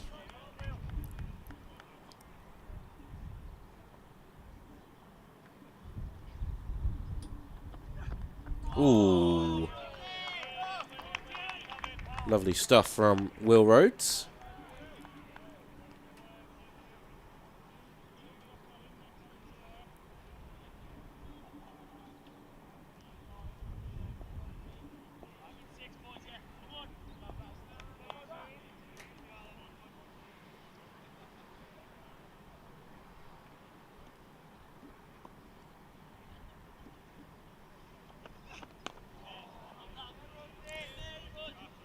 Heard you talking to him about players wanting to get out as soon as possible for grass nets. How much opportunity is there during the season? It's obviously weather dependent as well, but how often do the guys want to come out to the middle and get some net pressing rather than being round the corner? A lot are pretty good. They tend to do most of their netting on the net block behind the County Durham stand. Very nicely flicked away there by Barnard. McKinney does well to race away and save a run as Warwickshire will pick up 3. It's normally the bowlers that want to be out in the middle. They bowl more out here than the batters bat.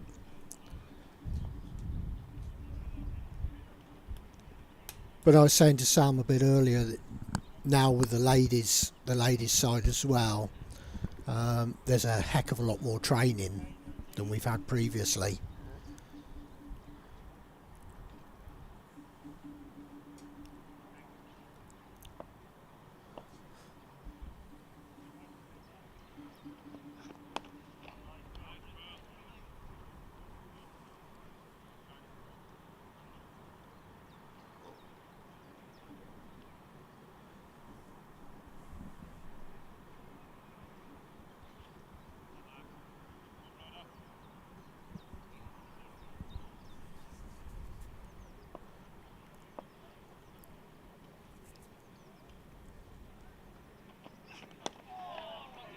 Very nicely bowled from Will Rhodes.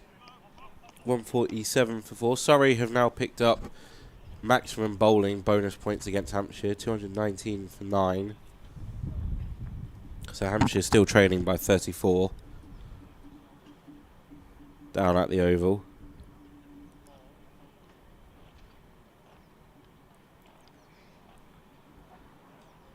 Doggett coming back on? Yeah, it looks like I was wondering how long Potts was going to bowl for, and Doggett obviously bowled either side of lunch unchanged for his 8 overs. He now comes back in. Imagine these two would bowl until the tea interval. Maybe the token over from Colin Ackerman. See if anything is there for him.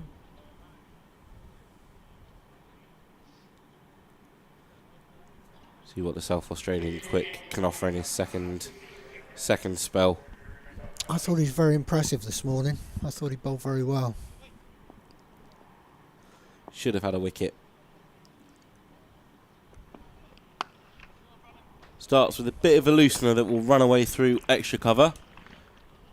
Matthew Potts will help out his fellow bowler with a hard chase to the boundary.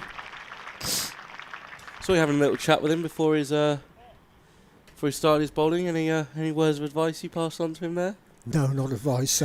I'm in no position to give quick bowlers any advice whatsoever. Most of them would have killed me actually for flat pitches. So I thought I'd get in a word with him before he actually bowled on it. Nice guy. Very strong Australian accent. Fits his away. Yeah, we have a mutual friend, so I was just talking to him about that really. Oh, nice. So that 150 up for Warwickshire. 2 balls into the 42nd over.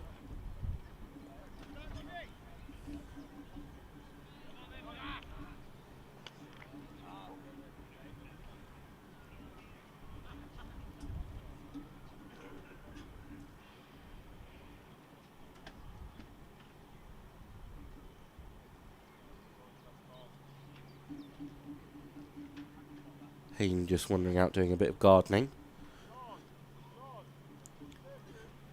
Alex Lees tinkers with the field again.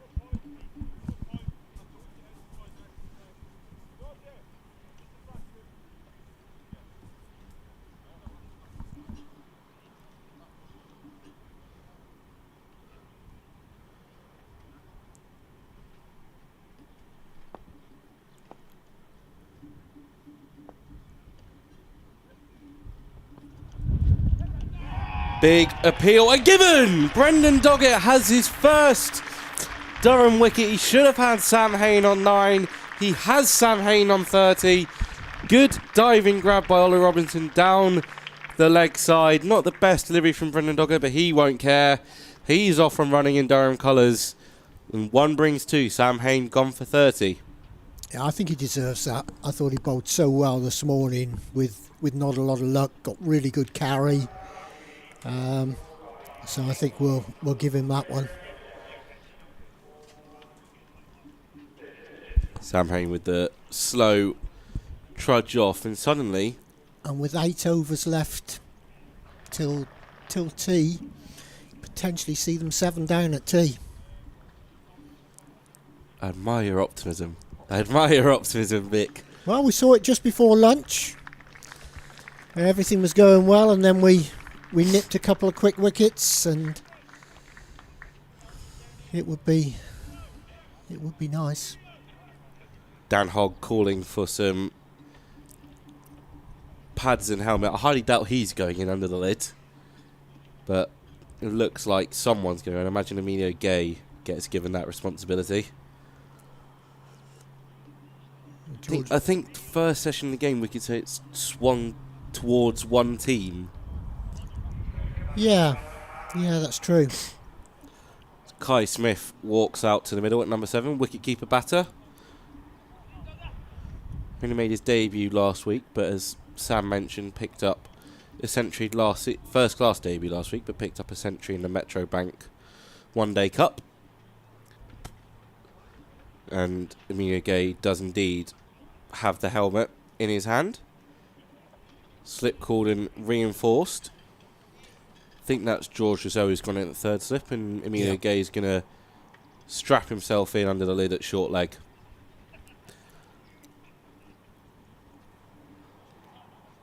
I think they'll be under some pressure up till tea. Yeah, Durham looking to strike while the iron's hot. Immediately back of a length from Doggett. No double bluff from him. The changes have worked well for Alex Lees. They have. Will Rhodes striking his first over. With a change, Ben Rain struck very early on, coming back. Yeah, hopefully he's going to be one of those. Done this here. Be one of those lucky captains, hopefully. Every time he makes a change, he makes something happen. Not sure if that's luck or whether it's Good judgment. If that's the case, can we have 5 changes, please, back to back? Ooh. Well bowled.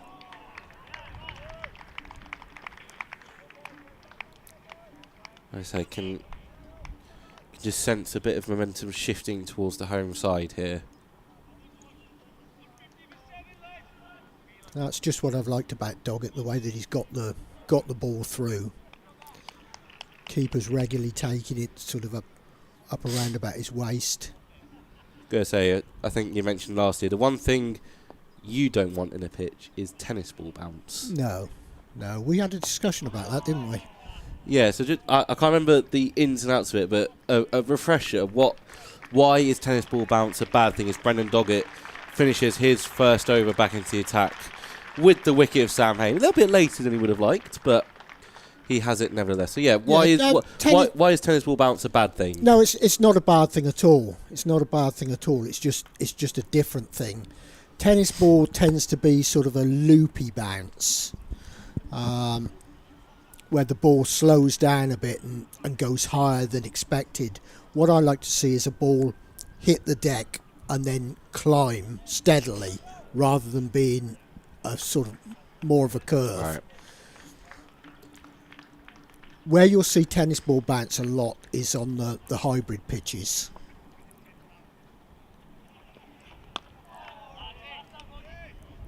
And that's due to nature of how the pitches... Of how hybrid pitches are. Yeah, they just seem to offer that.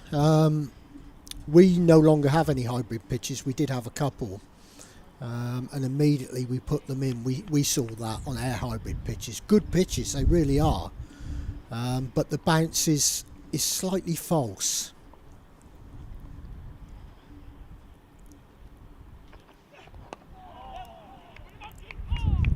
Tickled away down to the leg side.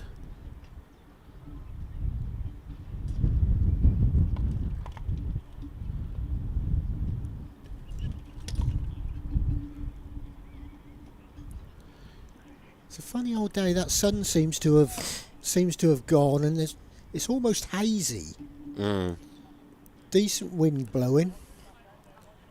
If you did want to, it's more ideal for bowling these I think conditions so, than yeah. batting. Yeah, I think yesterday was a better batting day.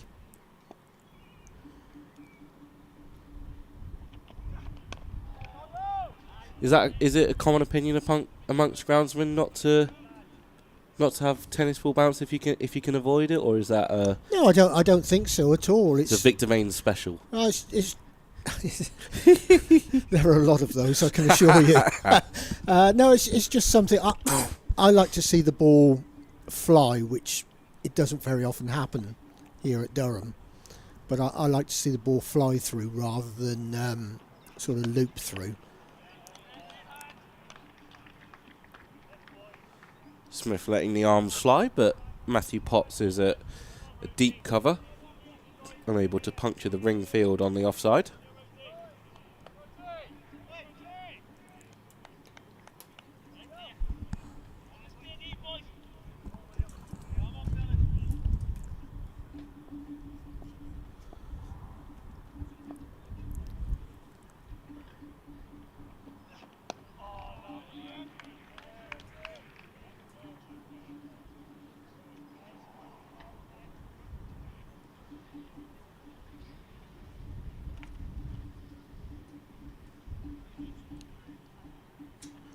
Seven overs left after this delivery before tea break. Going to be a long old afternoon session, this one.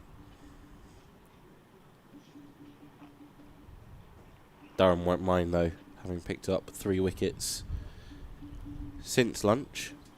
I think they're going to have another look at the ball now. Yeah, Alex Lees is inspecting it. He's taking it to the standing umpire. See what happens here. Doesn't look like the umpire's very interested. No, he's not. He's turned him away. I wonder if Lees has seen something on the seam, potentially, that's wanting him to... Yeah, they had a look quite a few overs ago, but... pass through the gauge without any issues. Ooh. Uppish half stop from Giselle. Kai Smith has his account up and running. He'll keep the strike for the next over. Just 2 singles there, 152 for 5. Was it last season that we had a lot of ball changes in the county championship? I think the season previous to 2023. that, yeah, it's no end. Changing the ball after about 20 overs.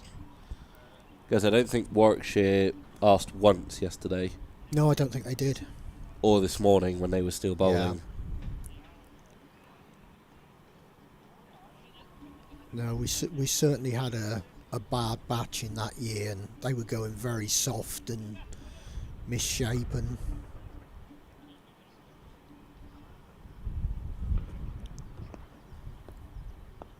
Doggett buoyed on by having his first wicket in Durham colours under his spell, but Kai Smith has his first boundary of the innings. Tad too full from the South Australian. Yeah, nice shot that. Nice shot. He's encouraged me a little bit since he's come in, Kai Smith. We're playing at a couple of loosish drives, but he nailed that one.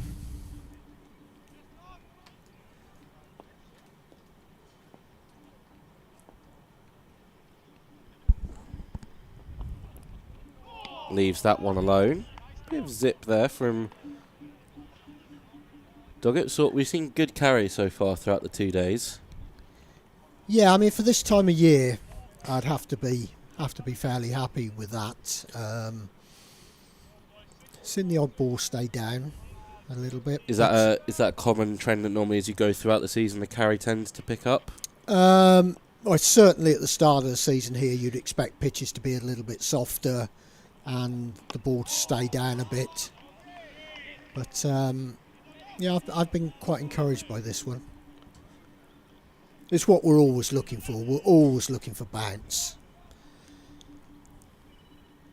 If there were a magic formula for getting pace and bounce, we'd all be. It's funny because you just Control C, Control V every week. Yeah. I mean, we were talking with the umpire Paul Pollard this morning, and I'd introduced him to Harry, a young guy from Perth who's just came over yesterday, and they were having a chat about the whacker, and Polly was saying how quick and bouncy the whacker was, and I believe still is.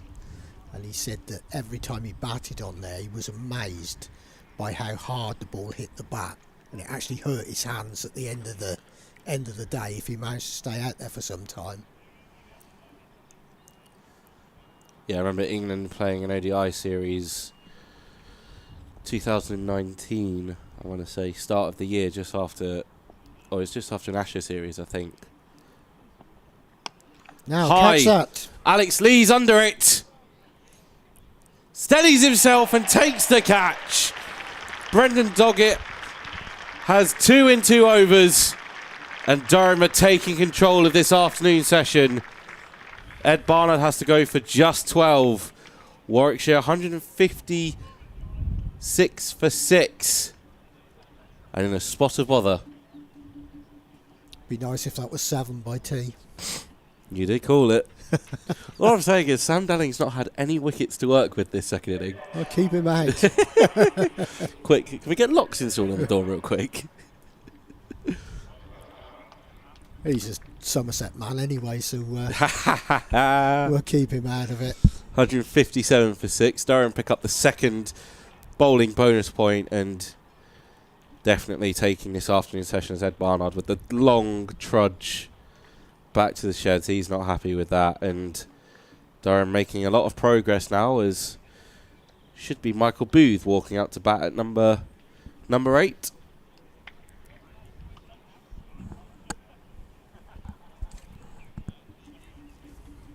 A little bit of that extra bounce has caught a bit higher on the bat. Yeah. Ed Barnard was expecting, and yeah, definitely went very high up in the air. Alex Lee's able to take a very steady catch. It is Michael Booth walking out to join Kai Smith, and yeah, Warwickshire would have been happy with the work this morning. It's not been the afternoon session that they hoped for. Losing 4 wickets, not been able to pile on the runs as maybe they would have anticipated, and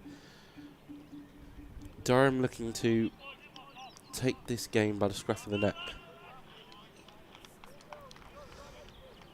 Just to confirm, was it heavy roller between innings? Heavy roller between innings. Durham took the light roller this morning, which I was very pleased to hear. Just get the feeling that a heavy roller might well flatten this pitch out a bit, take some of the bounce out of it, and Warwickshire will definitely use it again. Second innings. Another successful over for Brendan Doggett. He has 2 wickets in 2 overs. Warwickshire 157 for 6, still trailing by 230.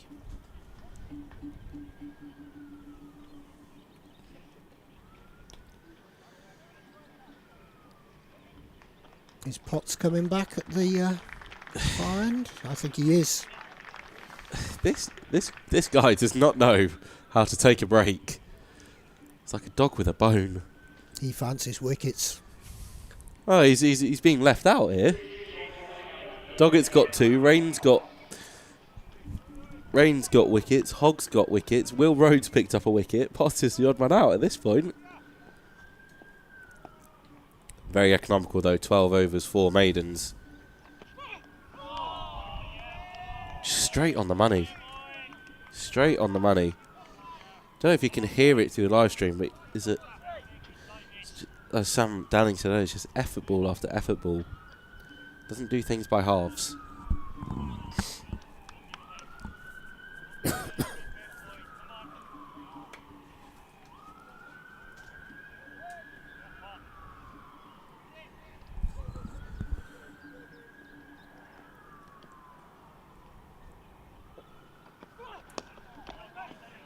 Nicely flicked away by Kai Smith. Beats the dive of Ben McKinney in at short mid-wicket.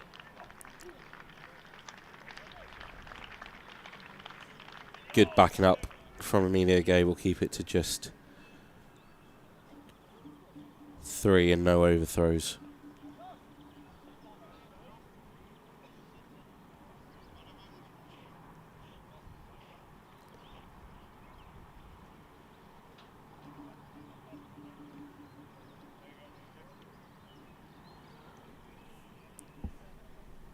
And some more tinkering.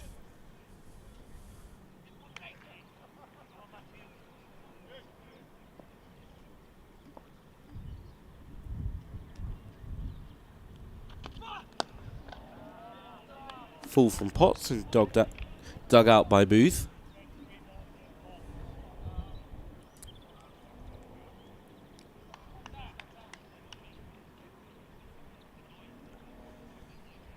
Don't think that token over from Ackerman's in play anymore.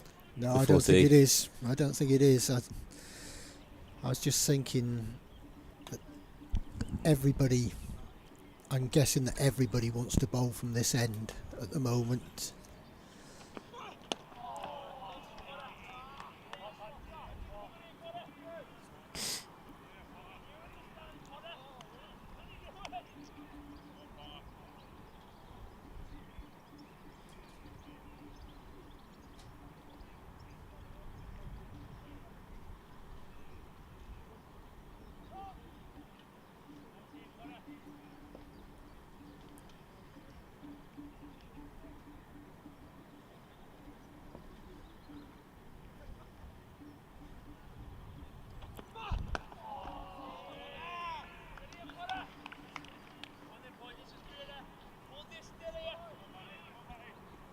Plenty of encouragement out there. Ben Rain among the most vocal.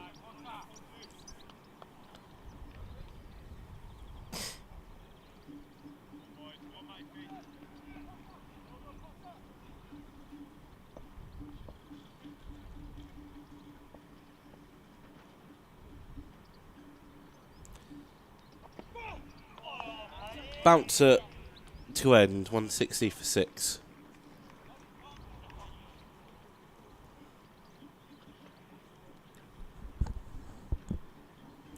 Game's really at an interesting point now, isn't it? Both sides are really battling hard here. wonder if Kai Smith is potentially thinking about letting loose. Maybe not before tea. Try and see his side through, but situation may force his hand. I'm sure Durham won't mind him playing a few shots.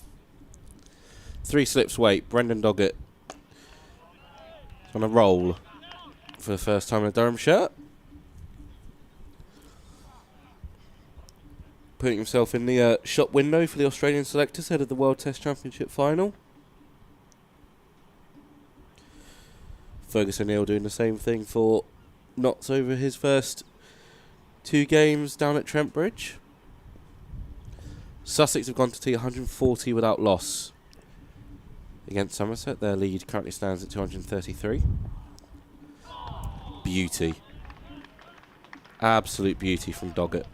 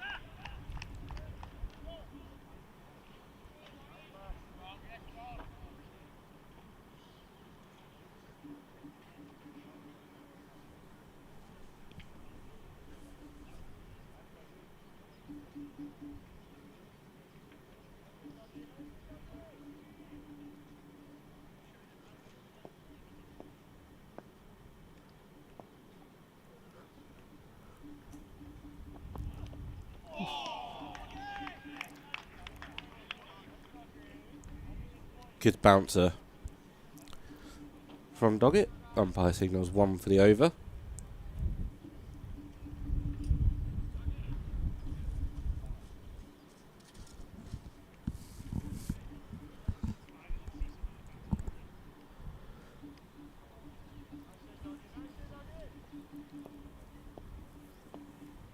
Durham building a large period of pressure before the tea break.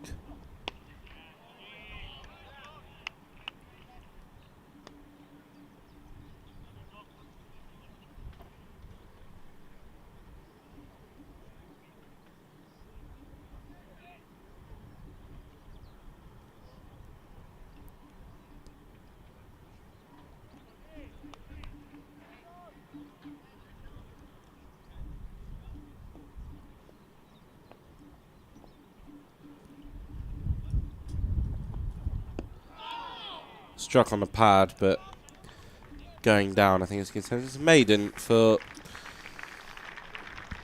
Doggett. He's on a good spell. His 3rd maiden of the innings. 2 for 36 for him. Imagine Matthew Potts, only bowler not to be in the wicket column yet, but he'll be striving to change that for the rest of the day. Another good over. He seems to be a very economical bowler as well, and economical in his action, and he's certainly not given them any easy runs. Something we mentioned upstairs, Durham just haven't let anything go since lunch. It's almost been, they've tried to keep the ball on a string. There's not been very many looseners. Potts is in with a sharp. I wonder if that's something he's worked on over the winter.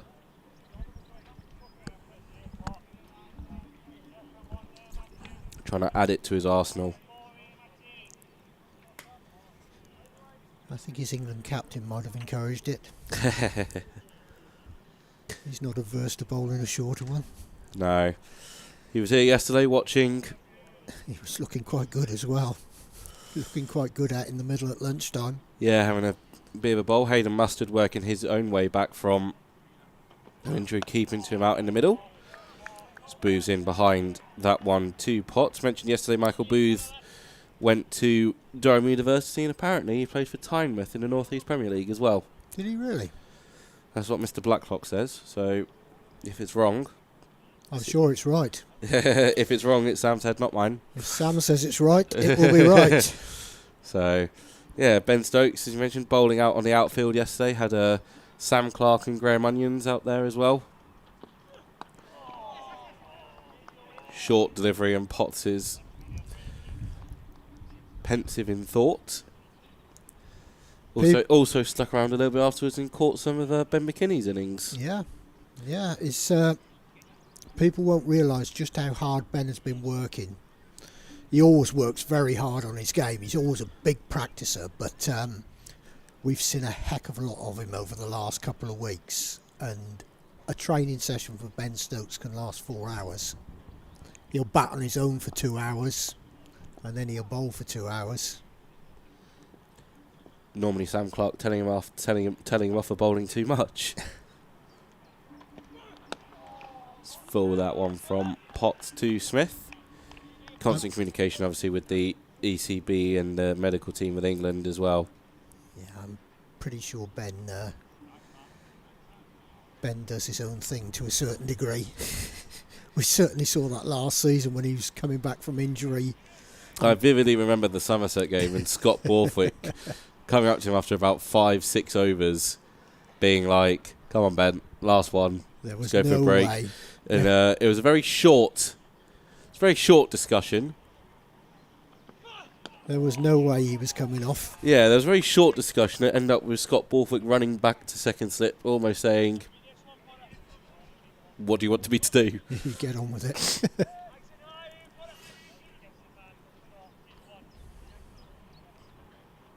Those are the sorts of players you want, though, in your team. You want someone who's going to run in Complete constantly, triumph. any time of the day. Yeah. Whether it's 11 o'clock on the first morning or 4:30 on the last day. Short again, and Smith looked to hook that, but pulled away at the last second, and just the single from that over. 161 for 6. Yeah, very much bowler-friendly conditions these at Banks Homes Riverside.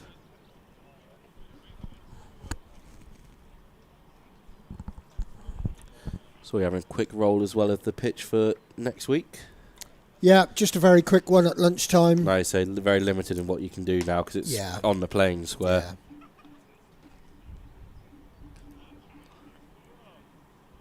As we get closer to the match, we tend to ease our rolling back quite a lot. Do a lot of rolling early in preparation, and then we just ease it back and let the pitch naturally dry. So that one's turned away past Emilio Gay, who's gone in under the lid. Michael Booth moves himself off strike. As such, Emilio Gay will ditch the protective gear. Wonder how those sorts of conversations go about who gets a designated short leg position. Remember Bedders did it back in 2023. It always used to be the youngster, didn't it? Always put the youngster under the lid. Kind of like the rite of passage coming through.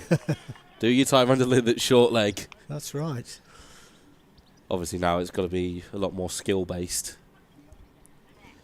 You'd imagine. Yeah, you have to be able to take all these opportunities. We've seen Ollie Pope in his early days for England out in South Africa. Yeah. Took a couple of screamers at short leg.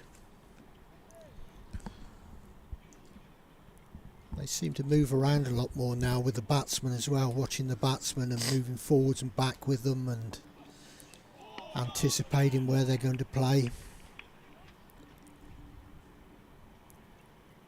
James Taylor was one that was a very good short leg. Remember Stuart Broad, I think, bowling at the Wanderers? Yeah.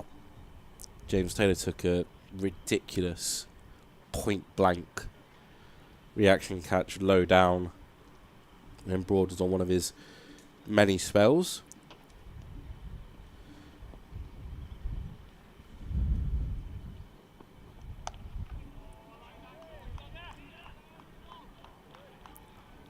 Certainly takes very quick reactions. Conakman just going through some warm-ups at second slip.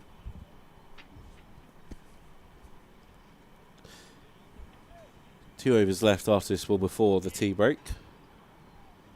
Of course, days 1 to 3, it's 32 overs left, and day 4 is fixed of Fixed timing of 20 to 4.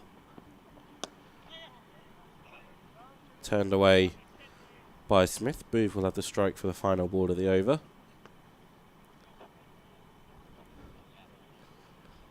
Gay trudges to Wilrose to put the protective gear back on.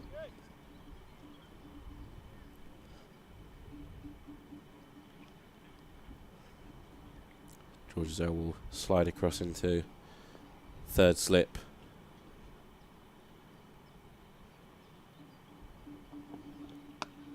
Back of a length and Booth up onto his tippy toes to deal with it. 163 for 6.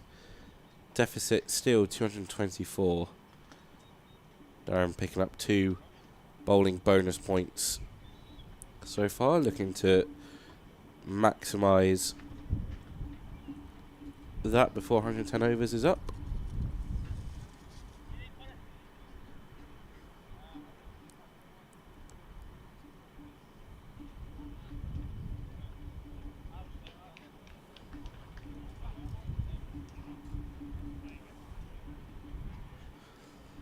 Matthew Potts with the penultimate over before the tea break. Steaming in once again.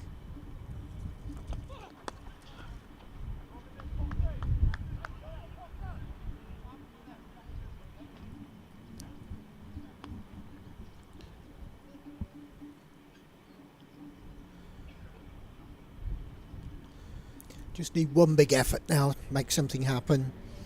Just these last couple of overs. Hopefully get a ball roll along the floor and hit the base of the middle stump.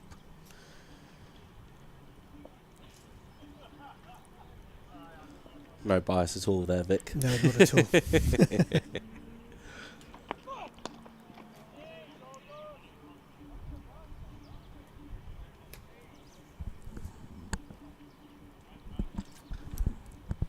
I wonder how happy Ryan Campbell is right now. I'd imagine fairly happy. Sure, he'd be fairly comfortable with the position. Wants to turn the screw even more though after tea. Oh, absolutely.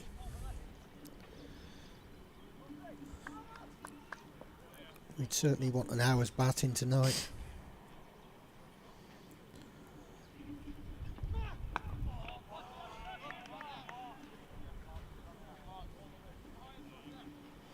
We don't want one of those nasty little 20-minute sessions or anything like that.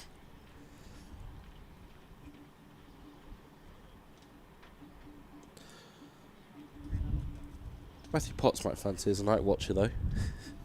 He seems to like batting against Warwickshire.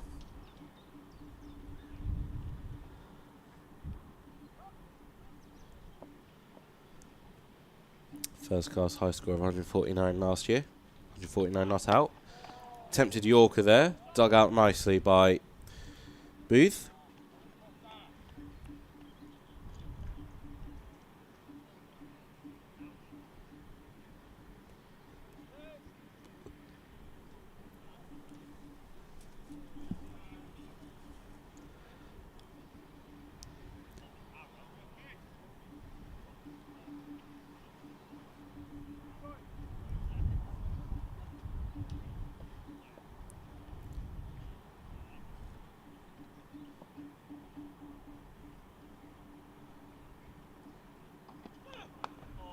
Short.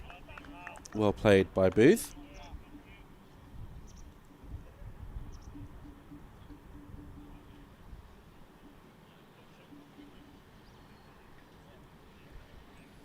Try around the wicket. Continuing with the short ball ploy. Potts' last ball before the tea break.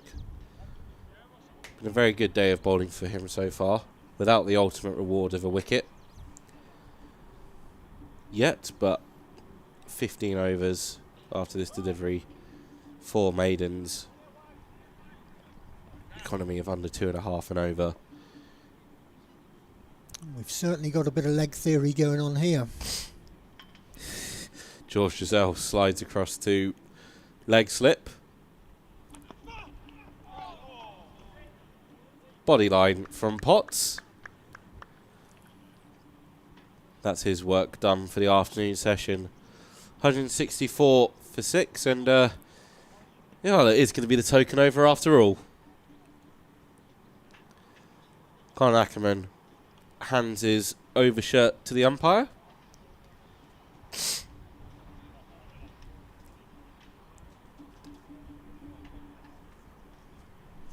You're right there, Stephen.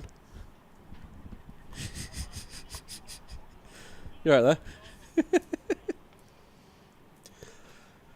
And a bit of a stretch. It's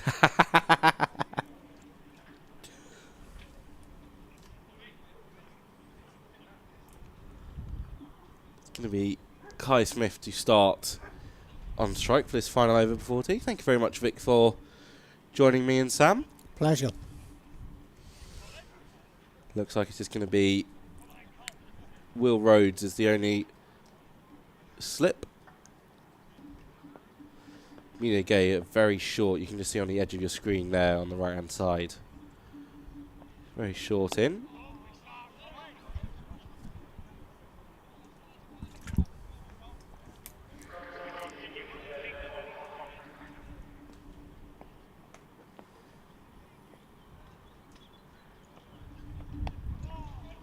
Outside edge. It's going to run away for just one.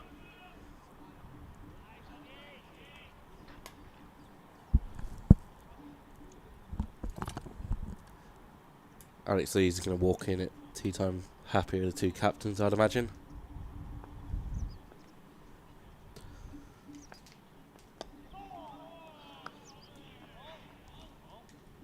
Seems to be a little bit there. Fizzing it through the air is Ackerman. I think he fancies a bit of a drink. He wants a cup of tea. Can't blame him.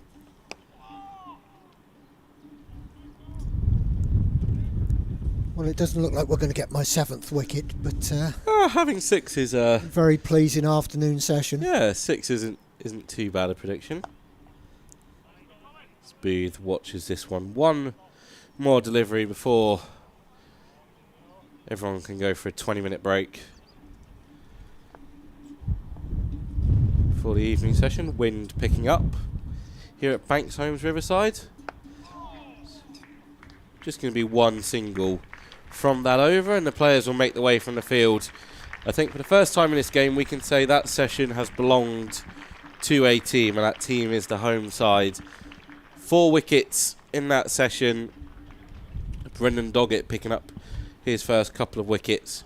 The Durham shirt. 1 for Ben Rain, and Will Rhodes having his first at his new home ground as well. 165 for 6.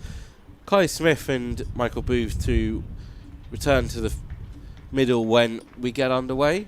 But we are going to take a break as well. We'll be back with you in 20 minutes.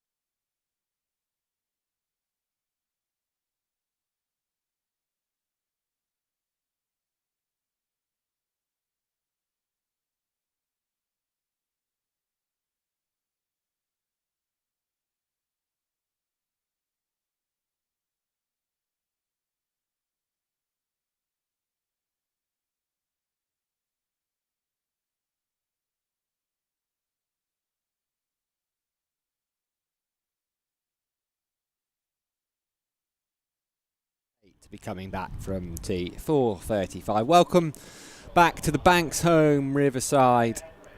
Day 2, final session. Durham versus Warwickshire. Sam Dalling alongside my friend and colleague, Rob Rush. Wicket taker extraordinaire, Rob Rush. Calling it all. In this game, 165 for 6. Warwickshire very much Durham session in the middle there. Ben Rain's got a wicket. He's going to continue bowling it. Young Kai Smith. Doing the session standing up, yeah?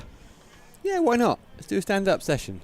I'm down with that. It's like in the office when you get I got stand-up Standing desk. Yeah. Well, you see the ones where they got the treadmill underneath. I haven't got one of those. I press a little button and up my desk comes. I don't use it. They're very expensive as well. You see other people have them and you say, oh, Decked out in the office at Sky with all the I'm jealous of that. Oh, here we go. all the push-up desks. Name dropping Sky again. Hey, that's the first time I've name dropped it. Came in your Sky Sports jacket earlier. Had to fend off autographs at the gate. Yeah.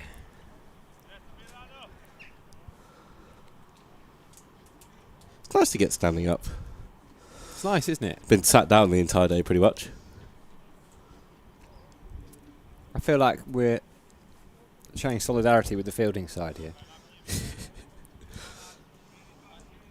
Imagine doing it for 200 overs. And then still not winning the game. Less of that.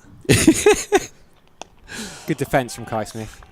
12 from 31 he's got. They're in a bit of trouble here.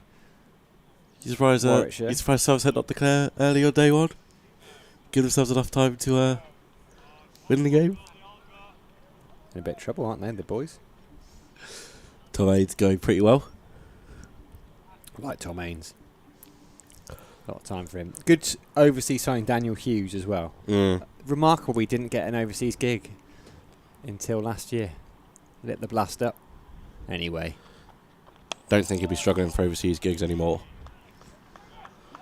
You had a good session then when I went off, you and Vic. A couple of quick wickets.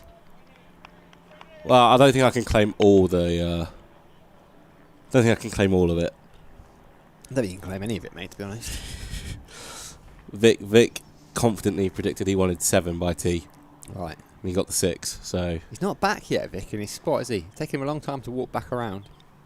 He's probably trying to order his minions about whose round it is to get the bruise in.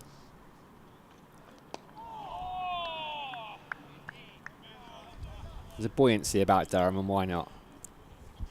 Why not? Will Rhodes will feel a bit better about life as well. I'm pleased for him. Picks up a wicket. Just eases himself after a difficult day and a half.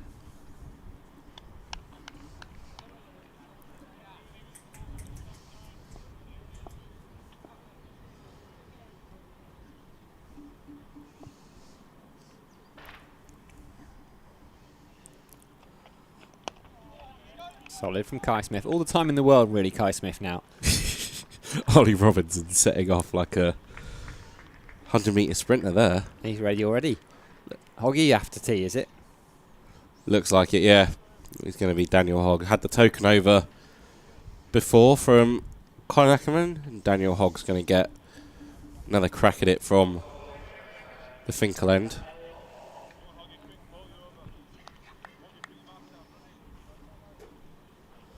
Alex Lee's offering some words of encouragement. 31 overs left to bowled this evening. I don't think we're going to get them all in before 6:30. Do you, Sam? No. Ooh. Immediately bringing out the play and a miss there. Hogg, so he probably will lose some overs this evening, but we can make them up tomorrow. We keep playing, mate. Huh? We keep playing. I thought it was hard cut off of 6:30. I mean, the rules are always changing. I'm pretty sure we just crack on. Not a test match. Now you're used to international sport. Now you're a man of Sky Sports. I could be wrong. Often am. Ooh. Michael Booth is keen to get bat on ball here. 6 o'clock is the schedule close. So I'm thinking 6:30 is the extra half an hour to get the overs in. Minimum of overs, mate, I think. Right, okay. You come on, you've done enough county cricket. You've been here at 7 o'clock, still working. Maybe that's your hard cut-off time. You're on a good overtime rate if it goes beyond 6:30. You negotiate that with Blacklock? You've got a bus home to get, haven't you? There is bat on ball for Booth. He has his first run of the evening session. We mentioned the fact that Ashthorpe's gone all the way to Spain and it's pouring down yet. We haven't yet, but we have now. His cricket's been called off, hasn't it? Sent a video into the stream WhatsApp group earlier. What was it? Can't believe it. Or you wouldn't believe it. Raining in Spain. Cricket off for the day. Meanwhile, we were basking glorious sunshine. It's always sunny up here, mate. Is that a new series that's coming out? Lovely looking shot. Not always spin off to It's Always Sunny in Philadelphia. It's Always Sunny in Chester Street. Is that what we're going for? I'll take it.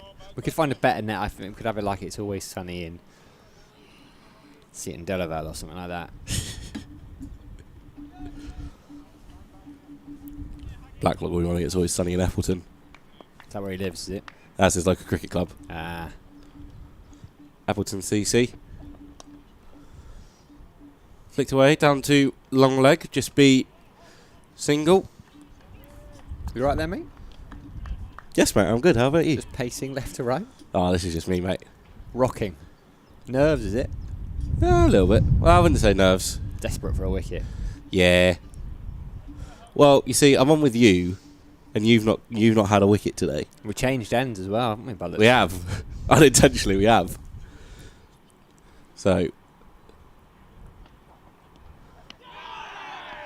There's a noise there.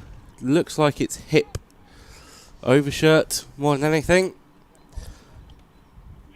Ollie Robinson again sprinting down to the other end. Umpire not at all interested in that half appeal. 167 for 6. Deficit 220. Fortunately, as me and Vic were saying, Sam, while you were enjoying a well-earned break, that afternoon session firmly in Durham's favour. Oh, yeah. First time probably there's been a real session that side have won in this game. If they can win 2 in a row, they've been in a very strong position. Rain continuing. Bump ball back to him. Immediately throws it to Emilio Gate. And he's going to do a little bit of work on that ball, which is now 52.1 overs old. Be interesting to see if we see the second new ball tonight, because it'll be due in. They'd get a couple of overs in with it. Maybe they'll just wait until the morning. Not seen spin yet.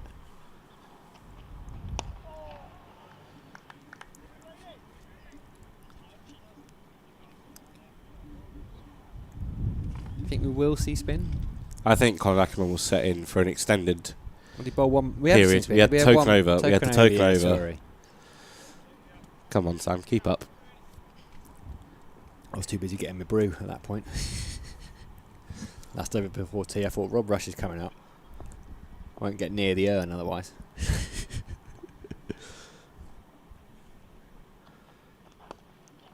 Flicked away down to.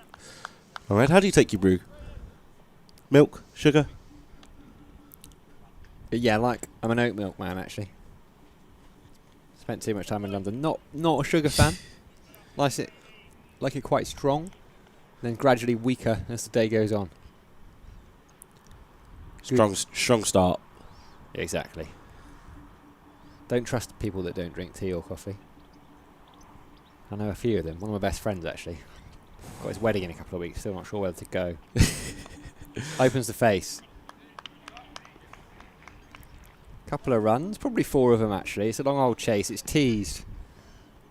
Colin Ackerman. Fair play. He didn't give up.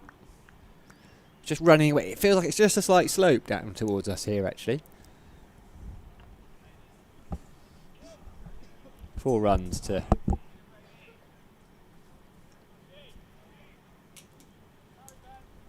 Michael Booth.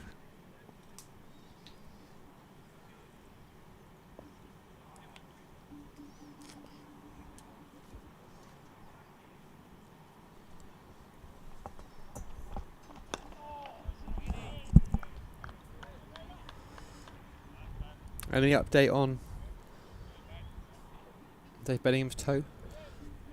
No update. I'm guessing just as a precaution he's not taking the field. George Rizal has been 12th manning, seen from Callum Parkinson earlier as well.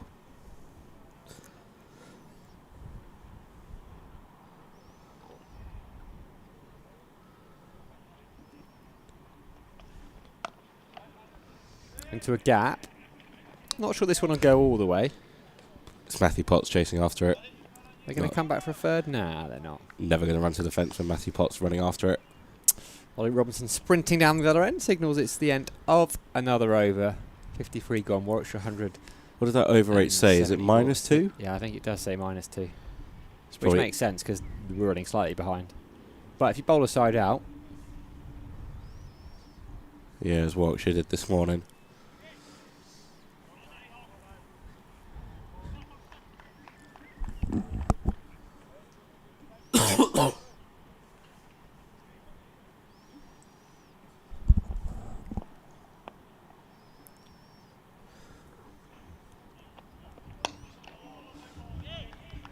Smith solid in defence.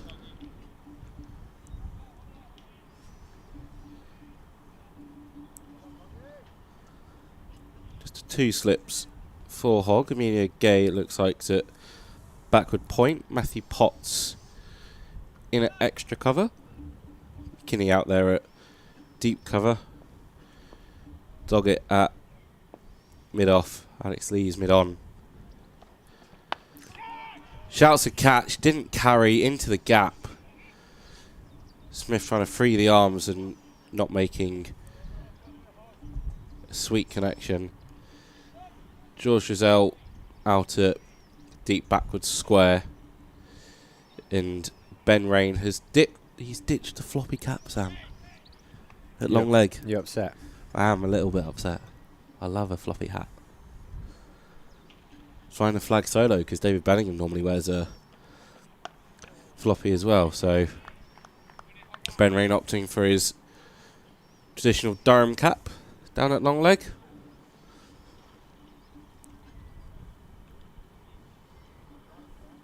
I've been told I need to get a Durham cap. So do I, mate. Blacklock Senior. Not so pleased with my choice of headwear. Sam, to be fair, did try and get me a Durham cap, but my head's too big for it.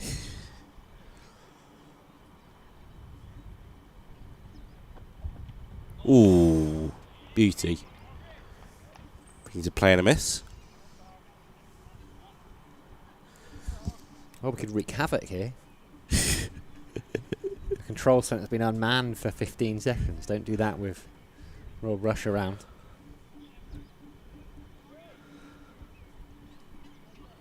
Shut the door now, Ross. Yeah, sensible.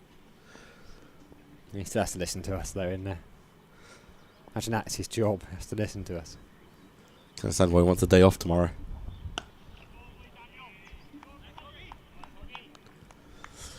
Good work as always from Ross and Stephen, keeping us going on YouTube.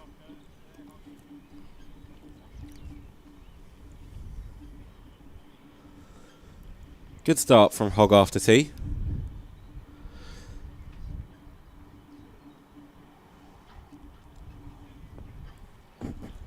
Can he end the over well? End of his 10th. Can indeed, just one single, 175 for 6. He's recovered well after his shaky early start. Couldn't quite locate the radar early on and chucked the ball by Alex Lees just before lunch, but was able to pick up 2 wickets before the break and has been economical in this afternoon session. As have all the Durham bowlers, really. Not let anything go.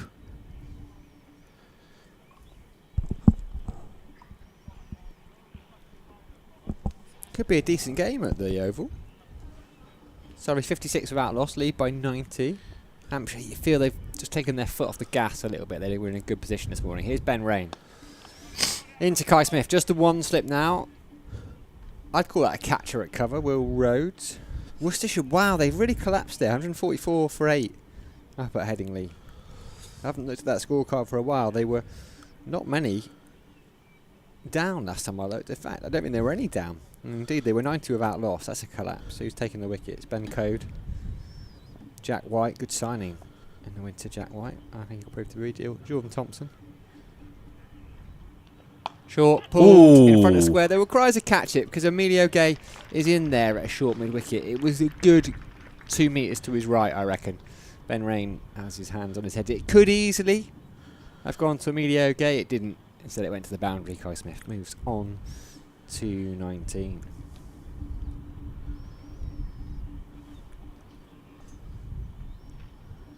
Lanks 72 for 2. Keaton Jennings and Marcus Harris at the crease. Good signing, Marcus Harris. Very good get for a Division 2 side, that. Opens the face, lovely, from Kai Smith. Back-to-back boundaries, moves into the 20s, 23.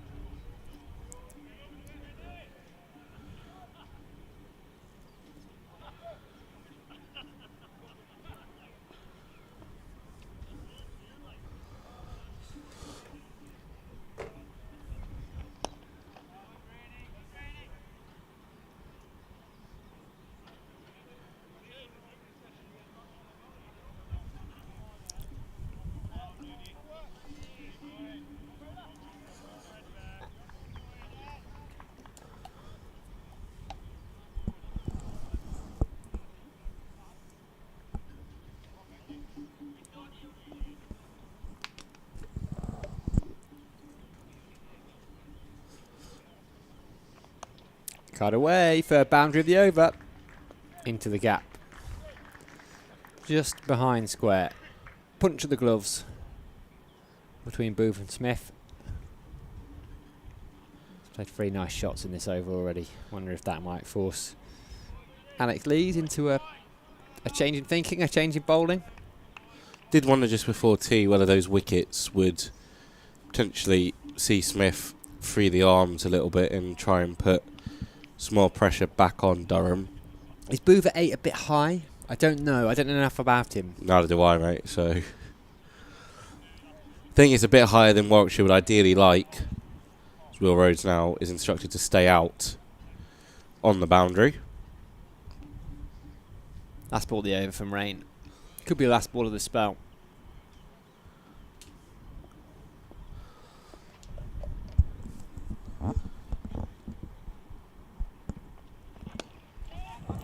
Single into the leg side.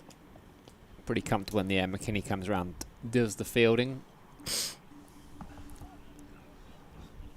188 for 6, 55 gone. 27 remain in the day. Dan Hogg has his cap off. I'm going to sit down.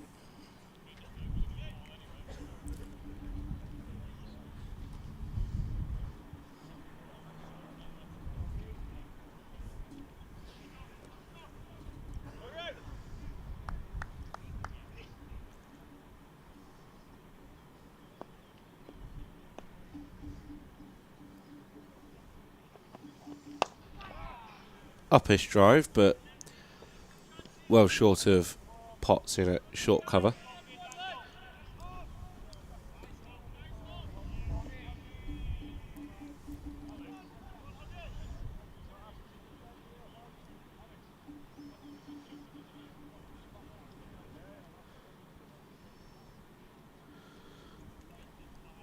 Kyle Abbott strikes for Hampshire.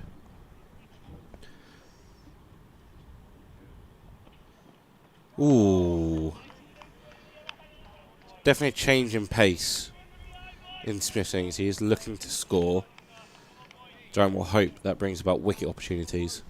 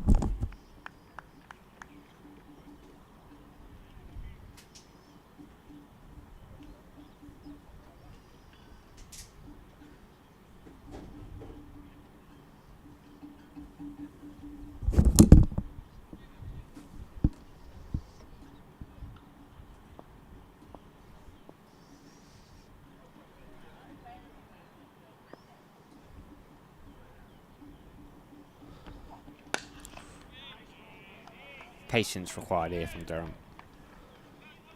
Had that little flurry of wickets. Okay, now Warwickshire building a bit of a partnership, taking their time, trying to get back into this game. Because they're behind it at the moment. Indeed, been good from Hogg since the break.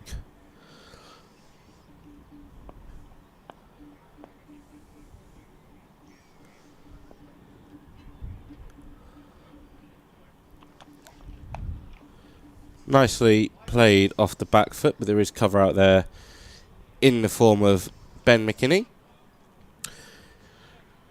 Smith will maintain the strike, 189 for 6, still trailing by 198.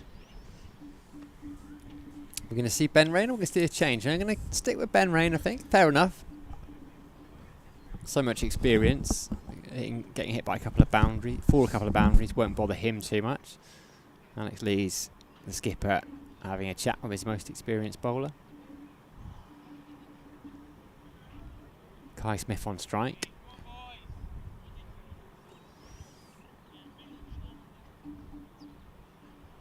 Still one slip in, Ackerman. Field spread a bit, there's a deep backward point. Deep square leg.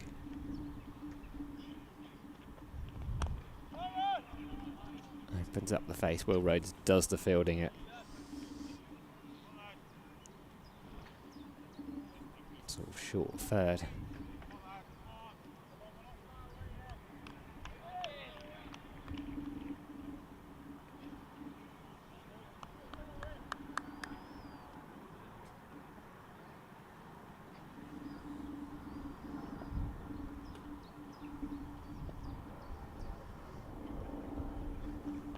Short ball. He's got a good bumper in him, hasn't he, Ben Rain? He doesn't bowl it that often, but bends his back and it gets up and down, and Kai Smith thinks about taking it on initially, then sways underneath it, and I think he took the good option there, Rob. Yeah, I would agree. See it used in the T20s a lot. It's not quite his stock ball, but it's one he goes to pretty regularly in the shorter formats. The lack of pace in the shorter formats almost catches batters by surprise. I tried to roll the wrist on that. It was uppish for a second. Not even that, really. Halfway through Ben Rain's 15th over.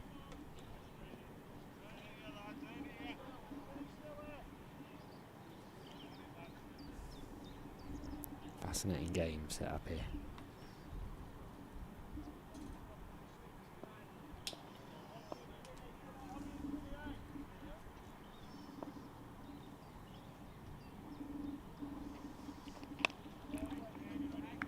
Looks tidy, Kai Smith. I really like the look of him. What has Ben Rain got? He's got plenty, he's always had plenty. Can he find something here? It's been a good day for Durham. Difficult morning, actually. They were probably behind it for the first hour and a half, then they picked up those couple of wickets, and it's been pretty good since then for them. I think if the day were to end now, Durham would just about shade it. Yeah, I think that's fair. They pick up a couple more wickets, and maybe they would love to bowl Warwickshire out tonight. I mean, that goes without saying, really, even though I have said it. Ben Rain's got one for. Can he add to that? So I wonder who has the second most wickets here at Chester Street in first class cricket then, if Chris Rushworth is top of the table.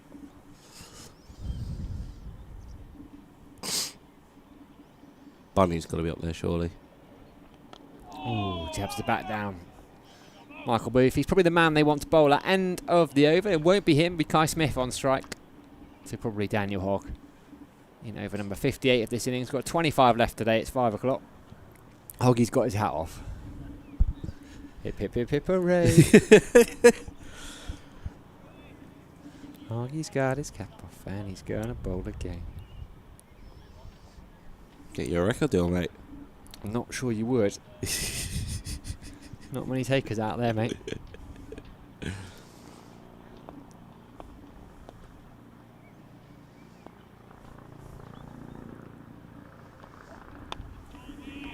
This is your way of trying to sing your way into being able to call a wicket.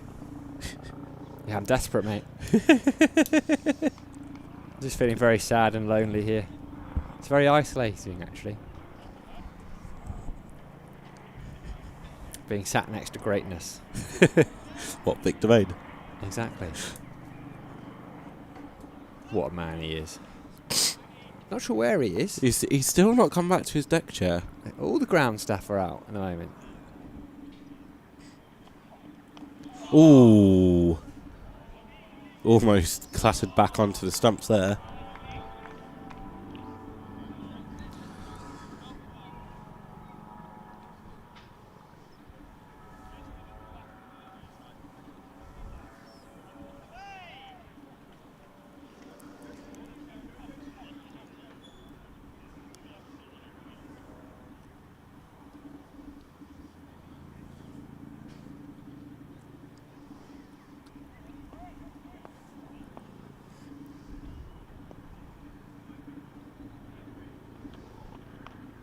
Ooh.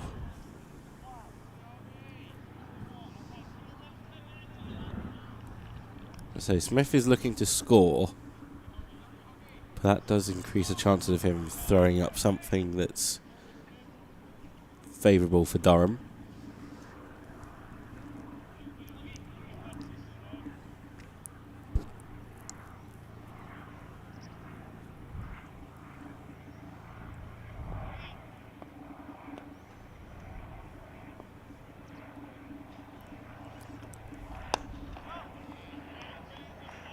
Another tumble there for Hogg in his follow through.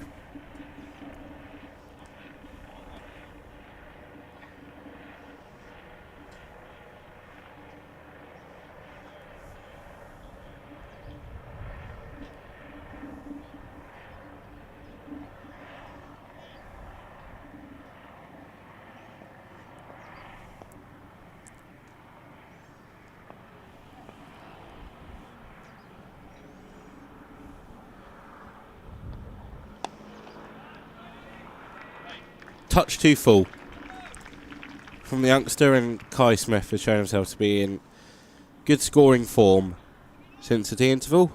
Picks up another boundary there.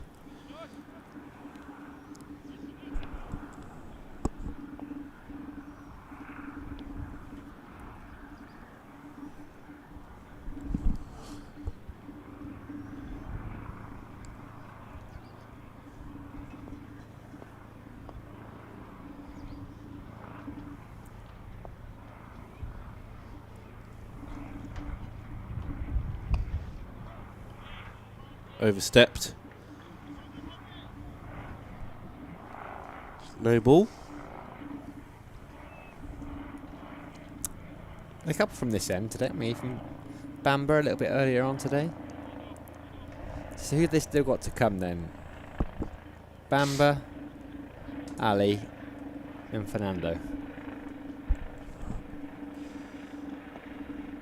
Bamber did a odd job as night watcher last week. Fernando bat a bit? Sam or no?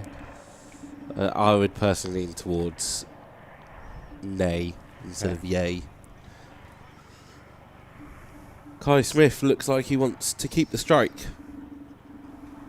Single there, 197 for 6. Warwickshire have got the deficit down to 190. Still Ben Rain from the Lumley end.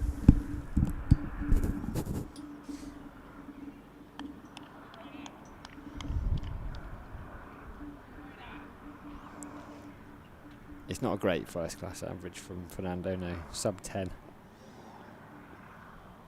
from 153 innings. So yeah, you're probably right. It is Rain. Pulled along the ground. McKinney's out there grazing at deep square leg. So Smith picks up a single. Boove on strike. Probably the man they want to bowl at. 9 from 31 Boove's got. Smith's got 36 from 67. Warwickshire edging towards 200. Still a lot of cricket left today. A ball shy of 24 overs. A lot of cricket left in this game. Durham noses in front.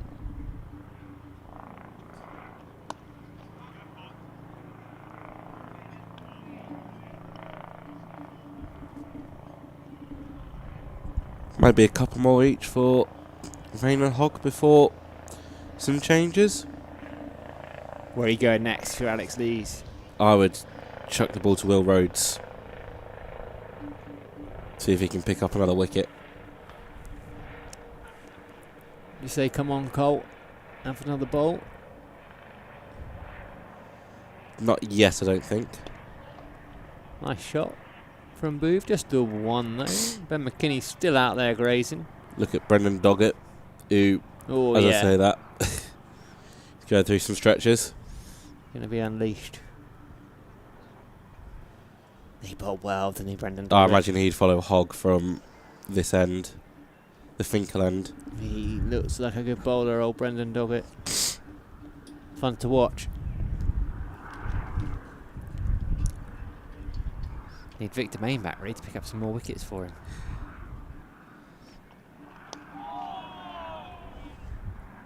Happy just to rotate the strike. 200 up for Warwickshire. Taking them a little over 4 hours. And they lost 6 wickets.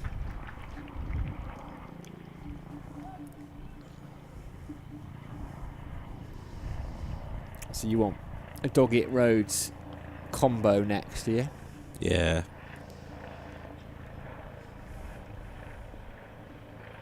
Be fuming if it doesn't happen, or? Nah, I wouldn't be fuming. I'll survive.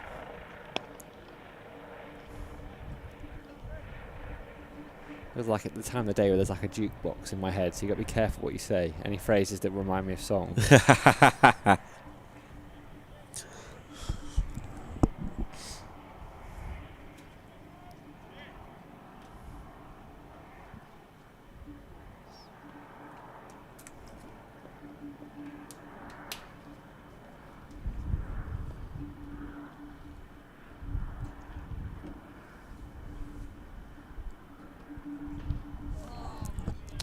Left alone, end of the over. Ollie Robinson sprints down to the other end. 200 for 6. 59 gone. Who's this? Who's this? Looks like Brendan Doggett to me. Your eyes do not deceive you. Good to know, because if it wasn't Brendan Doggett, there'd be something seriously wrong, wouldn't there? Just having visions of Doggett. Yeah. If you'd have turned around and said, no, Sam, that's Daniel Hogg, I'd have been a bit worried for myself, really. Ready to go to Specsavers. I used to go to Specsavers for many years. Moved away from them, actually, in recent years. Don't know why.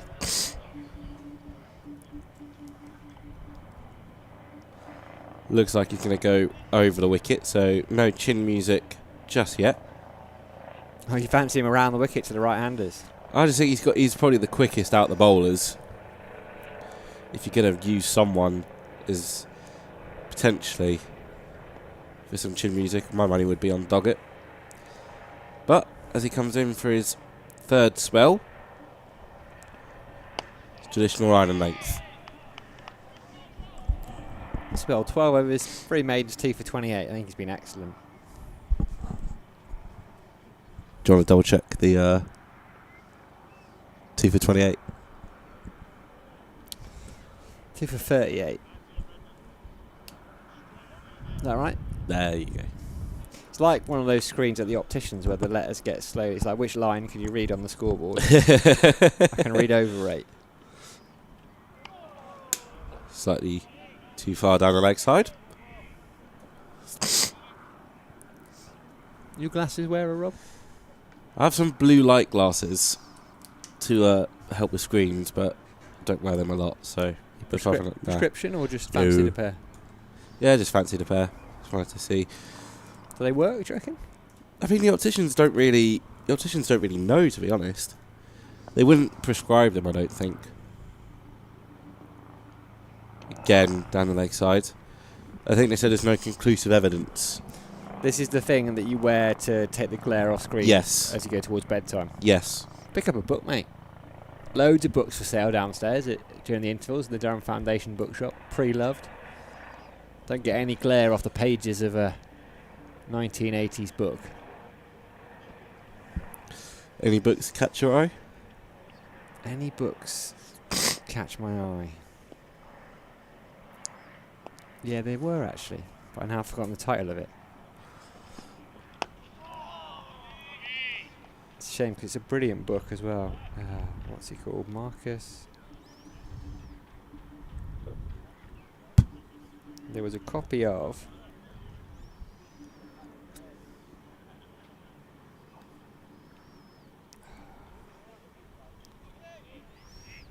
Leave it with me. Leave it on knife edge, mate. Oh, I know. Marcus Berkman, Rain Men and Zimmermen. They're fantastic books.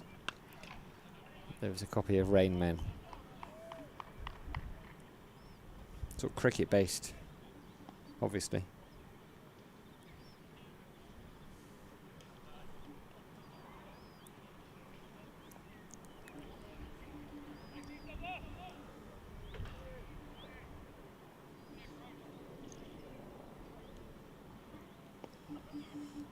It's going to be the one ball at Michael Booth this over.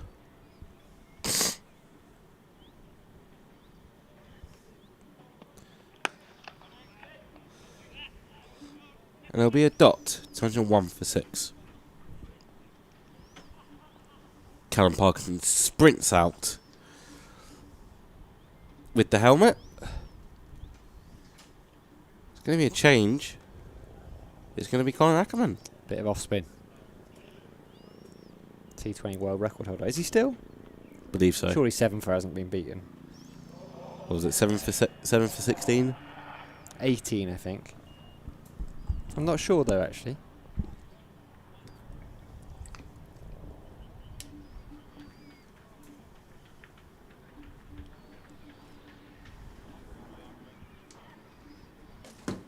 Right.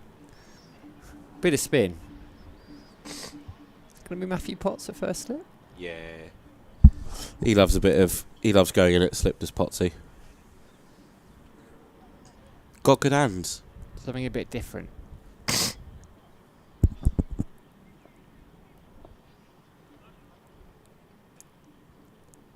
Bowled that one over before tea. 22 left in the day. There's a long on, deep square leg, and Ben Rain at deep backward point. Medio Gay is catching it mid wicket. Quite a straight mid wicket. Brendan Doggett there at short fine leg. Well, man at the 45 already. There's a more orthodox mid wicket as well.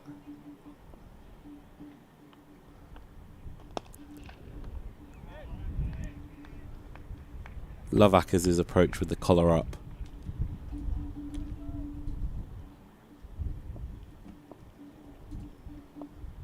Old school style.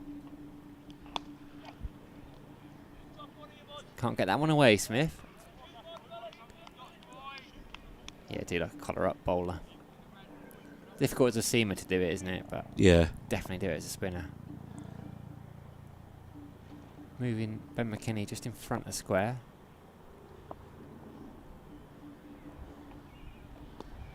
It's fizzing it through the air. It's Colin. Behind the over 8, -2 at the moment. They used to only do that every half season, you know, in the old days, over 8. So you'd get these weird sessions where the game was going nowhere, and the teams would just agree to fizz through. You'd get like 30 over hours, maybe not quite that extreme. Like I saying, going to the offside. Or just to catch up. Yeah, because you were done over just measured over half a season. Not now. Yeah, that must have been intriguing to watch.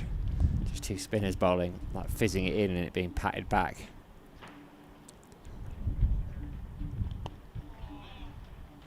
Another single in the offside to end the over. 204 for 6. Booth, who retains the strike, has 11. Smith's got 40.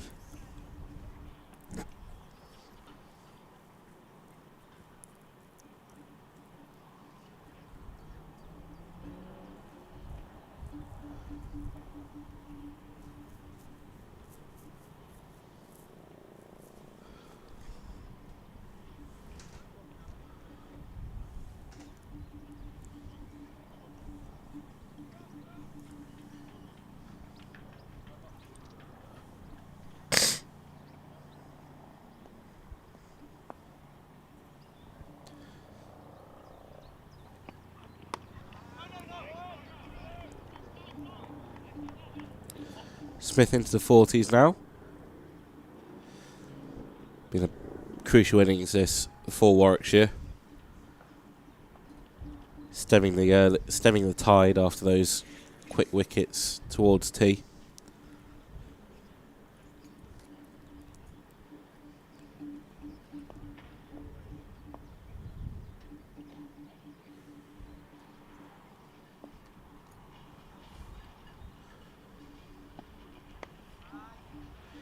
Turn away to long leg.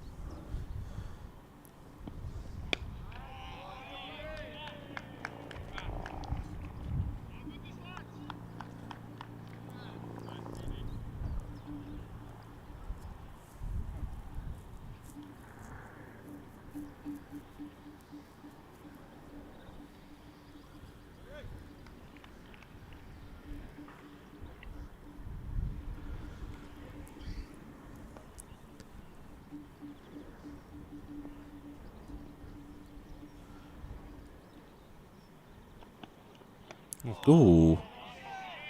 Decent bit of bounce there. I think he played it all right in the end there, Booth. Managed to angle his bat down, but he was surprised, wasn't he, by that bounce?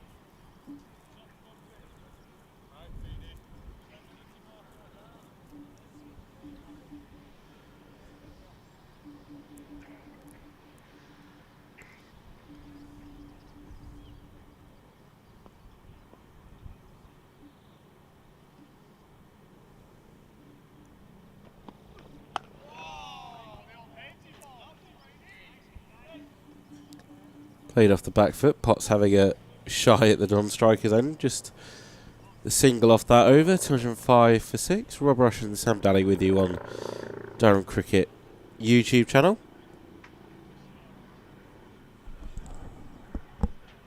Should we think of a funky name for the YouTube channel? Should we rebrand it? You got any ideas? I'm just thinking. You're the creative man amongst us. I am.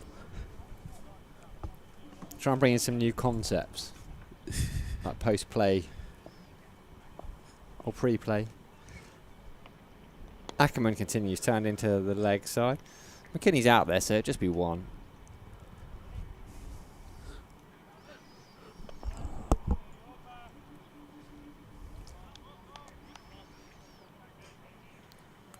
Could have like Cambo's conundrum, a bit like the countdown conundrum at the start of the game. An Aussie-based cricket word that everyone has to guess. It's actually not bad, that. Yeah, I quite like it.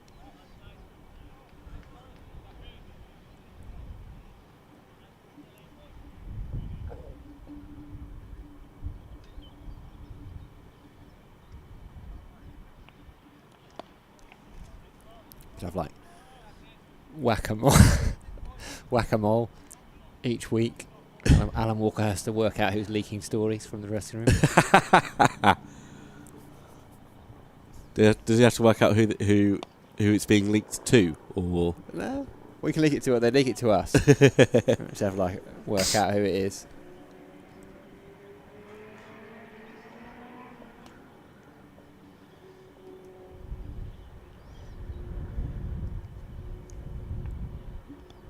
Oh! Put down edge. It was a thick outside edge. Matthew Potts went to his right, stuck a paw out, tipped it round the corner. couldn't hang on. Would have been an absolute screamer. And then almost gets hit on the way back. Would have been a brilliant catch. Really hard chance. It is half a chance though. Put 50 partnership up with that outside edge. Kai Smith's got 36 and then Booth has got 13, but a touch of luck. It's unlucky from Potts because he's basically at first slip. So he's going to see it quite late there. Swept. Beautiful. Behind square. McKinney's out there.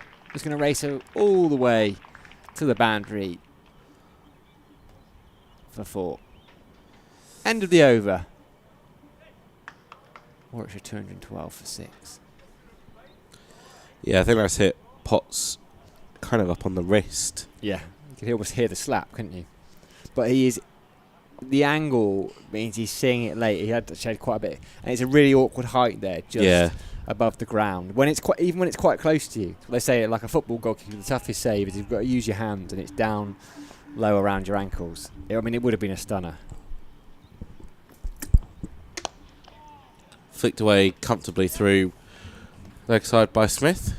Pick up a couple. It's unfortunate for him because it's got to go down as a drop, really, because he's got to hand to it. He's one of those type of characters as well. He'll know that, well, he would have backed himself. The fact that he got to it, he would have backed himself to take it, regardless of the degree of difficulty. It's just reactions. They either stick or they don't, those. Any more? Got any feature ideas? Nah, I think I'm all clued out, mate. I'll have a think overnight. I'll get back to you in the morning. Right. Potts looks like he's going to go leg slip here.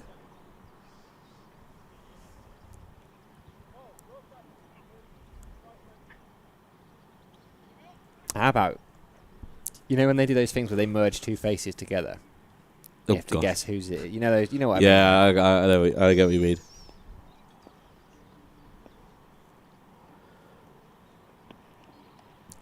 Top edge. Safely flies away though. It's going to be 4 more to Kai Smith, who's played very well since coming to the middle. Short ball ploy there. We could call it.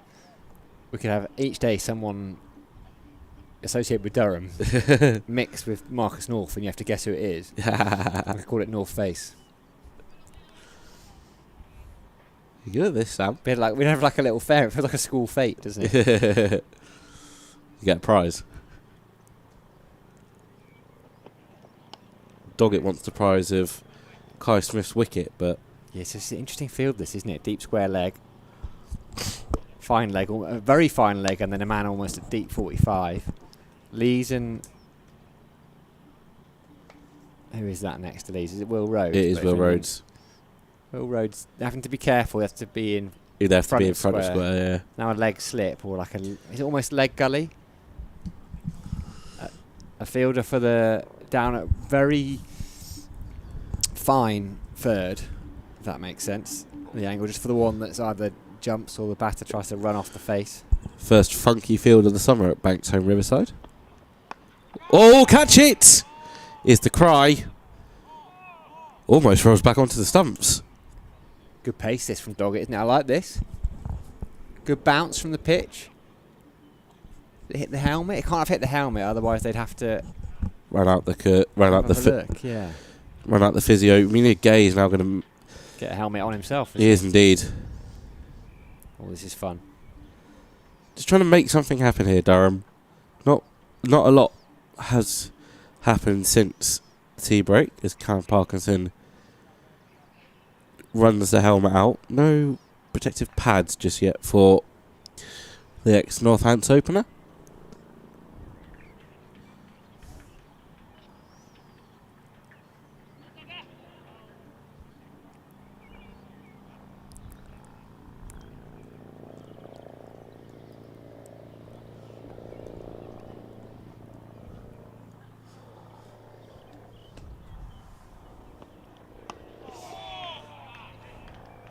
Getting a good bounce. Let's dog it.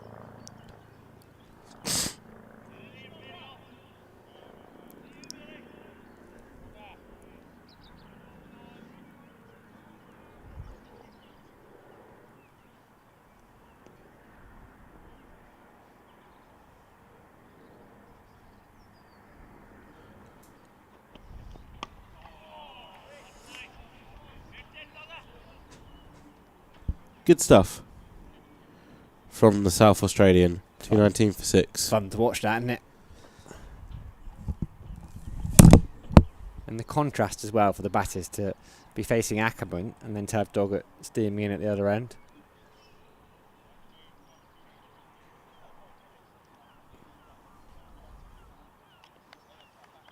Very enjoyable.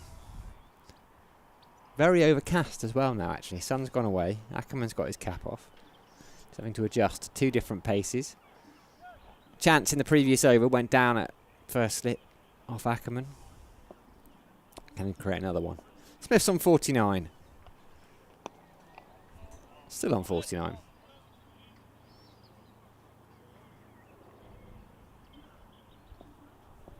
Wonder if there might be some mind games coming up soon from Alex Lees. Gets that one away in front of square. Kai Smith comes back for 2. Will he come back for 3? No, he doesn't need to. He passes 50. A nice little knock from the 20-year-old, making his maiden first-class half-century in just his second game. 86 balls, 6 boundaries.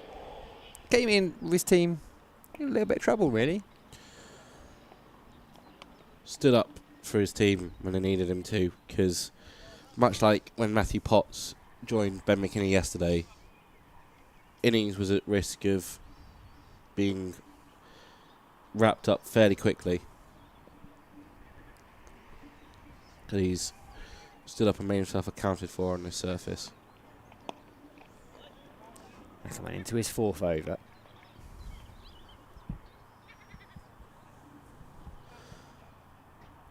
Lights just flickering into action for the first time this season at Banks Homes I think Riverside. it's a bit dark. Don't know if that will affect how long Brendan Doggett can dig them in for. I don't think you can take seamers off for this. And Rob Rashford trust. It would leave Durham in a bind if they had to, though. End of the over, we'll find out. 65 gone, 17 left today still. Brendan Doggett has cap in hand, and the score is 2-2-2 for 6. Would leave Durham in a pickle if they had to go to spinners only, because Con Ackerman is the only viable spin option. Who do you think could... I reckon Ben Rain could. Ben Rain could bowl some spin. Can he not bowl at all? I've personally never seen him bowl.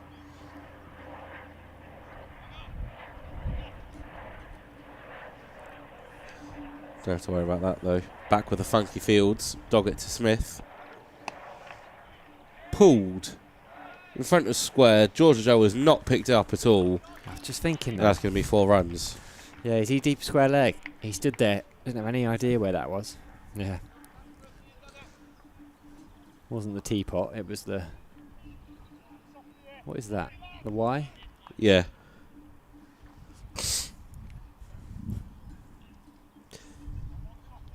Yeah, it's hard to describe this film without being able to show you like a wide shot of it. It's that funky.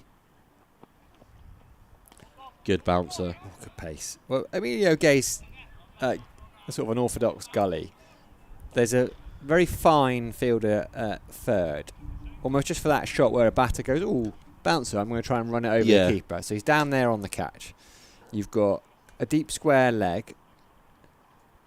You've got a fine leg and a man in between. So 3 on the boundary down there. Square legs in front of square has to be, because you've already got 2 behind square on the leg side. Mid wicket and an orthodox square leg.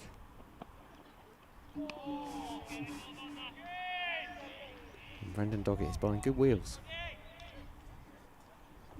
Fun this. He's enjoying this. It's a good cricketer, doesn't he?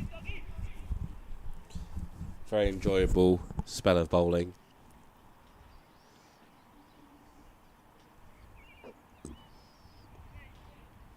When did he arrive? Last week, during the Notts game at Trent Bridge.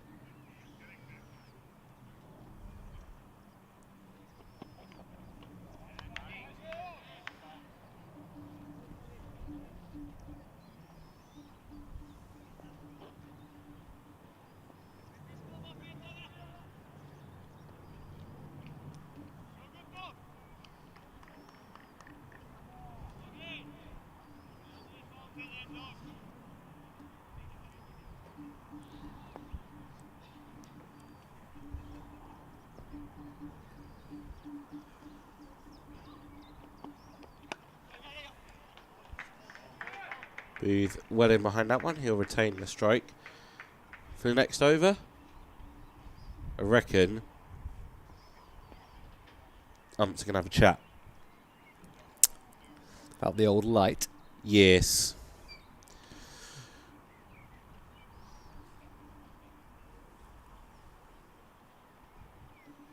Going to call for the light meter, I'd assume.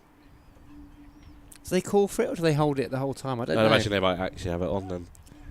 Wasn't there? I genuinely don't know the answer to that. Nothing yet. It's all right when Ackerman's bowling spin, isn't it? Yeah, I do wonder how long they are, like you say, Sam, I do wonder how long they are going to allow Doggett to bowl, especially if it's going to be short-pitched. Got the radio. Square leg umpire. Turn the lights up, Vic. Cut away, but can't get past George Drizzle. He's been out there all day, actually. Is that a blow for him? If you were 12ers, would you want to field all day, or would you rather just run drinks on occasionally? What do you reckon? Me personally, I just want to run. I'd want to run drinks. I hate fielding, but he's a pro cricketer, right? So he'll be very happy. So unlucky to miss out on selection for this one. Done really well over the winter, hasn't he? Impressed in pre-season. He's a good bowler, but to push himself up above Parky temporarily, at least. Ooh, genuine play and a miss from Booth. Strung together a positive couple of months as George picked up a new 2-year deal at the back end of last year. That came on the bank of a very impressive Metro Bank One Day Cup campaign. More senior players left to go to the 100. Came back, as you say, had a very good pre-season. Bowled tidily down at Notts in the first innings. Picked up some runs as well with the bat. It's good from Ackerman. Maiden over. 67 gone. 13 to that second new ball potentially, but only 15 left in the day. Radio's back out from the umpire. Let Doggett carry on. Who's that? Matthew Potts. Will Rhodes. Will Rhodes. So then they're not going to is the answer.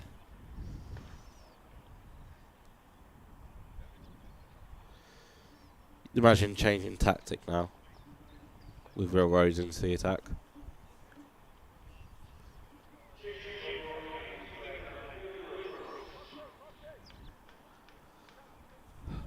Those lights are really bright, aren't they?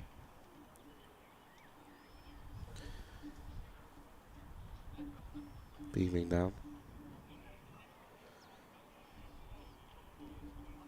Don't look directly into them, mate. Stick the sunglasses on. That'll solve it. Will Rhodes in for his second spell, 1 for 13.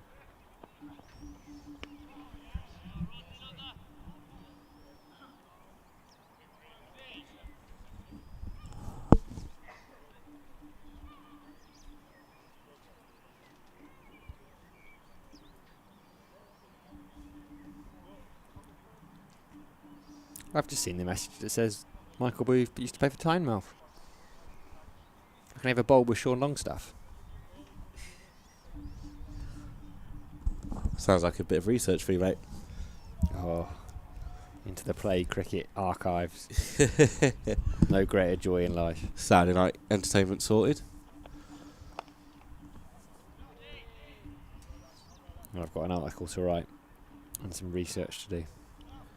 I'll leave that one to you. I want to know in the morning. That's your homework for tonight, Rob Rush. Well, we're back in school. Did Sean Longstaff and Michael Booth ever take the new ball together for Tynemouth? That's the big question. On a scale of 1 to 10, how disappointed are you going to be if I don't give you an answer? Pretty gutted, mate, not gonna lie.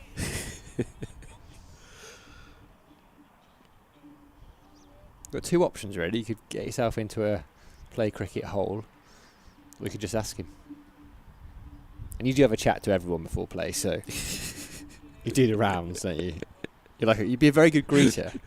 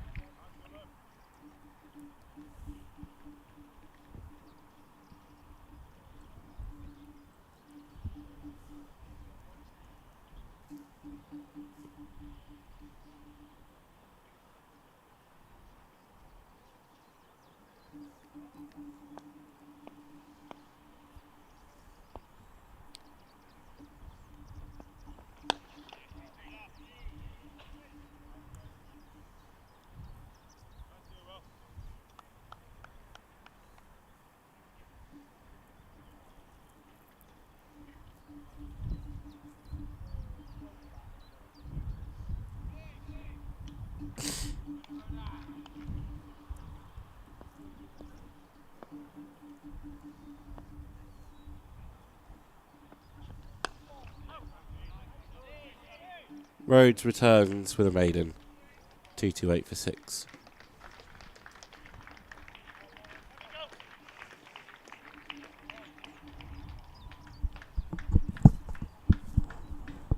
Is it still going to be Ackerman at the lovely end?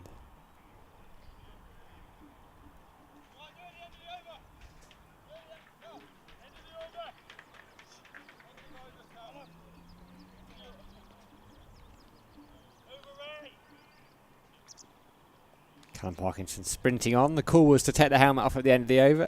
The cry of over 8. Level.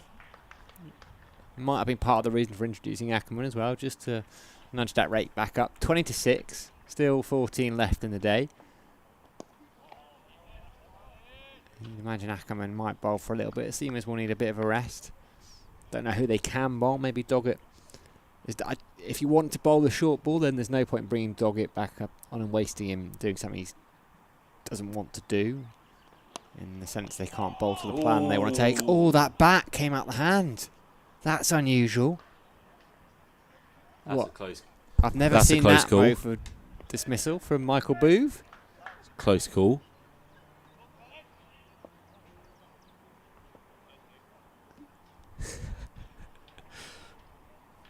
Blacklock's a good egg. He's done my homework for me. Oh, good Put fielding. your cover, chance of a run out. Brilliant work in the covers for about a run. Just a little jitter the last couple of seconds. That bat nearly. Don't do his homework for him, Blacklock. Never played with him. Got to give Rob Rush something to do in the evenings, Sam. And that long, lonely bus journey home he has.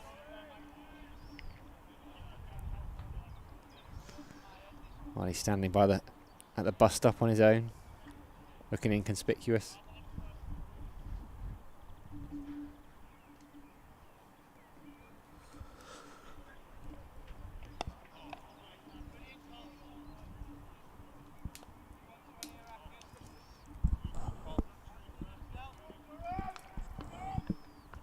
He only played in April. Sean Longstaff would have still been engaged in Premier League football.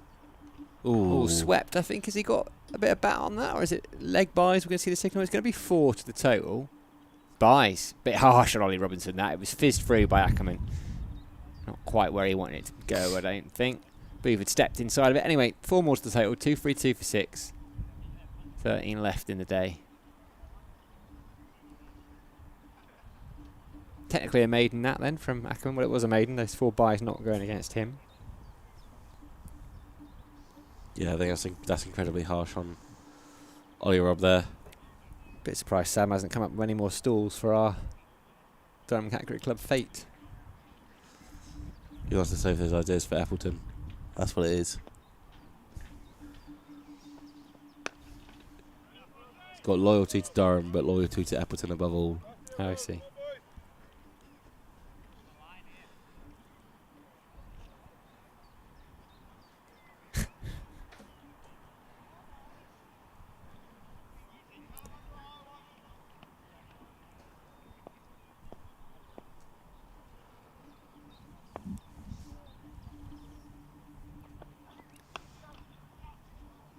Chase on for McKinney, but comfortably get there.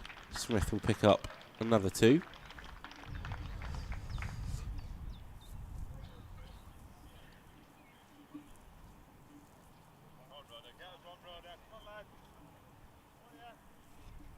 The unmistakable Yorkshire accent of Alex Lees there.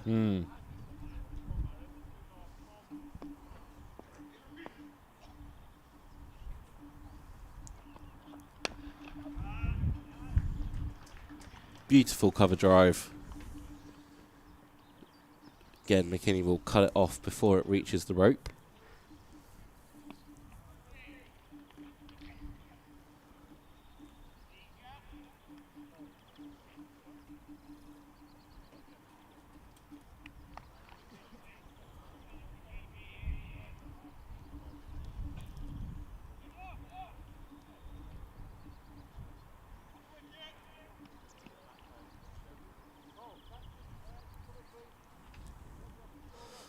Alex Lee's removing Colin Ackerman from the slips.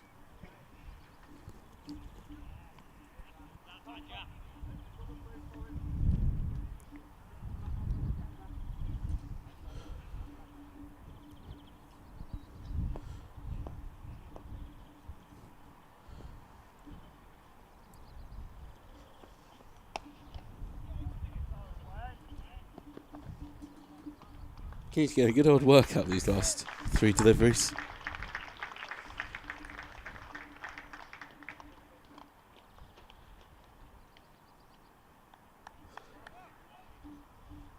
Another 2 to the total.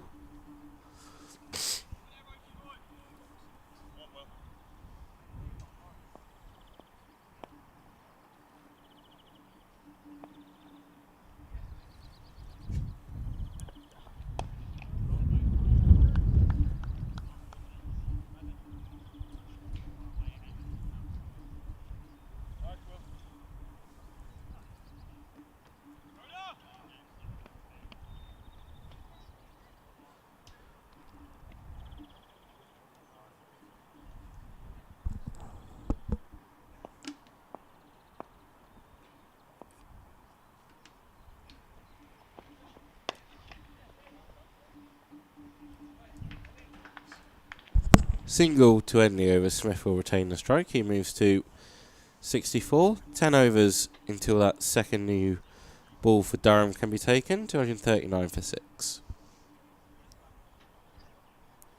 Think they'll take it tonight?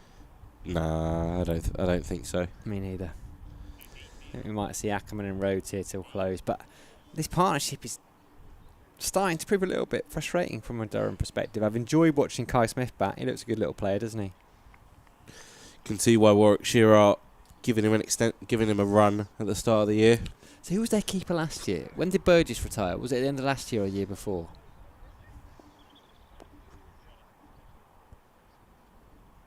Did Davies keep last year? I'm trying to think. Should know this really.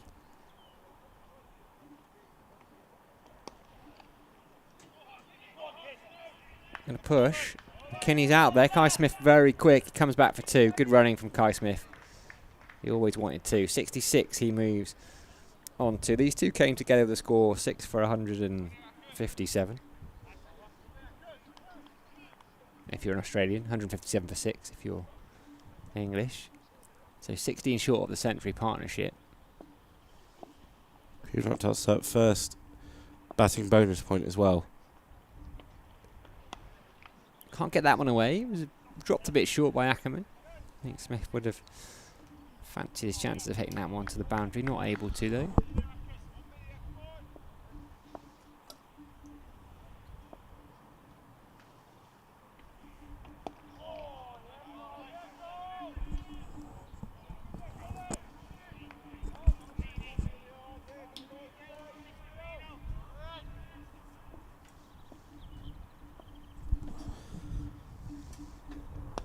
Fizzes that one through. Pushed on the back foot. That Emilio Gay down at long on. Oh, a lovely breeze just come through the commentary box as well.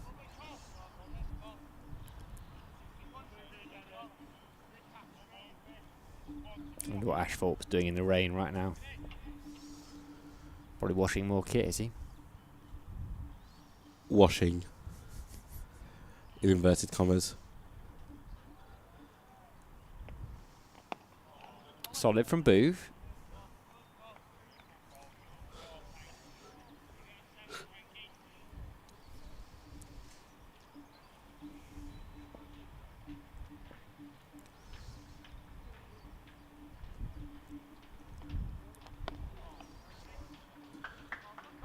Umpires are taking Gloucestershire from the field. Gloucestershire and Glamorgan. I was going to say, just Gloucestershire. Yeah, Glamorgan are out there. It's fine. Glamorgan are still out there. Sorry, Gloucester, you got to come off, lads. What for? Light? Bad light.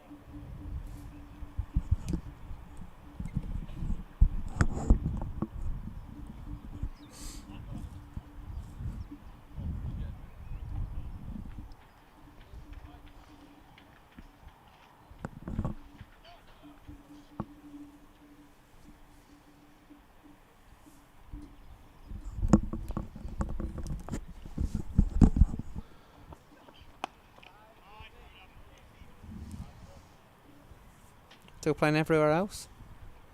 That Middlesex-Kent game's going to be intriguing, isn't it? Middlesex batting second, 187 for 5, so 191 in the lead.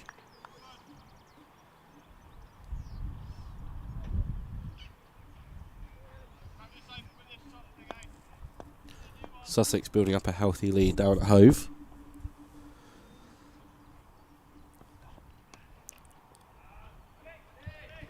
Good shot from Kai Smith. No one down there bar Emilio Gay. Well wide of him. Smith moves into the 70s. So what you're saying, he's a UAE international, under-19 international, Kai Smith. Did you say that yesterday? Yes. I believe he was also capped by the UAE in the first class end. Okay. According to Quick Info.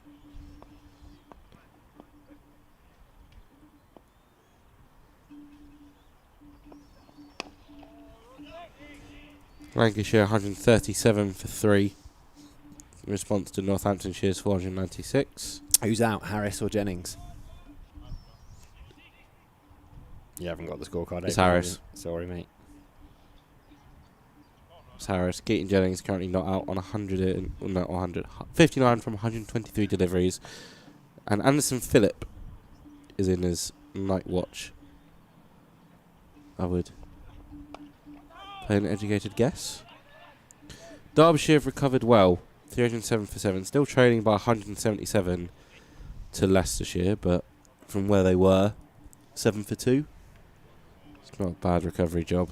Yeah, was it Anuj Dahl and Martin Anderson were batting together last I looked, and a bit of a partnership going. Martin Anderson's currently there on 80. Zach Chappell's with him 37 not out. Smashing it.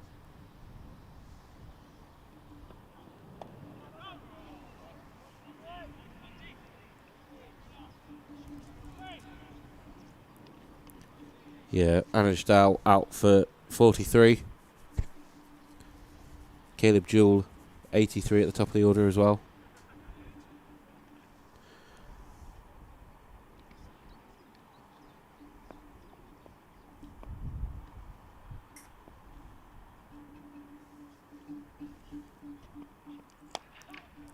Width dealt with by Smith. He moves 75, and Warwickshire have their first batting bonus point, 250 for 6. And he struck that so well. It's not more than 5-10 metres from the fielder down there. I know there's a big difference between 5 and 10 metres, but it wasn't far till the fielder at third's right. And he's pretty quick, Emilio Gay, as well. Worcestershire 162 all out, but Yorkshire have not enforced to follow on. Yorkshire currently 14 without loss in their second innings. Okay. They'll be looking to accelerate. So what are they leading by now? 308 is the lead for the White Rose. They'll be looking to accelerate into tomorrow. Surrey 104 for 1, leading by 138 against Hampshire. Essex 265 for 5, trailing by 82 against Nottinghamshire at Trent Bridge. Ackerman continuing. Smith's got 75. He's at the non-strikers end. Booth has 18. Yeah, so a recommendation of Dougie Brown, who's I think quite heavily involved in UAE cricket. That's how he's ended up at Warwickshire. Kai Smith. Cut away. Booth in on the act. That's going to race away for 4 despite George Drizzle's best efforts to chase it down. He ain't going to get there. 254 for 6. Under partnership, only 3 runs away.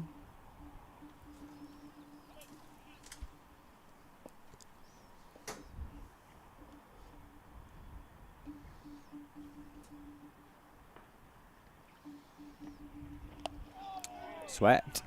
Hine square. Will McKinney cut it off? No, he won't. Back-to-back boundaries from Booth.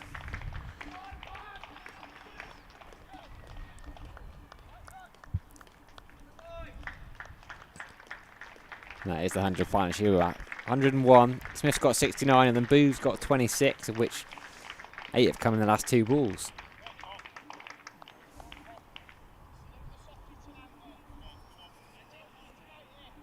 Yeah, Warwickshire being in control for this evening session, blunting the Durham advance. Quick single. Smith is very quick between the wickets. He's a good runner by the looks of things.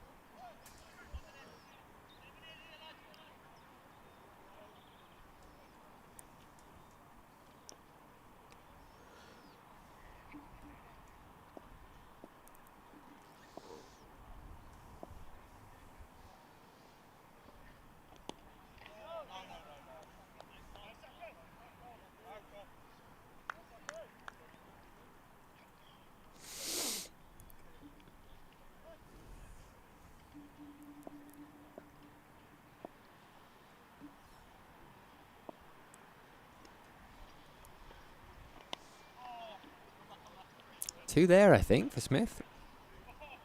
Very adept at finding gaps.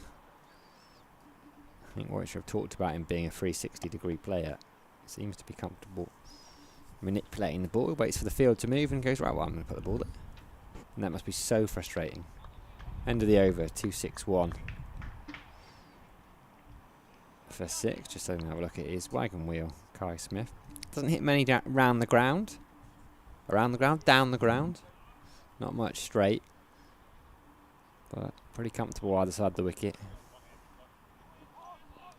Dan Hogg back into the attack.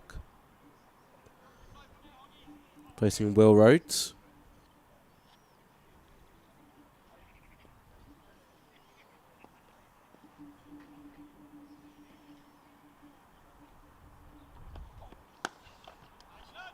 Bump ball.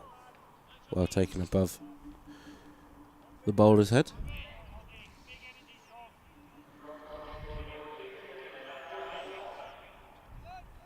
You're one step ahead of the in-ground announcer. Good to know. You're one step ahead of everyone, Rob Rush.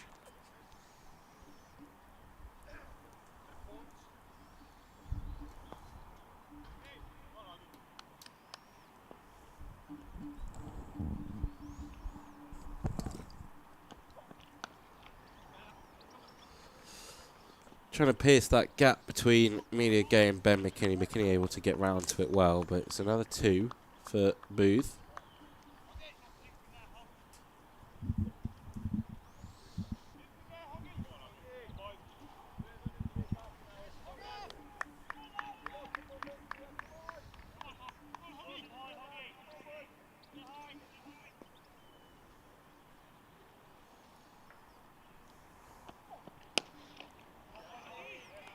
Well stopped.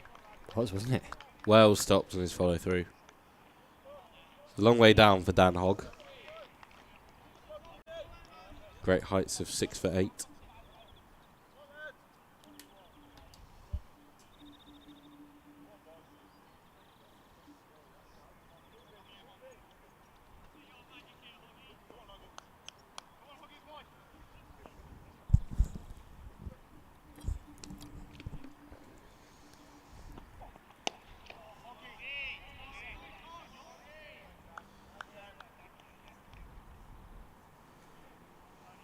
Six overs left after this one till that new ball. 8 left for the day. I just can't see him taking it. Nah.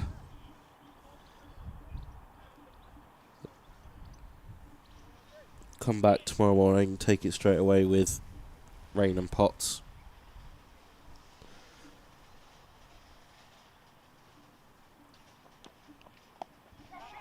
Pulled, but bounces in front of Rain. Unless something happens in the 6 overs on 1 ball. Pick up a wicket or 2. That's the only reason I could see Durham wanting to take that second new cherry. But if it's status quo, I think they'll be more than happy to just trundle through to the end, back in the sheds, and come out again firing tomorrow morning.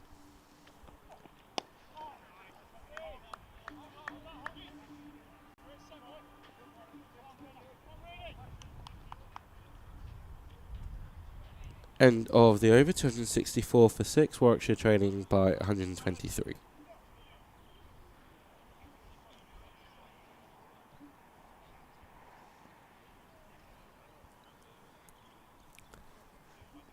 Still very even this, isn't it? We've said it the whole time. As soon as a team nudges ahead, The other one just pulls them back in. It's going to be Ben Rain. He's going to have a go.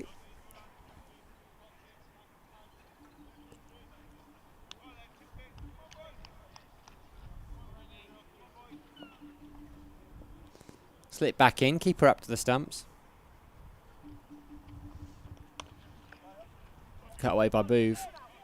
Fielder out there is George Drizzle at deep backward point, but they run hard. Come back for quite a comfortable 2 in the end.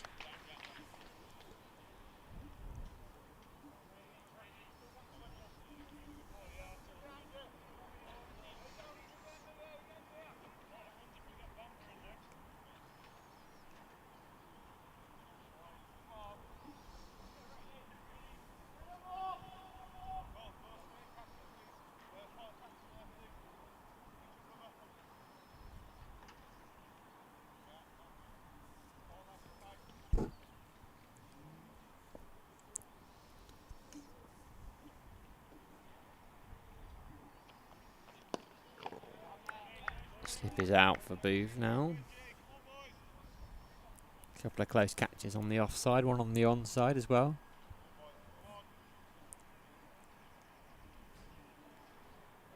To his 17th over, Ben Rain. Just 1 wicket so far.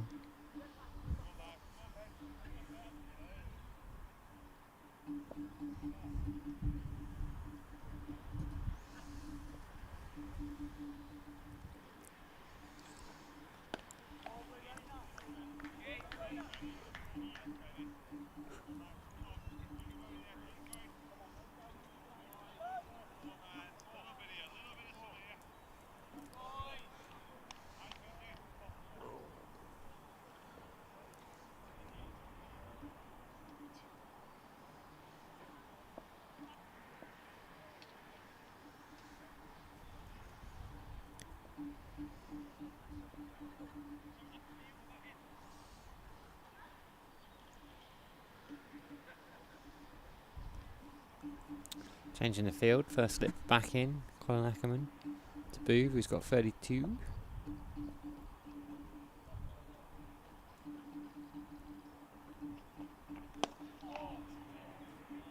Pushed to mid on, no run. So he's still got 32. That's how it works, isn't it, Rob? Believe it is, mate.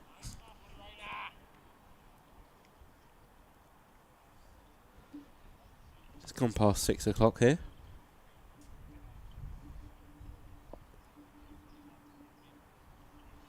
Six o'clock already.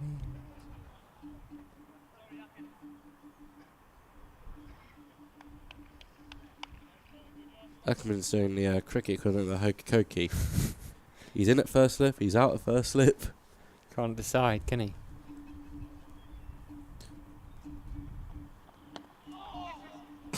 Single into the leg side. Takes Booth to 33.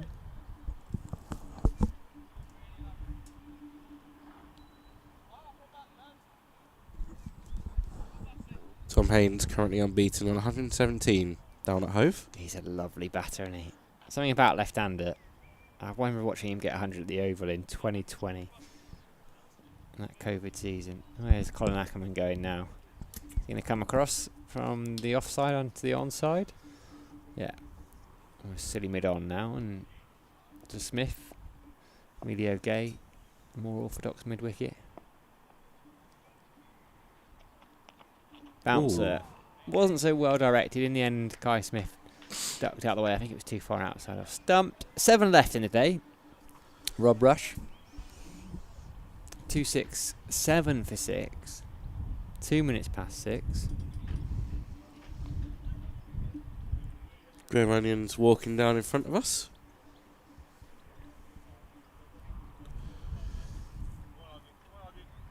He's wrapped up warm now, hasn't he? Got that gilet and tracky combo on. He was brave earlier in his t-shirt. It's definitely got colder. I'm regretting being in shorts right now, Rob Rush.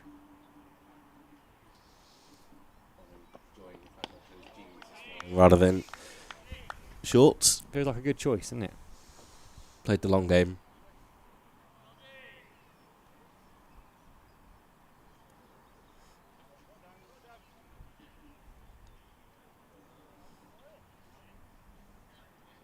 Durham would love to pick up another wicket, maybe even 2.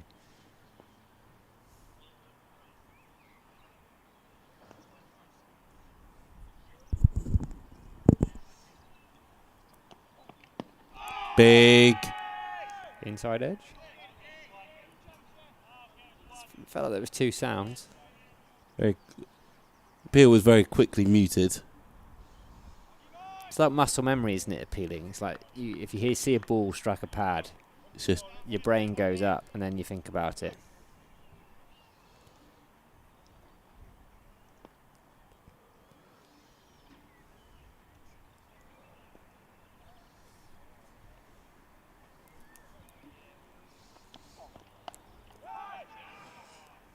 sliced away, uppish, but no fielder in the surrounding code to affect the catch. Rotate the strike. Booth moves down to, he moves down to the non-striker's end. Moves his score up to 34.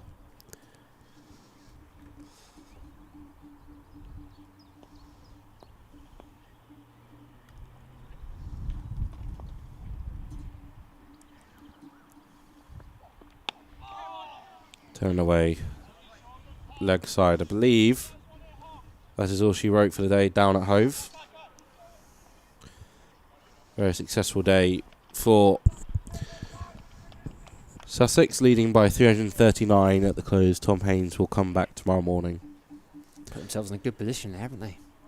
Have indeed. Essex now trail by tad under 70. 278 for 5 at Trent Bridge. Surrey 112 for 1. Leading by 146 in Yorkshire, as we mentioned, with a mammoth first innings lead. 30 without loss, second innings, leading by 324. There's some quite even games going on, isn't there? That Nottinghamshire Essex one could turn out to be fascinating, I think. Surrey will feel they're in a pretty strong position right now. Glamorgan got a long way to go still to get near Gloucestershire. Yorkshire very much on top, but as are Sussex, but it's that one. Northampton enjoying a good day at Old Trafford. Yeah, I think so. Middlesex versus Kent is the most intriguing of all at the moment. Plus this one here. Shout from Hogg, but umpire turns it away. 270 for 6. 6 overs left in the day.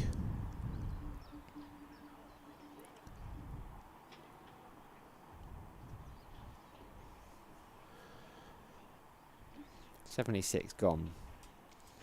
4 until the second new ball. We reckon they might wait until tomorrow. Yeah, baffling decision from Lancashire. They sent out Anderson Phillip Mm. very early on for a night watch. Is he out? He is out, but they have just called stumps. Rain's in. So I guess you could say he's done his job after all. Yeah, I suppose. So Colin Ackerman is in at silly mid-off. With a short cover catching. Alex Lees, the skipper, is just having a chat to Ben Rain. What we're going to do here, how can we find a wicket? Got 29 balls left tonight. It's been a while. 157 was the last wicket. 113. It's a 7th wicket partnership so far.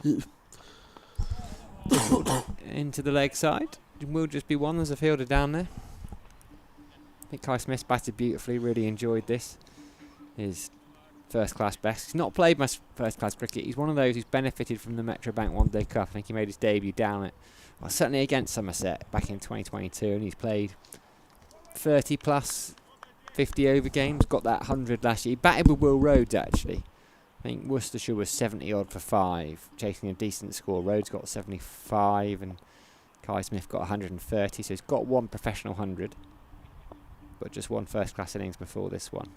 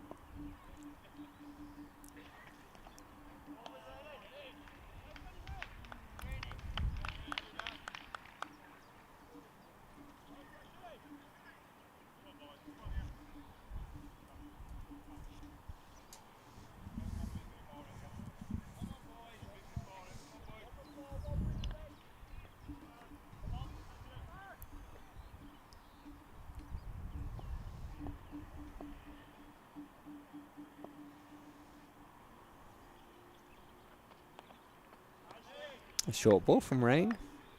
Just trying everything he can, using all that experience, try and buy a wicket. Now Durham would dearly love one, if not two before close.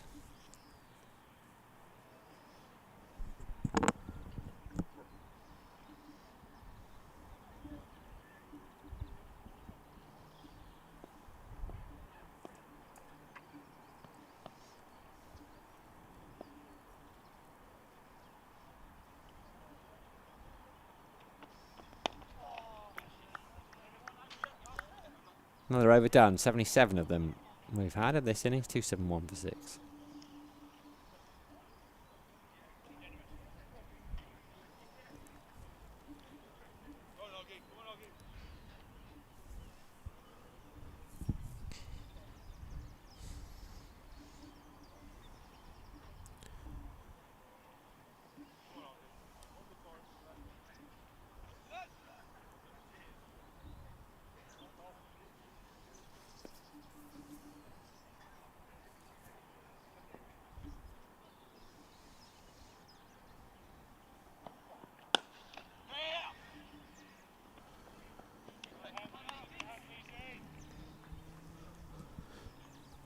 Single to start 78th over.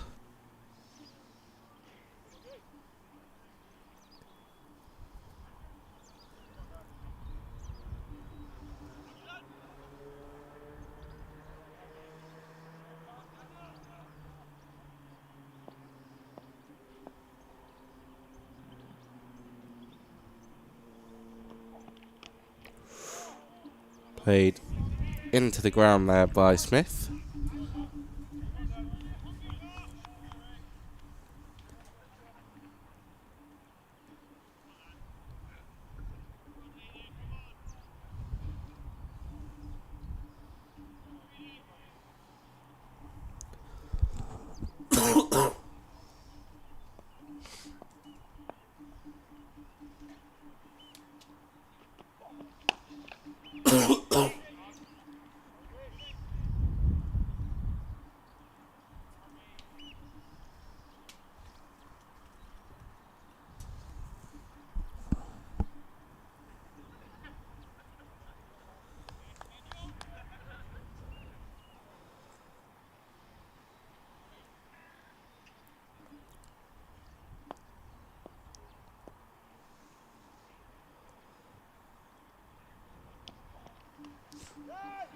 Edged and taken by Emilio Gay all the way down at third. Kai Smith will be devastated. He's thrown that wicket away and really looked so comfortable chasing a wide one. Bottom edge of the bat and travelled all the way down to Emilio Gay down at third. Durham finally have their wicket. Smith has to go for 79. Emilio Gay takes his second catch of the day. Hogg has his third wicket. And Durham have their breakthrough late on day 2. Yeah, and they needed that Rob Rush. I didn't expect it to come, I'll be honest. Certainly not. Neither did I. Neither did I. He's looked really comfortable. He's batted beautifully. I thought he would see this out until close. But those cries of catch, it went up. Emilio Gay, there'd have been a flutter of nerves. Ball going up into the sky. It's a little bit dark. It's a long way. You want it to come straight to you flat and hard, really, so you don't have time to wait. He made no mistake in that partnership, which started with the score on 157, so some 115 runs ago, has finally been broken, and can Durham prize another one out before the end of the day? The Rob Rush effect strikes again as well. I only take wickets when Rob Rush is on the call.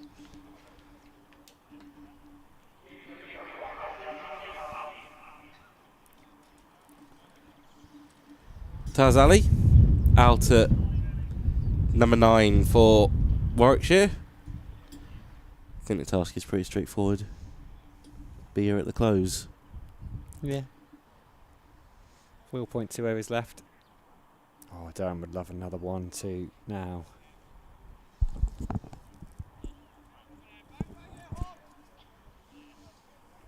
They seem to be just dragging to a close there. Smith and Booth looked set. Dan Hogg. Dan Hogg provides the strike.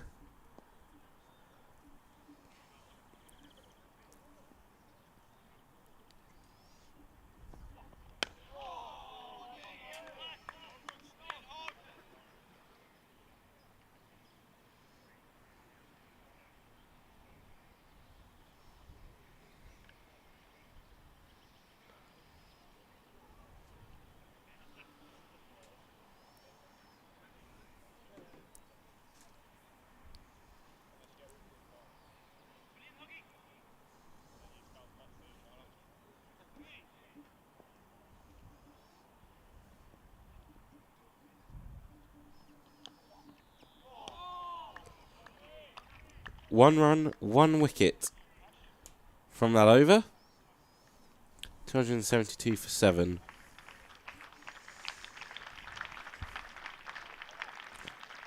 Warm round of applause from those still left here at the Banks Home Riverside. Daniel Hogg, 3 for so far from that young man. Done the job for his team again, as has Ben Rain so many times over the years. Is it 6:15, 4 remaining? We might almost make your 6:30 deadline, Rob Rush.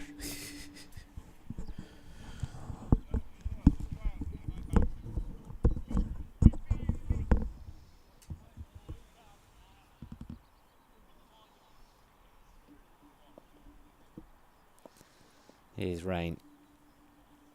On to Booth, who's got 36. Lost his partner then. There'll be a slight spring in Durham's steps. Will Rhodes is down in front of us at 3rd. George Drizzle is out grazing. Deep cover. Deep square leg, Ben McKinney. Deep mid wicket, but Emilio Gay is probably 15 or so paces in off the boundary there for the miss-hit pull shot.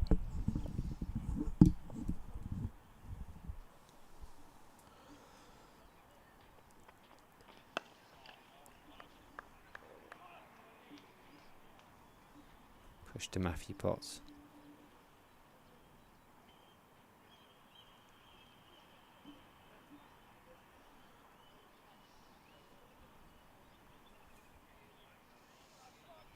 Being in conversation with the skipper.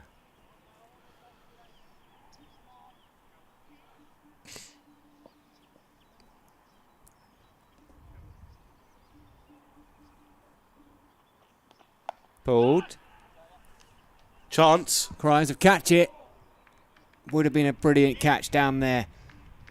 A deep fine leg. It's put down, I think. Did it carry? I can't see round that corner. Think it might have carried. Would have been a brilliant catch. Based on Brendan Doggett's slow get up. Think that has to go down as a chance. Yep, the trap was set. Fine leg, deep square leg, deep mid wicket. The Ben Rain short ball. Booth took it on. Gets a lifeline.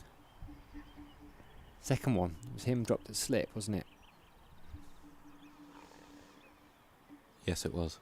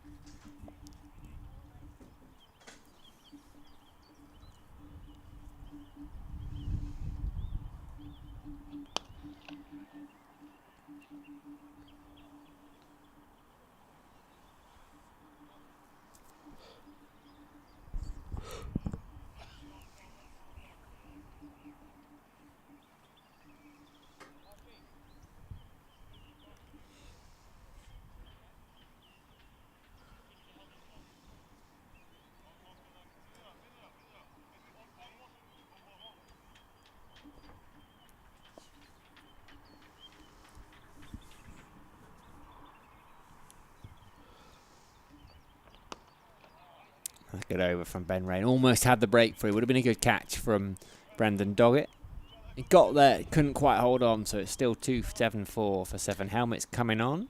Can't keep Matthew Potts out the game. I wondered if we might see him again. Just can't keep him out the game. He's going to take over from Dan Hogg from the Finkel end, so he'll have 2 of the final 3 overs today. And Amelia Gay is going to go in under the lid.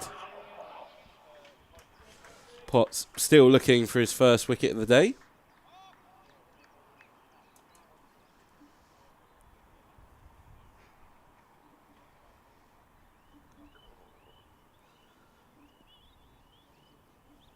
So am I.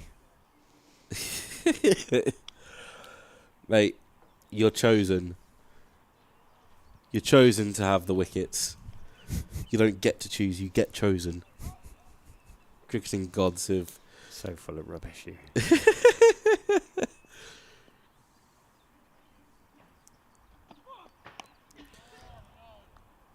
run down to third by Taz Ali. He has his first run of the innings, and that's exactly what Durham didn't want. Would they be tempted to take the newie tonight? Now they've got a new batter. Might that change it? Might that be my I think Potts? I think we'll see. See who's on strike at the beginning of the next over. In this sort of light, I think that might be why Potts has come back. I think you might be right. Happy to give Booth the strike. Field spread. Still Ackerman in at slip. Short ball. Pulled. Front of square. Batters will take the single. So back to Taz Ali.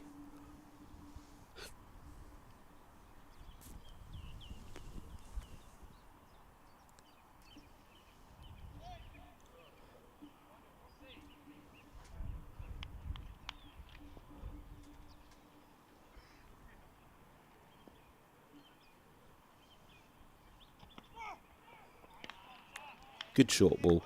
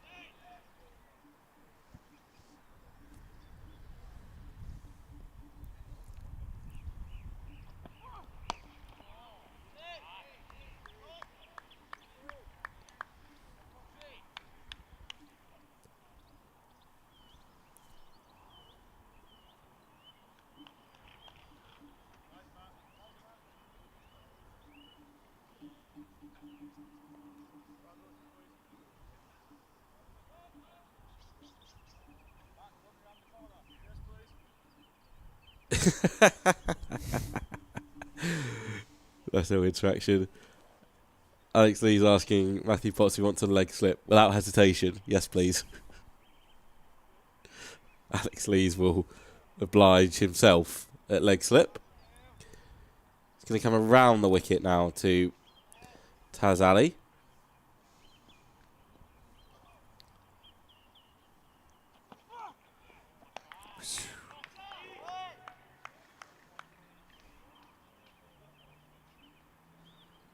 To Fury, sends Dan Hogg and George Giselle out to the fence. Brendan Doggett will actually head out to the fence there. Dan Hogg will move round to mid-off.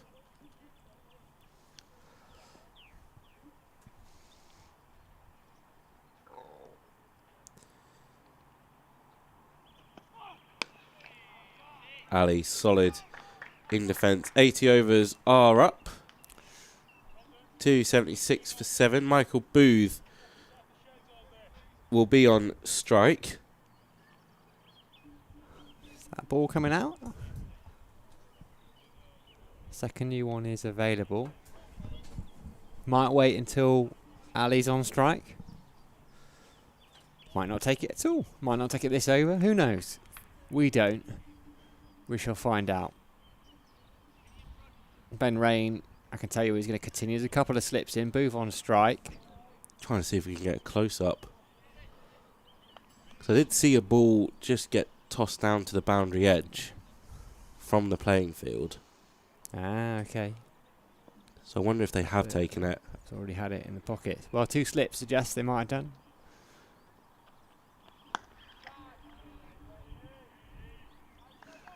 You've been watching that screen intently. I'm really trying to get a close-up. What's your conclusion? I reckon they have taken it. They have indeed. Scoreboard. Some brackets have appeared. I see. As Emilio Gay comes down in front of us at third. Can they prize another wicket before close? Cut away. Oh, it could have gone anywhere. It's gone for 4. The old under edge that misses the stumps and leads to the teapot from the bowler. A little bit of luck for Michael Booth there. Moves on to 43. A 40. 43.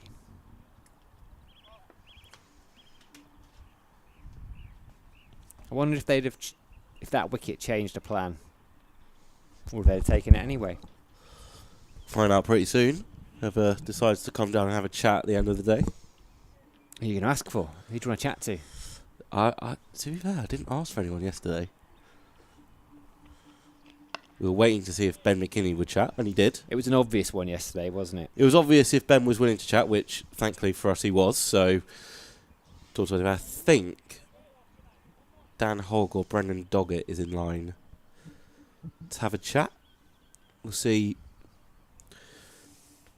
what happens. Ben Rain into his final over of the day. 20th for him. 3 maidens, 1 for 69 so far. Just know what we're going to get with Ben Rain. You know he's going to challenge the outside edge early on. Challenges the outside edge there. Run down to Emilio Gay at third man. Taz Ali's got 2 balls left of Ben Rain's final over of the day, and who should be Matthew Potts to finish things off. This is the man they would have wanted to bowl at with this second new ball of the 2 that are out there. Most definitely. It's okay when the light goes a little bit like this. It's been like this for the last hour. It's fine when you're out there and you've been out there a long time. It's very different if you're walking out there having been sat up on the balcony and you need to readjust your eyes and there's a new ball.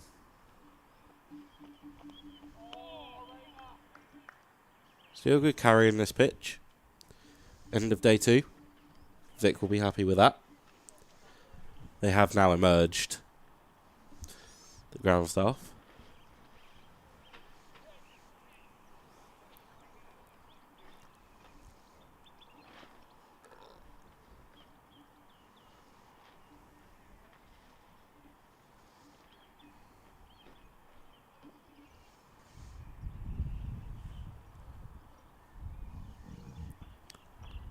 Oh, big appeal for LBW, and he's given.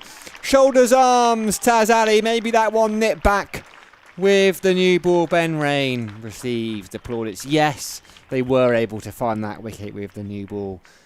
It proves a good decision. Taz Ali trapped LBW by Ben Rain for just a single. Warwickshire at 281 for 8, and Rob Rush has disappeared from shot. I've got a wicket. You finally I've got did. a wicket, Rushy. Finally did, mate. Yeah, nice bit of movement back in from Ben Rain. Taz Ali thinking he could shoulder arms. As soon as the ball nipped back, he was in trouble. I think a fairly straightforward decision for the umpire to raise the finger. Warwickshire lose another wicket. 281 for 8 now. Deficit just over 100 for them. As Ethan Bamber walks out to the middle, and I think Michael Booth is going to try and face the majority of these final 6 deliveries of the day. What would you say, Sam? Durham's day? I think so, yeah. I think this last 10-15 minutes has pushed them ahead, right? We've seen it today, wickets falling in clusters. One bringing 2. It's never really been a wicket on its own. It's never been a wicket and then a big partnership. Up until that 7th wicket. Well, it's always been one bringing 2. And Matthew Potts wanting it to be 1 brings 2 once again. So he plans through his final 6 balls of the day. 17th over for him. Over the wicket to Michael Booth. Plays it off the back foot to Dan Hogg.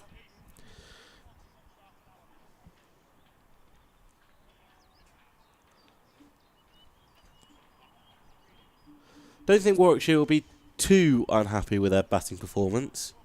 Maybe the afternoon session. I mean, Kai Smith batted beautifully.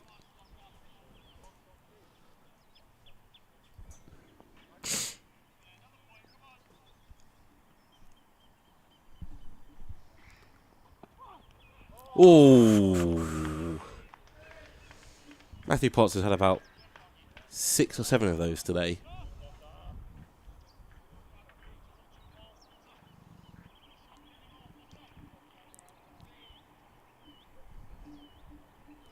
Just fizzing past the outside edge.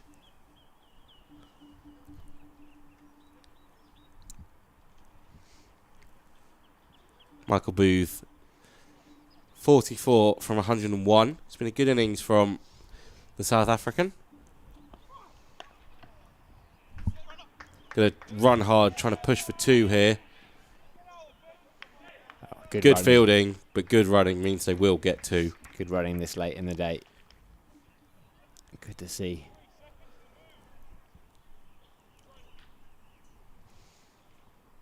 Three balls left. Matthew Potts trying to pick up a wicket. 4 maidens for him today. Very economical performance.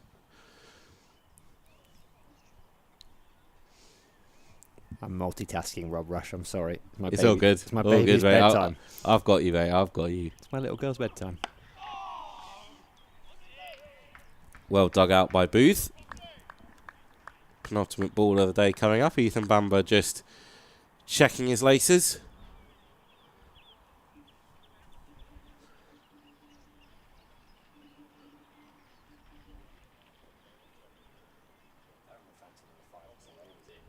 They really would. They would reckon they could get. They reckon they'd be able to get Warwickshire all out if they had those. Alas, they do not. Lovely drive. Lovely drive from Michael Booth. He will go to his 50 off the penultimate ball of the day.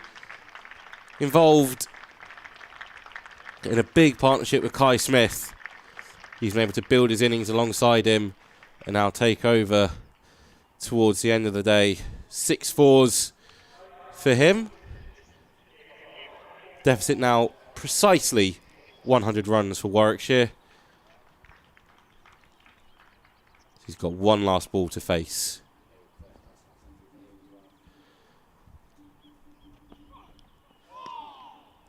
So leave outside the off stump, and that is stumps on day 2 between Durham and Warwickshire. Ben McKinney going to his maiden 150 in first class cricket this morning before Warwickshire bowling Durham all out for 387. Rob Yates and Alex Davis getting them off to a good start before Dan Hogg struck 2 times before lunch. Durham then took control of the afternoon session, 4 wickets, falling Brendan Doggett picking up his maiden scalps in a Durham shirt. And then Kai Smith and Michael Booth seemingly dominated the evening session until about 20-25 minutes ago. Dan Hogg back into the attack, picking up his 3rd. Kai Smith rather throwing his wicket away down to Emilio Gay down at 3rd. And then Ben Rain with the 2nd new cherry picking up Taz Ali, LBW after he shouldered arms. The finger was very quickly up. 82 overs into this Warwickshire second innings. Durham picking up 2 bowling bonus points. They'll want that 3rd and final one tomorrow. Warwickshire the 1 batting bonus point, but they also picked up maximum bowling points earlier on this morning. That's it from me and Sam today. Thank you very much for joining us. We'll be back just before 11 a.m. tomorrow. Same place, you know where to find us. Have a good Saturday night.